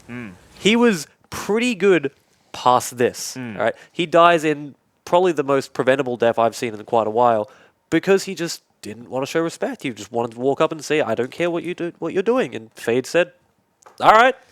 When we're talking about this upstairs issues, you were defending Swiffer in that. You were like, look, it's a bad move. It just happens. I've been in that position. Like I think every mid laner can agree with that. That they've been in that position where they're like, you just want the farm. Well, yeah, you want the farm, but then you think, oh, like you're not laning against a Kha'Zix. You don't know how strong the Kha'Zix is. You've been laning against an Orianna, and then next minute this guy jumps on you, and you're like, oh my god, he just slaps you. Yeah, this guy even surprised me. I was so surprised that Fade had that champion knowledge to know that he could take Swiffer out. Well, so yeah, I thought it was a great play by him. It's one of his better champions. It's pretty well known that he's really, really good at Kha'Zix and Lee as his two main champions to play through the jungle, and Chiefs let it go through thinking it wouldn't be an issue. And while I don't think it was a big issue, obviously we saw him play it to its potential. I mean, let's talk about the rest of the game as we move forward, though, before we get to this Baron call, because that's the defining moment. But between then, Regicide were trying to put up a fight. They were putting up a fight until they decided to go to Baron. Up until this point, they're down a surmountable amount of gold. They're only down a bit over 4,000. And most of that's down in the bot lane, most likely. Instead, they take a really, really aggressive Baron TP into Rumble ult. Yeah. It's amazing. This Rumble ult is just incredible. They're stacked on it. They just die. Orianna ult is shocking. And they just get cleaned up. And that's what you expect from the Chiefs, is pretty clean play. Interesting, though, do you think that was the right call for Regicide to take that Baron? Because I feel like they would feel they need to make plays. Something that I really want to point out is that Regicide weren't afraid to make proactive plays. Yeah. That all started before that Baron fight happens. They actually saw that Raze and Aegin were overextending top lane, and they utilized the Jhin ult to engage in them. They ended up picking Raze, and Aegin barely lived. And then they made I would call it a desperation call to get the Baron, because they knew they're behind. And it was pretty close. I think they got to around 3.5k, and then I don't know if they were aware that Rumble had TP up, but you could definitely see that they were quite assertive in some of their calls, and it's unfortunate that they weren't able to lock that one down. If they had been able to kill Aegin in that fight before, then that Baron goes completely differently, does it? Or I don't know if I'd even call it desperation. Like, it was touched on by the casters. It's essentially a 3v5 because Aegin is on sub 10% health. Yeah, he's basically as good as dead. So I'm not sure if him dying changes it. I think it was just a gut call made at the time with the knowledge that they are slightly behind and just didn't go their way. Maybe if they executed better, it could have. Maybe if they respected and turned off the Baron instead of trying to finish it, it could have went better.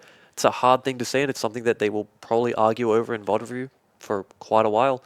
But when I look back on it, I'm pretty happy that they made that decision because, like you said before, it's proactive play, it's decisive play, and it's what they need to be looking to do to really fight against these top-tier teams. Well, as the draft has come up on your screens, let's take a look at it. And in particular, I want to talk about this Rumble play into Renekton. Chiefs have picked it, and we know, Swiper went off that game. We know he played really, really well, but in the first series we saw today, we talked about Rumble as a potential pick into Renekton. How do you think that went out today? It's such a hard champion to judge because of the changes. Most people are saying it's a competitive nerf, but a non-competitive buff because what it does is accentuate his trades and make it easier to sort of avoid the front-loaded damage. I'd say it was played pretty well today. Yeah. I'm not sold on it yet. It's a low sample size of one game. But no, make a call. If I had to make a call, I'd say Renekton is still the better champion, in my humble opinion. But I'd love to see it again. Yeah, I don't think Rumble necessarily loses that matchup. I think a lot of people think, Renekton, Crocodile is going to do really a lot of damage. That's why he does the damage. But I think Swiper did play the matchup quite well. He did a crazy good flash over a wall to secure a kill for himself. And he's probably my MVP for this match. Let's move on to mid lane. I want to talk about Swiffer vs Human because I know we were talking about this before we went into the game. You were saying Human's a potential carry threat, but after a shaky start, Swiffer absolutely carrying this game as well. Yeah, I mean, Soyman had a really rough start. He didn't expect the level 3 gank from Spooks, which was really nice by the dynamic duo and Chiefs. Swiffer obviously fell a bit behind. He got solo killed by Fade, but Syndra is the kind of champion that once you shut down, once the opposing mid lane champion falls a bit behind, Syndra is able to capitalize on that, and we saw he solo killed Soyman a couple times that game. Yeah, and essentially, like, once he got that lead and started either trying to freeze waves or just zone Human, he had to pay a lot of respect and had to start conceding things, concede minions, just concede pressure around. We saw Fade have an advantage against Spooks, and Spooks is still readily invading Fade's jungle because he knows Swiffer's going to rotate a lot faster than Human and be more effective in the 2v2.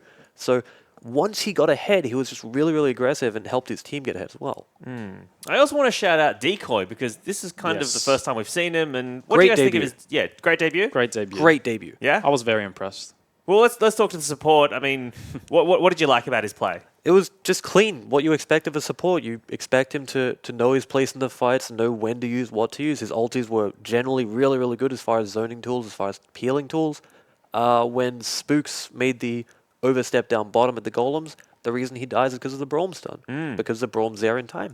Just really proactive. That's also a kind of a weird jump by Kazakhstan. Like that's weird. Yeah, Spooks have but done that. I mean, if all he it's did a was- weird all thing, he did was right click. if it's a weird thing and you're prepared for it, doesn't that Well give you a played, lot of... Decoy. If it's something that's weird and you are prepared for it, is that not good? Absolutely. Good, No, you're right. You I take agree. advantage. You make I definitely agree. exploitations. I definitely agree. His engages on Raze and Ejim, Chenny Boy and him put up actually a really good fight. In a lot of their 2v2 battles, you could just see how proactive he was at ensuring the passive hit, and his ult always like hitting the Caitlyn. And that's I was very impressed. That's by a him. tough 2v2 as well. You give up Caitlyn Lulu, that's probably one of They the... lost tower at 8 minutes. Yeah, that's one of the strongest lanes they could pick, especially in the Braum. They're just going to bully him all game. Actually, when they first backed Chiefs, they didn't take the tower when we felt like they could have, and I was saying it's because they just want to stay in that lane. You just want to keep bullying them as opposed to rotating into the tower game, rotating to taking, top tower, mid tower, and sort of controlling objectives. Just stay in lane and punish them, and I think that's what Chiefs were trying to do. Then once they got out of it, Decoy and Chenny started to look a bit more effective. Well, speaking of Decoy and Chenny, I mean, what do you want to see them improve going into Game 2? Because I feel like they put up a pretty good fight, and they probably exceeded people's expectations in Game 1, but in Game 2, I mean, is it within reach? Give them better champions to contest the 2v2. It was a tough matchup. Vicarious even said he picked it for the mid game. Absolutely. It was a deliberate thing to sort of concede that lane to get better strength in the mid game. Have faith in them. Pick them stuff that they can brawl on. Pick them stuff that they can fight on, because I believe they actually have a pretty good shot. Most people generally come into this deriding their bot lane as pretty dismal, but Decoy has shown that they're able to fight. I mean, imagine him on Thresh if they didn't ban it themselves. Imagine if he got his Thresh. I think, Maybe he's not a Thresh trick anymore. just to touch on that, I think they really want to Renekton first and ban Thresh because that's an obvious trade for Chiefs to take. Right. Not certain, but it's a very viable path for them to take. Yeah. Okay. Well, as we get out of this for Chiefs, then what do you want? What do you want to see out of them? I mean, they need to clean up their play, right? Because if you're Direwolves or Legacy watching this game, you're thinking, hey, we're going to Vietnam for Rift Rivals. Chiefs are staying here. They've got a lot to work on. They've got a lot to improve. Yeah, I think this is a week where Chiefs can really show how they've come together. Like, this is a week that they can prove that we're still like clean, we're still good. That first game was very shaky, but I think the second game, if they can really pull this together and have a really clean 20-minute game, that would be very reassuring for themselves and for all their fans. Yeah, they just need to go back and really identify that they didn't pay enough respect. They took really risky moves that they probably wouldn't take against a Direwolves, against a Legacy, because they just didn't really respect Regicide, thought they were just way better. Might be true, might not be true, not the point. The point is they need to pay that respect and just improve on just being cleaner than what we just saw. All right, final thoughts on this game. We saw some odd itemization choices throughout the game. Ray's picking up the double rapid fire cannon as one. That's probably a mistake. But I want to ask, this is from @the_Melvin_AU, asks, if Orianna had boots, would Regicide have done better? Would Regicide I did not notice he didn't have boots. He didn't have boots. He went 3 items without boots. That's a shocker. That's almost as bad as two rapid fires. I don't know. No?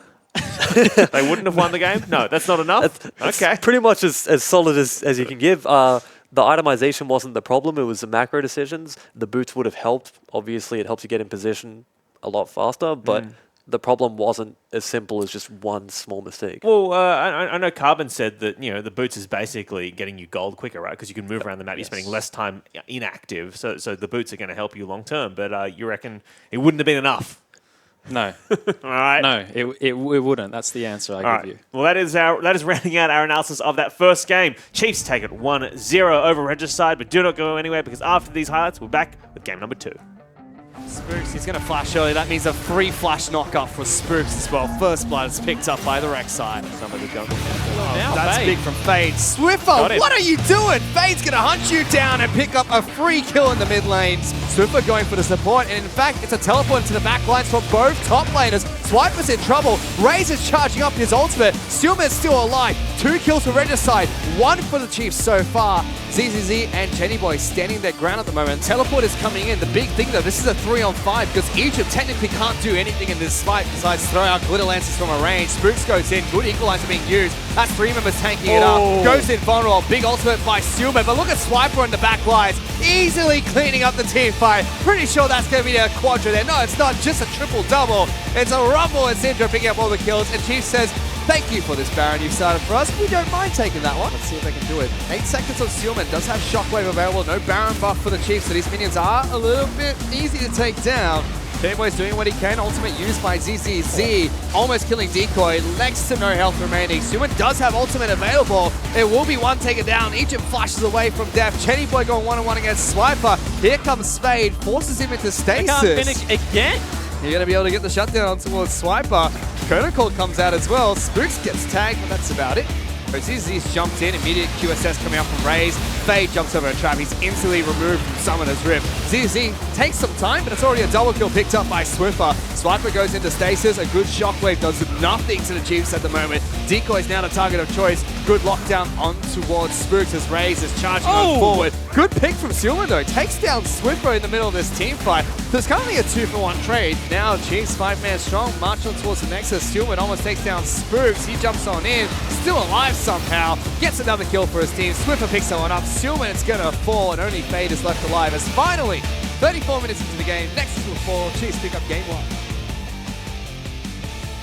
Welcome back, ladies and gentlemen. About to get into the second match between Regicide as well as Chiefs. It was a interesting. Yep. Game 1. Let's go with interesting. I like interesting because it covers a whole broad spectrum of emotions, some of which include rage. But, we'll see whether this game is a cleaner game because all I'm asking for, people at home, is one clean game of League of Legends today. I've removed my quota from 4 down to 1, and we'll see whether we're able to pick that up, Fish. Man, the Chiefs are playing, so that's not going to happen no matter who their opponents are today.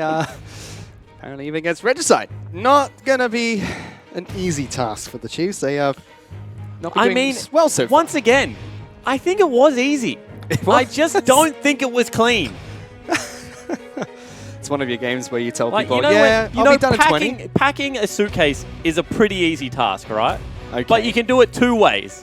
You can either fold the clothes up, you can make sure everything's neat, there's allocated sections, there's not dirty clothes with clean clothes, you've got a toiletry bag, or you can just chuck everything in the damn bag and put it on a plane. And I feel like game 1 was the second.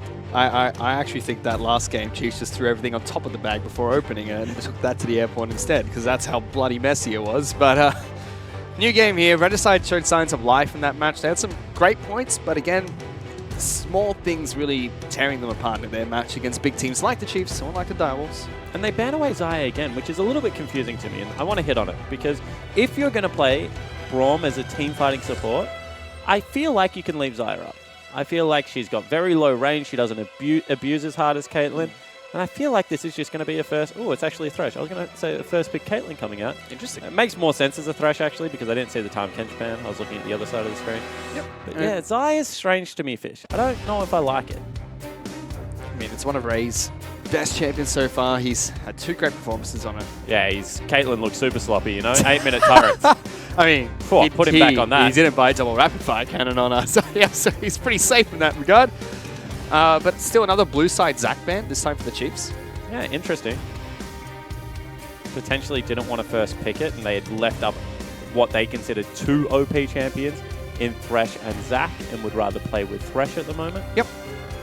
Regicide pick up Braum, which Decoy had a decent game on. And Ash is locked in for Chenny Boy. Makes sense. I mean, they threw an Ash and a Varix ban at Chenny and forced him towards the Jhin. Now he has a little bit better of a job going up against Caitlyn. Ash has always been fine against Caitlyn. You can shove with the volley, as well as just nail her with arrows whenever you want. Yep. And a lot of crowd control from this bottom lane as well, which, excuse me, seems to be what Regicide really need.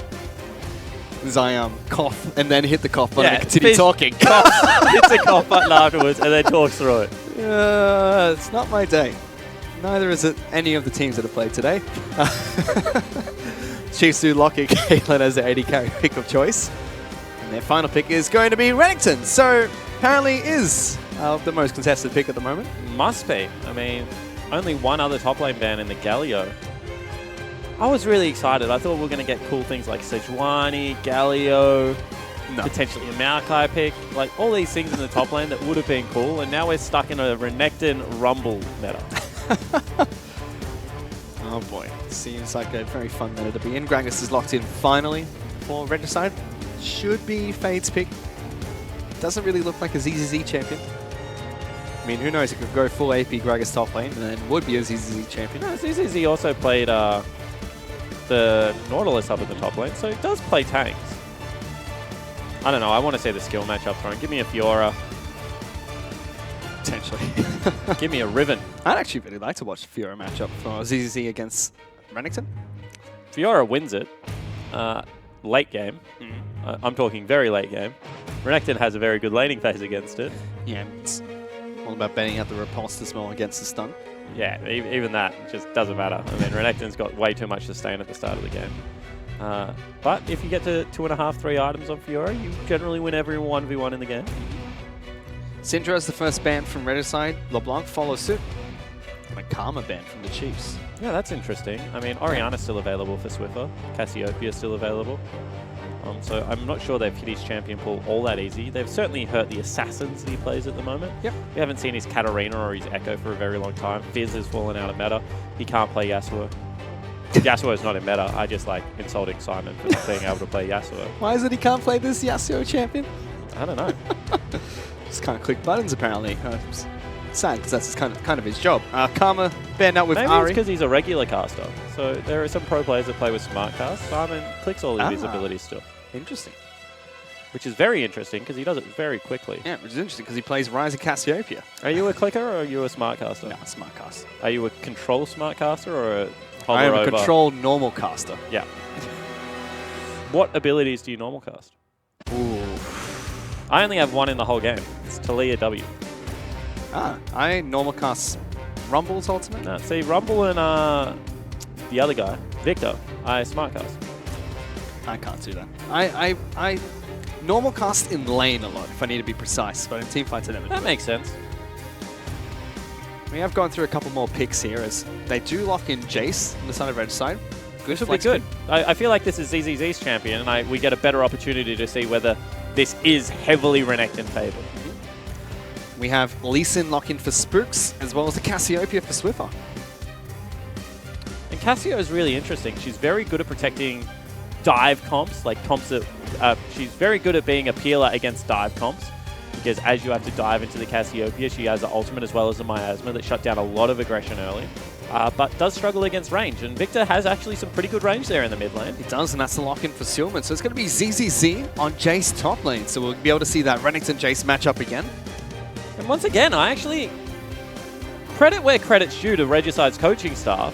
As far as getting them win conditions through a draft, every single one of Regicide's drafts I've seen so far this split have actually made thematic sense. Again, I mean, Regicide look good as a team. They've taken the Braum early to unlock the Gragas pick to make sure that they're not going to have to play Gragas into Braum. They have very good mixed damage between Magic and AD. They have a good split push to match Renekton, as well as still abilities to start fights, even though they don't have a pure tank in the top lane. I actually like Regicide's comp. Chief's comp just does an absolute ton of damage. A metric ton of damage. Cassiopeia, Caitlyn, late game, pretty much uncontested as far as DPS go. Yep. I mean, out of their roles.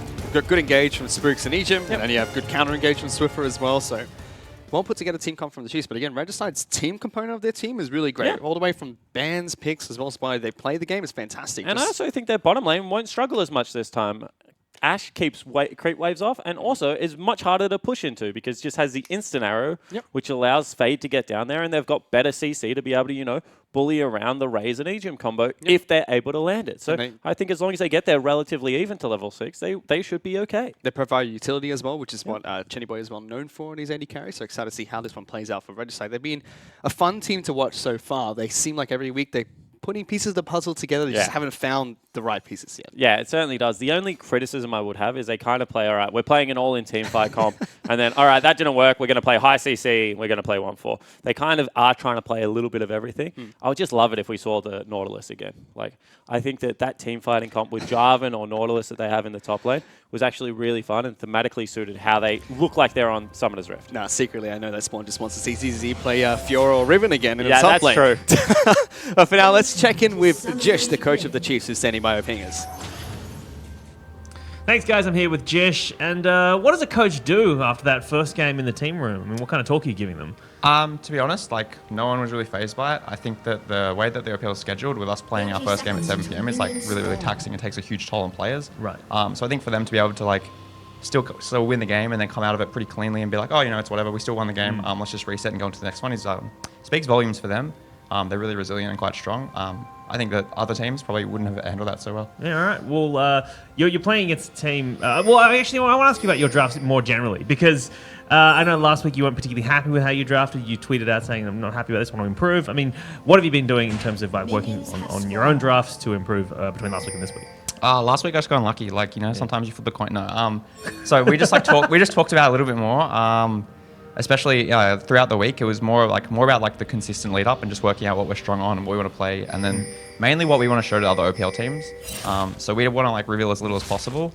And we tried out a lot of different things in practice, and we just like took notes on what we think is good and what we want to show this weekend. So that was basically the thing. All right, we'll let you go and watch the rest of this game and prepare for a potential game 3. Thank you. Thanks, Jeff. So just going to touch into jungle part of these really quick here. Fade starting on Raptor Camp. We'll have Lee Sin starting on red buff with a leash from bottom lane, but something really interesting to see from Jish there is after that first coach from Hingers said nothing about his players' performance. Blamed it on absolutely anything else he could, either himself or the OPL starting at 7. And I really respect that from coaches. Anything you say to your team members backstage, whether he did or did not say that, we have no idea, but still gives your players a lot of morale. And it's something we see a lot in traditional sports as well, where coaches or managers will come out and say, you know what, that was just bad performance for me, and then take it back to the drawing board in private. Really like that. Yeah, exactly right. Like last night, Essendon played against the Swans. The ground was a little bit wet underfoot, maybe wetter than the conditions would have shown Fish. And it's very hard to play football in that. Even when you have a 19-point lead with 4 minutes to go, you can still lose the game with wet conditions underfoot. I still have no idea how that sport works. Why are there 3-4 poles? Like, I don't Four understand. posts? Because if you kick the ball through the 2 middle ones, this is going to be a kill either way nearly. Stupid almost going down. But I don't understand, like, why are you rewarding people from missing? Exactly. That is why, because Australians are positive people. So, you know, we give you 6 points if you get it, and we still give you a point for trying. Unless, of course, your Sydney Swans, who put one out on the full last night. So even our trying has a limit, Fish. Oh boy, I still don't understand. Game coming in from Spooks on the creep wave, still gets it. Really good combo. That's great from Spooks, holding on to the second part of the Resonating Strike and comboing out with Swiper fantastically. Good to see. That's actually really nice because they gave the false confidence of creep wave is here, you can approach, but they went on the last split second, they're able to get the kill. They then shove it completely into turret. By the way, they got the flash out of ZZZ, and neither Swiper or Spooks had to expend theirs. Yep. So that is as good as a gank can go in the top lane. ZZ's gone back to base and picked up double Doran's blade for himself. Whew.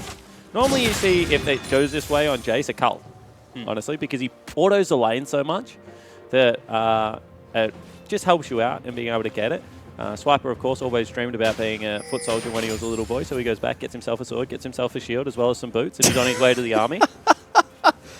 Oh, boy. It's up against a mechanical cannon, though. Not quite sure how else is going to work for him. Somehow he's turned into a magical crocodile. I don't think that was part of his dream as a young boy. He's a toy soldier. Look at him. He's got his armor. He's got his weird blade. He's got spikes. Probably the worst Renekton skin, but give it to him. I mean, you're in Australia and you're not playing Outback Croc. I think that's just disappointing. That is true. I play Outback, so I'll give you that one. But at the same time, all right, so this is going to show how blind I am. I don't think people realize how blind I am, although we'll maybe hold that because Fade is down here. Talk about spectacles later, because here comes Fade. Good flash from Egypt. Gets a hook on the back of it as well. I think if he went through that one, might have been more damage than Chenny Boy. Yeah, actually wanted to grab Fade there and be able to pull him onto the trap. Suman's dead. Here comes Spooks. Oh, Suman He's can't. dead. I think he could have gone. That's a dead man. I think Suman could have got away there. Yeah, potentially. Spooks would have probably just ward hopped over. Actually, didn't have a ward, so you're right. He should have lived. ZZZ going aggressive. Yeah, Swiper, good damage. Knocks him back at the end as well. Swiper must have used his stun to last hit a minion, like when to a low health. This is actually something you should do against Renekton. So when he's autoing his wave, if two go down really low, he'll auto one and then W the other to be able to pick up both creeps. Especially if you don't have Rage, because they want to use their Q when they have Rage to get HP back. That's a really good window to trade against Renekton. Anyway, getting back to how blind I am. Some of the skins I pick in League of Legends are just because champions are too blue and I can't spot them against a river. So I pick the opposite color. So like right now, that Caitlyn skin, if I was playing it, would be too close to the creeps in my wave, and then the river when I was playing it in the river, so I would never play it. Caitlyn is something. Which is why I play pink Caitlyn, because you can see her wherever you are. Caitlyn's some of the best skins. She has the chromas that make her look like Luigi, which is great. And then the Arctic Ops Caitlyn is one of the best skins ever. Yeah, I wish I could play Arctic Ops, because I think thematically it's a really cool skin, but a little bit too blue for me. The funny thing is, I'm being dead serious. There are some skins that I just cannot play because I can't see the damn yet. Fix your damn skins, right? Small needs to play these. Well, I don't think it's their fault. I'm legally blind. That's why you're bronze for. I understand now. Get out of that chair. I've just been kicked off my chair. Gonna have to stand for the rest of this cast. Excuse me, I'm hard stuck Diamond 5, and you will respect that. Suman in trouble again. Here comes a gank from Spooks. Suman taking quite a bit of damage. Good disengage though, and Fade comes in for the counter, so just flashes burnt, but topside, that's a dive. Swiper, he's gonna get out, almost. Just gets out there. No range minions following through as well, so barely escapes. All right, so Renekton's OP. We'll give it to you, Pinch, and Brom's probably dead. Decoy gets knocked down, puts up the shield, not going to do too much. Does have flash, but at this point, don't need to waste it. Swiffer picks up the kill as well. Yeah, that's actually really nice from Decoy. Don't want to waste any kind of summoner spells at this stage of the game. Fade is actually doing a good job of counter jungling as we take a look what happened topside. Yeah, just flashes in on him, gets the nice easy kill. Big swips. Certainly shown up to play in the last 2 weeks of the OPL. I'm pretty sure that kill he got on the range minion actually saved his life as well. 3 longswords. Oh my goodness. What actually builds? I mean, Tiamat does well into Titanic Hydra. I believe you can get it with 3 longswords. Yep. Because that's 2 into the Tiamat and 1 into the gloves. Joram's fish. All right. That's a flash there. Ultimate misses from Swiffer, but Suman still takes quite a bit of damage. Swiffer's still going for this one. Shield put up by Decoy blocks it. It's going to have to be pulled back to safety. Sloppy gank, but they committed to it. Yeah, they certainly did. I mean, it still did a lot of damage to Suman. And if Decoy wasn't there, almost certainly would have been a kill. But at the same time, Ejim shows up in the mid lane, and we're just going to have a 1v1 bottom. As you can see, this game with Ashe, it's certainly a much more even lane. Faye got down there early. Chenny Boy's done a really good job of being able to, you know, just CS underneath his turret for a lot of it. Hello.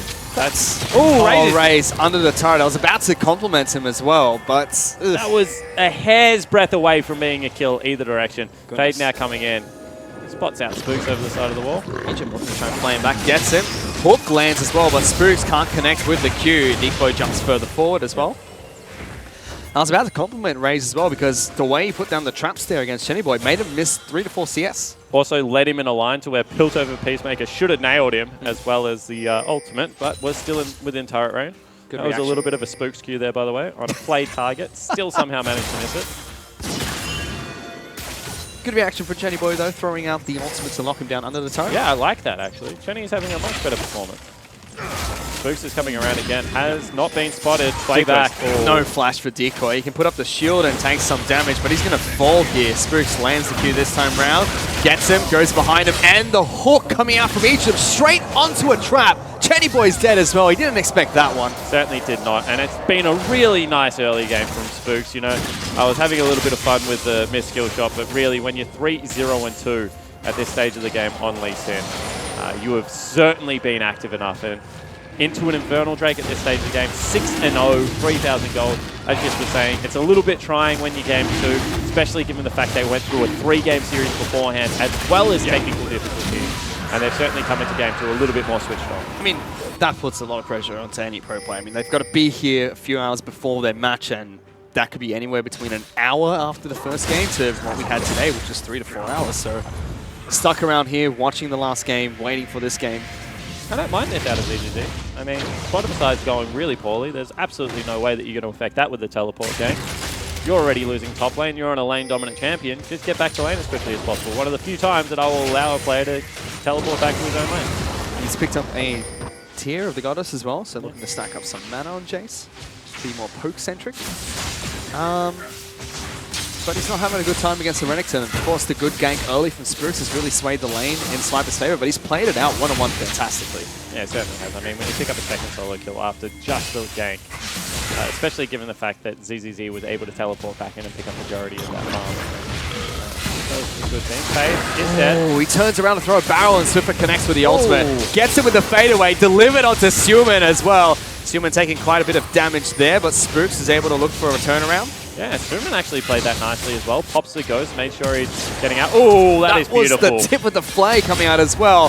Knocks him over the blast cone into a trap. That was really cool from Raze. He's going to be able to pick up a kill off the back of that as well. Absolutely beautiful play coming out of Ejim there. And all of a sudden, Decoy might be caught here. See whether the flay or the hook is able to land. Oh, Spooks has got him with the Q. Goes through, kicks him before jumping over towards the ward. He's going to get exhausted. Ejim, though! Hook City right now. Certainly isn't. At the meantime, Suman is falling down. Swiffer goes after him, is able to get another kill. Also had red buff just to make that one a little bit easier. And the Chiefs must have heard T-Gun's message because they are now playing like the dominant Oceanic squad we know they are. They've got 28 minutes to close this run out, so I don't know what to tell you. They need those points. Well, they certainly do. I mean, they've already dropped a best of 3 against Direwolf. So if we go back to being serious about this season, the Chiefs either have to 2-0 Direwolf at the end of the year without losing a game to anyone else, because you would assume that's what Direwolf is going to be aiming to do. Top side of the map though, trade between ZZ and Swiper. ZZ just knocks him back as soon as he gets anywhere closer, but Swiper has flash again. Yeah, ZZ is about to get dug. Yeah, Swiper's just waiting for it. He's got almost his full rage meter as well. ZZ is not going to leave. Good blast shockwave there. Swiper taking a lot of damage from his turret. Slices, dices out, flashes forward, gets it, but still dies to the turret. Just like buddies, they'll fall together and lay on the ground, have a little bit of a nap. Technically a 1 trade there out of Swiper because he denies 4 creeps. He didn't have a shutdown because he's only got 2 kills. Ejim gets nailed here. Suman coming in. Good layer against CC. Well. Hands off the keyboard. That's where you just start praying. Please let me live. It's not going to happen today because Jenny Boy picks up a kill. Yeah, and you know, still little mistakes coming out of the Chiefs members. I mean, Carbon talks about it a lot, but Ejim's solo warding missions just cost him lives, and that was another one of them. Yep. Both Raze and Spooks were back in base. Swiffer was underneath his turret, so there was no way he was going to get there. Ooh, fade. Stop doing that. Good body block forward though, but that's a big ultimate. Spooks kicks one back. Swiffer and Spooks, the dynamic duo that this team needs, absolutely pop off in the mid lane. And look at Swiffer's player camera. He enjoyed that play. Gets all 3 members. Raze is about to kill Chenny Boy. 1-2. Ults him in front of his face. Woohoo! My goodness, we need to see that mid lane play again though, because that was probably the best play of League of Legends we've seen tonight. Yeah, it certainly was. From the miasma, making sure the initial aggression was gone, to reading the fact that Fade was going to go back for another play, the great flash and ultimate. I mean, that was just crisp Cassiopeia play. My goodness, there we go again. So have a look at this. He flashes to the side, nails all 3 members. Huge damage. I mean, Spooks is there to be able to help pick up the scraps, but really, that is all on the back end of Swiffer. Big play from the Chiefs here. Much cleaner game against Regicide. They already have an 8,000 gold lead. You want to fight, mate? You can't leave that early. I'm telling you, Spawn, jungle minions are MVP this game. A lot of people tell me I should be a jungler because I have no mechanics and just have to hit minions and stand still. Yeah, it turns out that's not the case anymore, right? Mechanically intense role. You take that back. You're going mid lane. You don't need to click any buttons there. Cassiopeia. It's a different race. She's actually hard to play. I hadn't played new Cassiopeia. I used to play old school Cassiopeia with a circle button. And that's what you'd literally do. You could max your W and just clear out minion waves. But regardless, that's not the story. I was playing ARAM the other day. And I got Cassiopeia. And I used 2 rerolls to try and get a champion I wanted to play. And for those that don't know, I never play ARAM. I hate ARAM. And ZZZ's maybe good. Hang on, he's just going to get taken down here by Raze and Ejim. Gets him with a hook. And about this ARAM game. Yep. So Arrow's actually coming up. Ejim, Raze, no, missed both. So would that be 1 point or 6 points in AFL? I don't know, it went through the middle, didn't it? So it was probably 6. Using the 2 turrets as the other posts. Yeah, exactly right. They're not going to let you talk. They want to fight first. Well, Spooks has actually been caught out slightly here. Jumps over towards Fade. Fancies a fight. Says, no, Ejim, I don't need your lantern. I'm going to kill people. Steelman, though, wants revenge. Will take down Spooks eventually, but Ejim flashes forward for a play. Won't connect with the hook, and good use of the blast cone by Decoy. Gets him back to safety. Yeah, it certainly does. And there you can see Steelman actually sticking around, wanting to have a little bit of a fight. Meanwhile, in the bottom lane, that is a swiper in his natural habitat. I mean, when your team is 8,000 gold ahead, you just play an RPG game of League of Legends where you just split push and kill minions and turrets. It's a lot of fun. Ooh, Raze. That hurts. He's mechanically playing really well. He's got a static shiv ready, sending all the skill shots Blinky's way. Decoy back up in this top lane now. Lanes go back to a little bit of normalcy, although ZZZ now maybe in a bit of trouble. Uses the grounding, good stun comes out, allows Swift to hit the Q. That's doing at this stage that's of the game. obnoxious. 5-0-3, level 12, 2 levels higher than what Fade is already. Yep. He's been the star player for the Chiefs this week. Yep, for sure. Spooks also had a really impressive early game, although he's died. He's so. 7-1-3. Yeah. Can't even remember what I was talking about in my ARAM, by the way. Something about Cassiopeia and re-rolling, but there's more action top lane. And bottom lane as well. Swift has actually been caught out. He might fall here. Gonna fall. There we go. Spooks MVP this week. He's got 2 more kills. He's going to pick up another one here. Gets one on towards the Ash as the turret falls to Raze.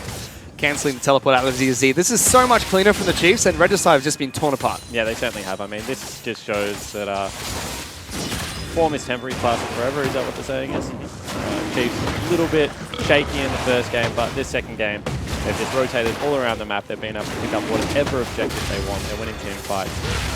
And again, going back to what just shows how much faith or trust he has in his team, so to speak, knowing that, all right, that's just a one-off thing. This game's going to be much different after the warm-up. And it's proven to be just that. Regicide will pick up an Elemental Dragon for themselves. And look at Swiper. Oh, gets the knockback to get him closer to his base as well. Thank you very much, Fade. I'll take the solo kill and the cast out. Yeah, and this feels like a statement game now for the Chiefs. 20 kills in 17 minutes. They are ahead of the clock solo fish. 11,000 gold up. They're further ahead this game than what they were last game. And somehow you don't feel they're going to have the same difficulty closing out.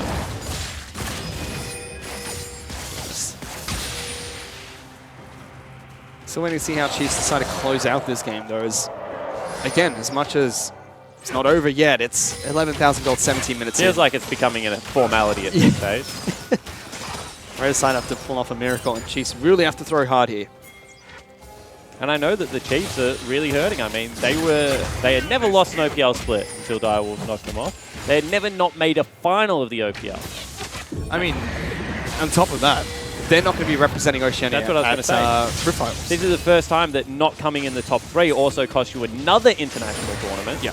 Which means that they were very upset about the Rift rivals. That's just the perfect storm. Yeah. And all of a sudden, that means we have a very motivated Chiefs lineup. Well, Regicide have put out Raze. He's going to fall straight away. This might be the pick Regicide really needed, but I don't even think they can turn around against these 3 members of the Chiefs. Swiper goes back for a good double dice. Oh, Chenny's got tagged. He's going to be able to tag this one up. Good kick from Spooks. That was beautiful. Gives Swiper the double kill. ZZZ gets tagged up as well. Waiting for that mana. Jumps on in. He's got more now, Mordius. He doesn't care about anyone right now. Egypt steals that kill away from Spooks, and he is actually the MVP now after that play. Yeah, certainly is. Spooks just gets the perfect tag there. Is able to make it work. Swiffer, meanwhile, in the top lane, has somehow lost a 1v1 versus Suman.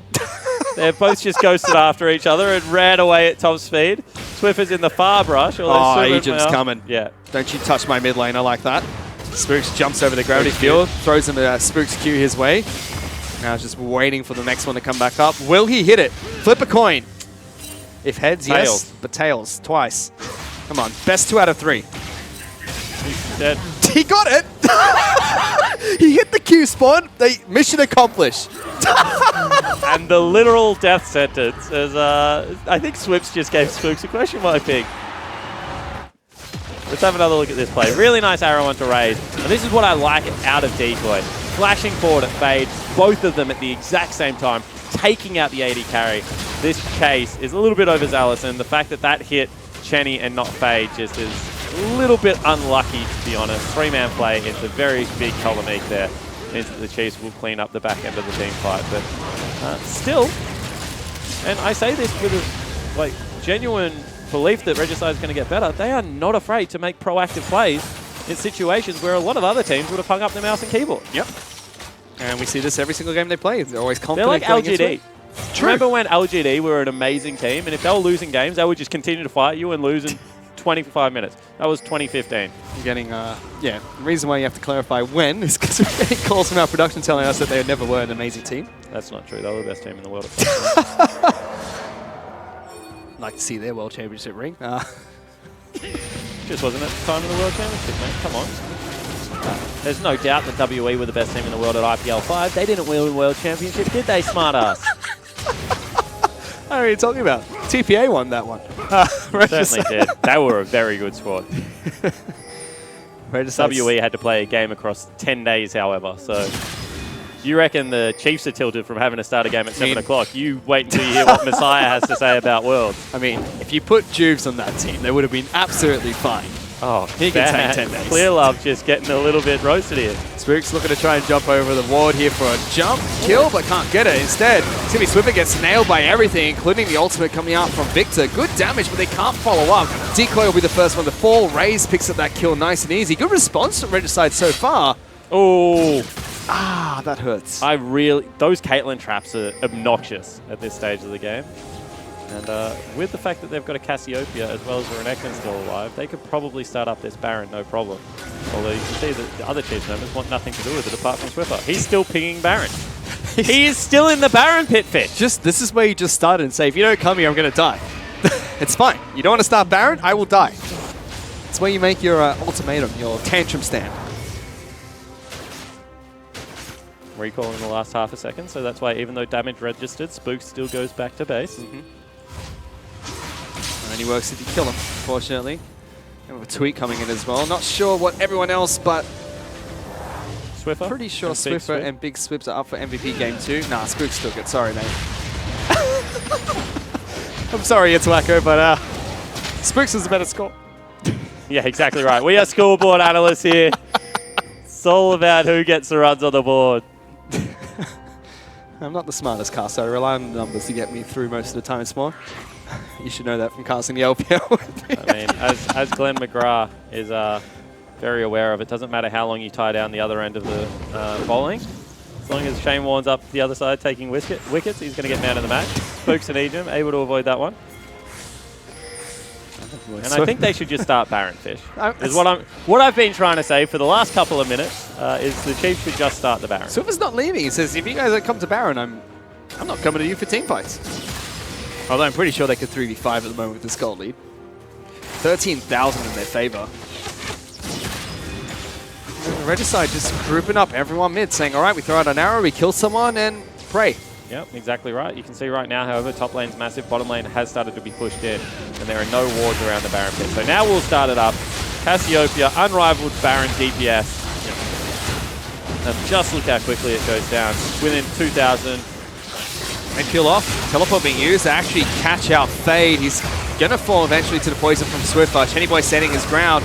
Almost gets the stun onto Swiffer, so one more auto attack be enough, but he gets a great petrifying gaze. Good play coming out from Ejim, but that's a shutdown for Suman on towards the support. Raze in some trouble here. Flash forward, gets stunned. Suman can't go any further forward. Big play from the Chiefs setting their ground. Chenny's just stuck in a pit. Baron's fallen. Chiefs pick it up as well. They're looking to end the game. Yeah, they certainly are. I mean, they won't get there yet. It's only 30-second death time. It's 10 seconds left on Fade. but they're at least going to get the waves pushing in the right direction. And right now, with such a huge gold lead, just becomes the impossible task. The impossible just got even more difficult, if that is possible, Fish, which I don't think it is. Well, Chiefs are now pushing on two fronts. Top side of the map's going to be Raze going up against Human one-on-one. Flashes away. Human still chasing. Getting the speed up from the Qs. Raze throws down a trap. Doesn't work. No, go back. Get back top lane. What? Suman got him. Hello? I'm upset. See, people call me Chief Spawn. How about Chief Spectator? Wanted absolutely nothing to do with watching Raze die there. They get Swiffer with an arrow here. He's going to fall. I mean, we get that one. Knocks him back. He picks up a kill in return. Meanwhile, Spirix is going to style on the Gragasea. He kicks him back, picks up the execute. Yep. What the heck happened top lane? I'm not happy. We got to see the boring part of the chase, and then as soon as he's about to die... It was too brutal, apparently. We can't change our ratings anymore. I mean, we gave Graves this cigar back. That's the line at the moment. He's not in the game, though. But at the same time, when you're talking about 3 items built on every one of the Chiefs versus barely an item and a half, except for Suman, who's 5-5-1, and is actually having a pretty good Victor performance. He is. For someone that is known for purely assassin play most of the time, has stood up quite well this game. 214 CS, a lot of it has been pushed into him. But still 5-5-1 in what is only a 9-kill game against 31 kills is impressive. But if you're Regicide, just holding on for 2 more minutes, Spawn. That's all you need. 2 minutes. And the goon gives you a point. Yep. Big Tegan. I don't know where he's getting it from, but he's getting a point for Regicide somewhere. Still, impressive game from the Chiefs. This has been a great game. You can see all their individual members have confidence back for one of the first times we've seen probably all this year. You can see that their calls are nice and clear. And individually they're standing up, so not really all that much you can ask out of a game like this. And it's a good game to send them into a break as well. You've got 2 weeks to reset.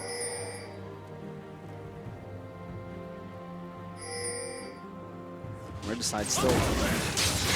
Actually, Hurricane pick up our race. Don't know about that. Rapid Fire Cannon probably keeps him alive there, although good land. We'll do that. Yeah, everything missing from Regicide there. That means that the Chiefs have full control to go in. Spooks, no flash. Can't take it easily without a ward jump. I mean, had 1 ward left on his dagger. That's why I thought he was a great horse. Chenny! He's going to get knocked back. Grounded by Swiffer, and the Twin Fangs sink into the Regicide 80 carry. Yeah, you can see on the top side of the map, Swiper's just still pushing in. He's killed the inhibitor, pushed ZZZ all the way back. He's 3 levels higher. Yeah. Now Regicide have been caught in the box by Egypt. They try as they might. The Chiefs are just way too far ahead. ZZZ jumps back in. He's got a Guardian Angel. Fade's going to be the next one to fall. Decoy is on top of his fountain. Is it enough? Raze! He's going into the fountain. Almost dies. Going to be a double kill picked up by Swiffer. 20 seconds left. The time is on. 35 kills for the Chiefs. They're going to be able to do it. No point for Regicide. Tegan is safe. And a much better Game 2 victory from the Chiefs here against Regicide. Yeah, that was squeaky clean, that one. Really nice mechanical showing. They came in, got business done. That's all you need to do if you're the Chiefs this week. Yep.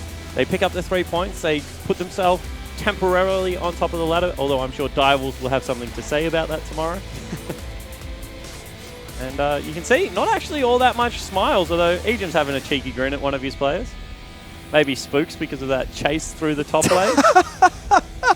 But I think, like, in all honesty, I think that Regicide will look at these games and think, our laning phase is getting a little bit shaky. We need to fix our jungle pathing. They said that Fade, was slowly getting back used to being a jungle main. I still think his pathing at times is a little bit off. Probably should have been able to keep track of Spooks in that first top lane gank. But at the same time, their decisiveness and willingness to pull the trigger and the fact that they've picked up a young, very skilled support in Decoy, I think, is a promising side for this squad. And again, like all the things that we think new teams have problems coming into the OPL with, Regicide don't seem to have that. Good drafting, good team mentality. They play to their win conditions. Just... it's the minute things that, going back to the drawing board, playing for a while together, we'll be able to fix. Yeah, that's the hope, and we'll see whether that is the case. Yeah, hope we'll be able to see that coming out from them. But again, 2-0 victory for the Chiefs. Nice and easy for them in that best of 3 series. For now, to break down today as well as that last match, let's send it back to the analyst desk. Thank you very much, guys. And Chiefs taking that entire game 2-0 there over Regicide, but a much cleaner game in that second one, Choo-Choos. And in particular, I mean, you got to be feeling that they went away during the break between the games and said, look, we need to play better, and we have. I think just put it really well on his interview that even though the first game was rocky, they're still happy that they won the game. Let's not dwell on it. Let's just go into the next one. And then this second game, they smashed it. Every single person on that squad performed way better than the first game. Swiper and Swiffer, I just want to say that both of them played amazingly. Yeah, it was a great game by them. I mean, I'm going to take credit for jinxing it. I said it was going to be a perfect game, and then Swiper died, and then Ejim died, and I felt like it was my fault. But this isn't about you, Tegan. They were playing amazingly across the board. You specified Swiper and Swiffer, but I feel like we can't really just say 2 of them were playing really well because all of them were playing really well. Yeah, I did say that. Yeah, then you specified. All right, let's take a look at this first replay. Choo-Choos, you're a mid laner. You're a veteran mid laner. I don't know when you saw this this flash, the Swiffer's flash over the Kraken's barrel. You were very excited. Let's take a look at it now. Oh boy! So he sees Fade come in, hits the miasma, and starts releasing some. But this flash, I can't even speak. Like, not many mid laners in the world can do that. So is he reacting or is he predicting? That's reacting. He's reacting. That's reacting. That's reacting. Yeah. Really? That's so quick. He saw. Yeah, he saw a frame of a barrel. Not like, many I'm people. Here. Like, I'll be honest. I could maybe... No, I probably couldn't. I probably couldn't do it. I probably couldn't do that. Maybe on a good day. Maybe 2 years ago. But yeah, like that was such an impressive play by him. And it's so good to see Swiffy, have this resurgence. He's had some rough weeks, week 1, week 2, but it was good to see him have a really solid game too. Yeah, just showing confidence, showing shades of how good he used to be and how good he still is. It's really impressive to see. Speaking of great individual plays, let's take a look at this leasing kick from Spooks in the mid lane, because I know you had some choice words for this as well, Tegan. Yeah, this is a kick that would make Selly very proud. Starts off with Raze getting caught out, and Regicide again, they're down probably like over 10,000 at this point, who knows, and they're still winning fights at the start of it. It's impressive by them to just start these fights and know to be decisive. Then Spooks decides to go bowling, kicks 2 of them. Swiper comes in with a Q, takes all the kills and looks like the hero, but Spooks is really the one that was just going crazy there.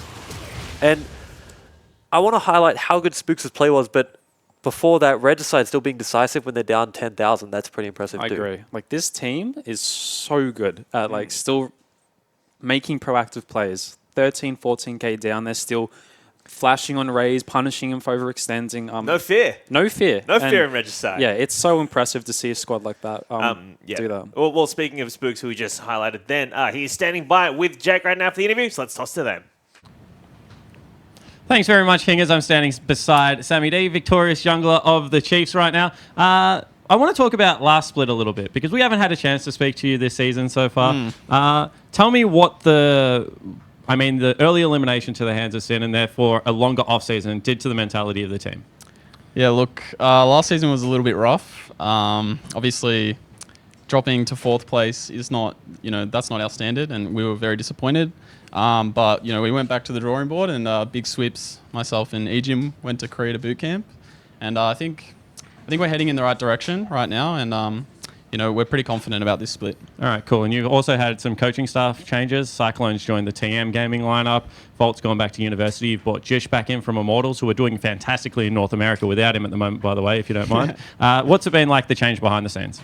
Yeah, look, having Jish back is, I guess, it's a bit refreshing. I guess we feel really comfortable with him around the house, and I think at the moment we're learning a lot every week with having him back as coach, and I think it's looking good. All right, cool. So now talk to me about the goals this year. Chiefs have yet to go to Worlds, been to a couple of IWCQs, lost week 1 versus Direwolves, but since then the growth has been there in the team. Is the goal there to be the #1 team, and if so, are you guys there yet or still a ways to go? Yeah, look, our goal is always to make Worlds. This season, I guess it's a little bit of a cheat. If we win the split, we get to go straight to Worlds. But no, I don't think we're confident right now that we're number one.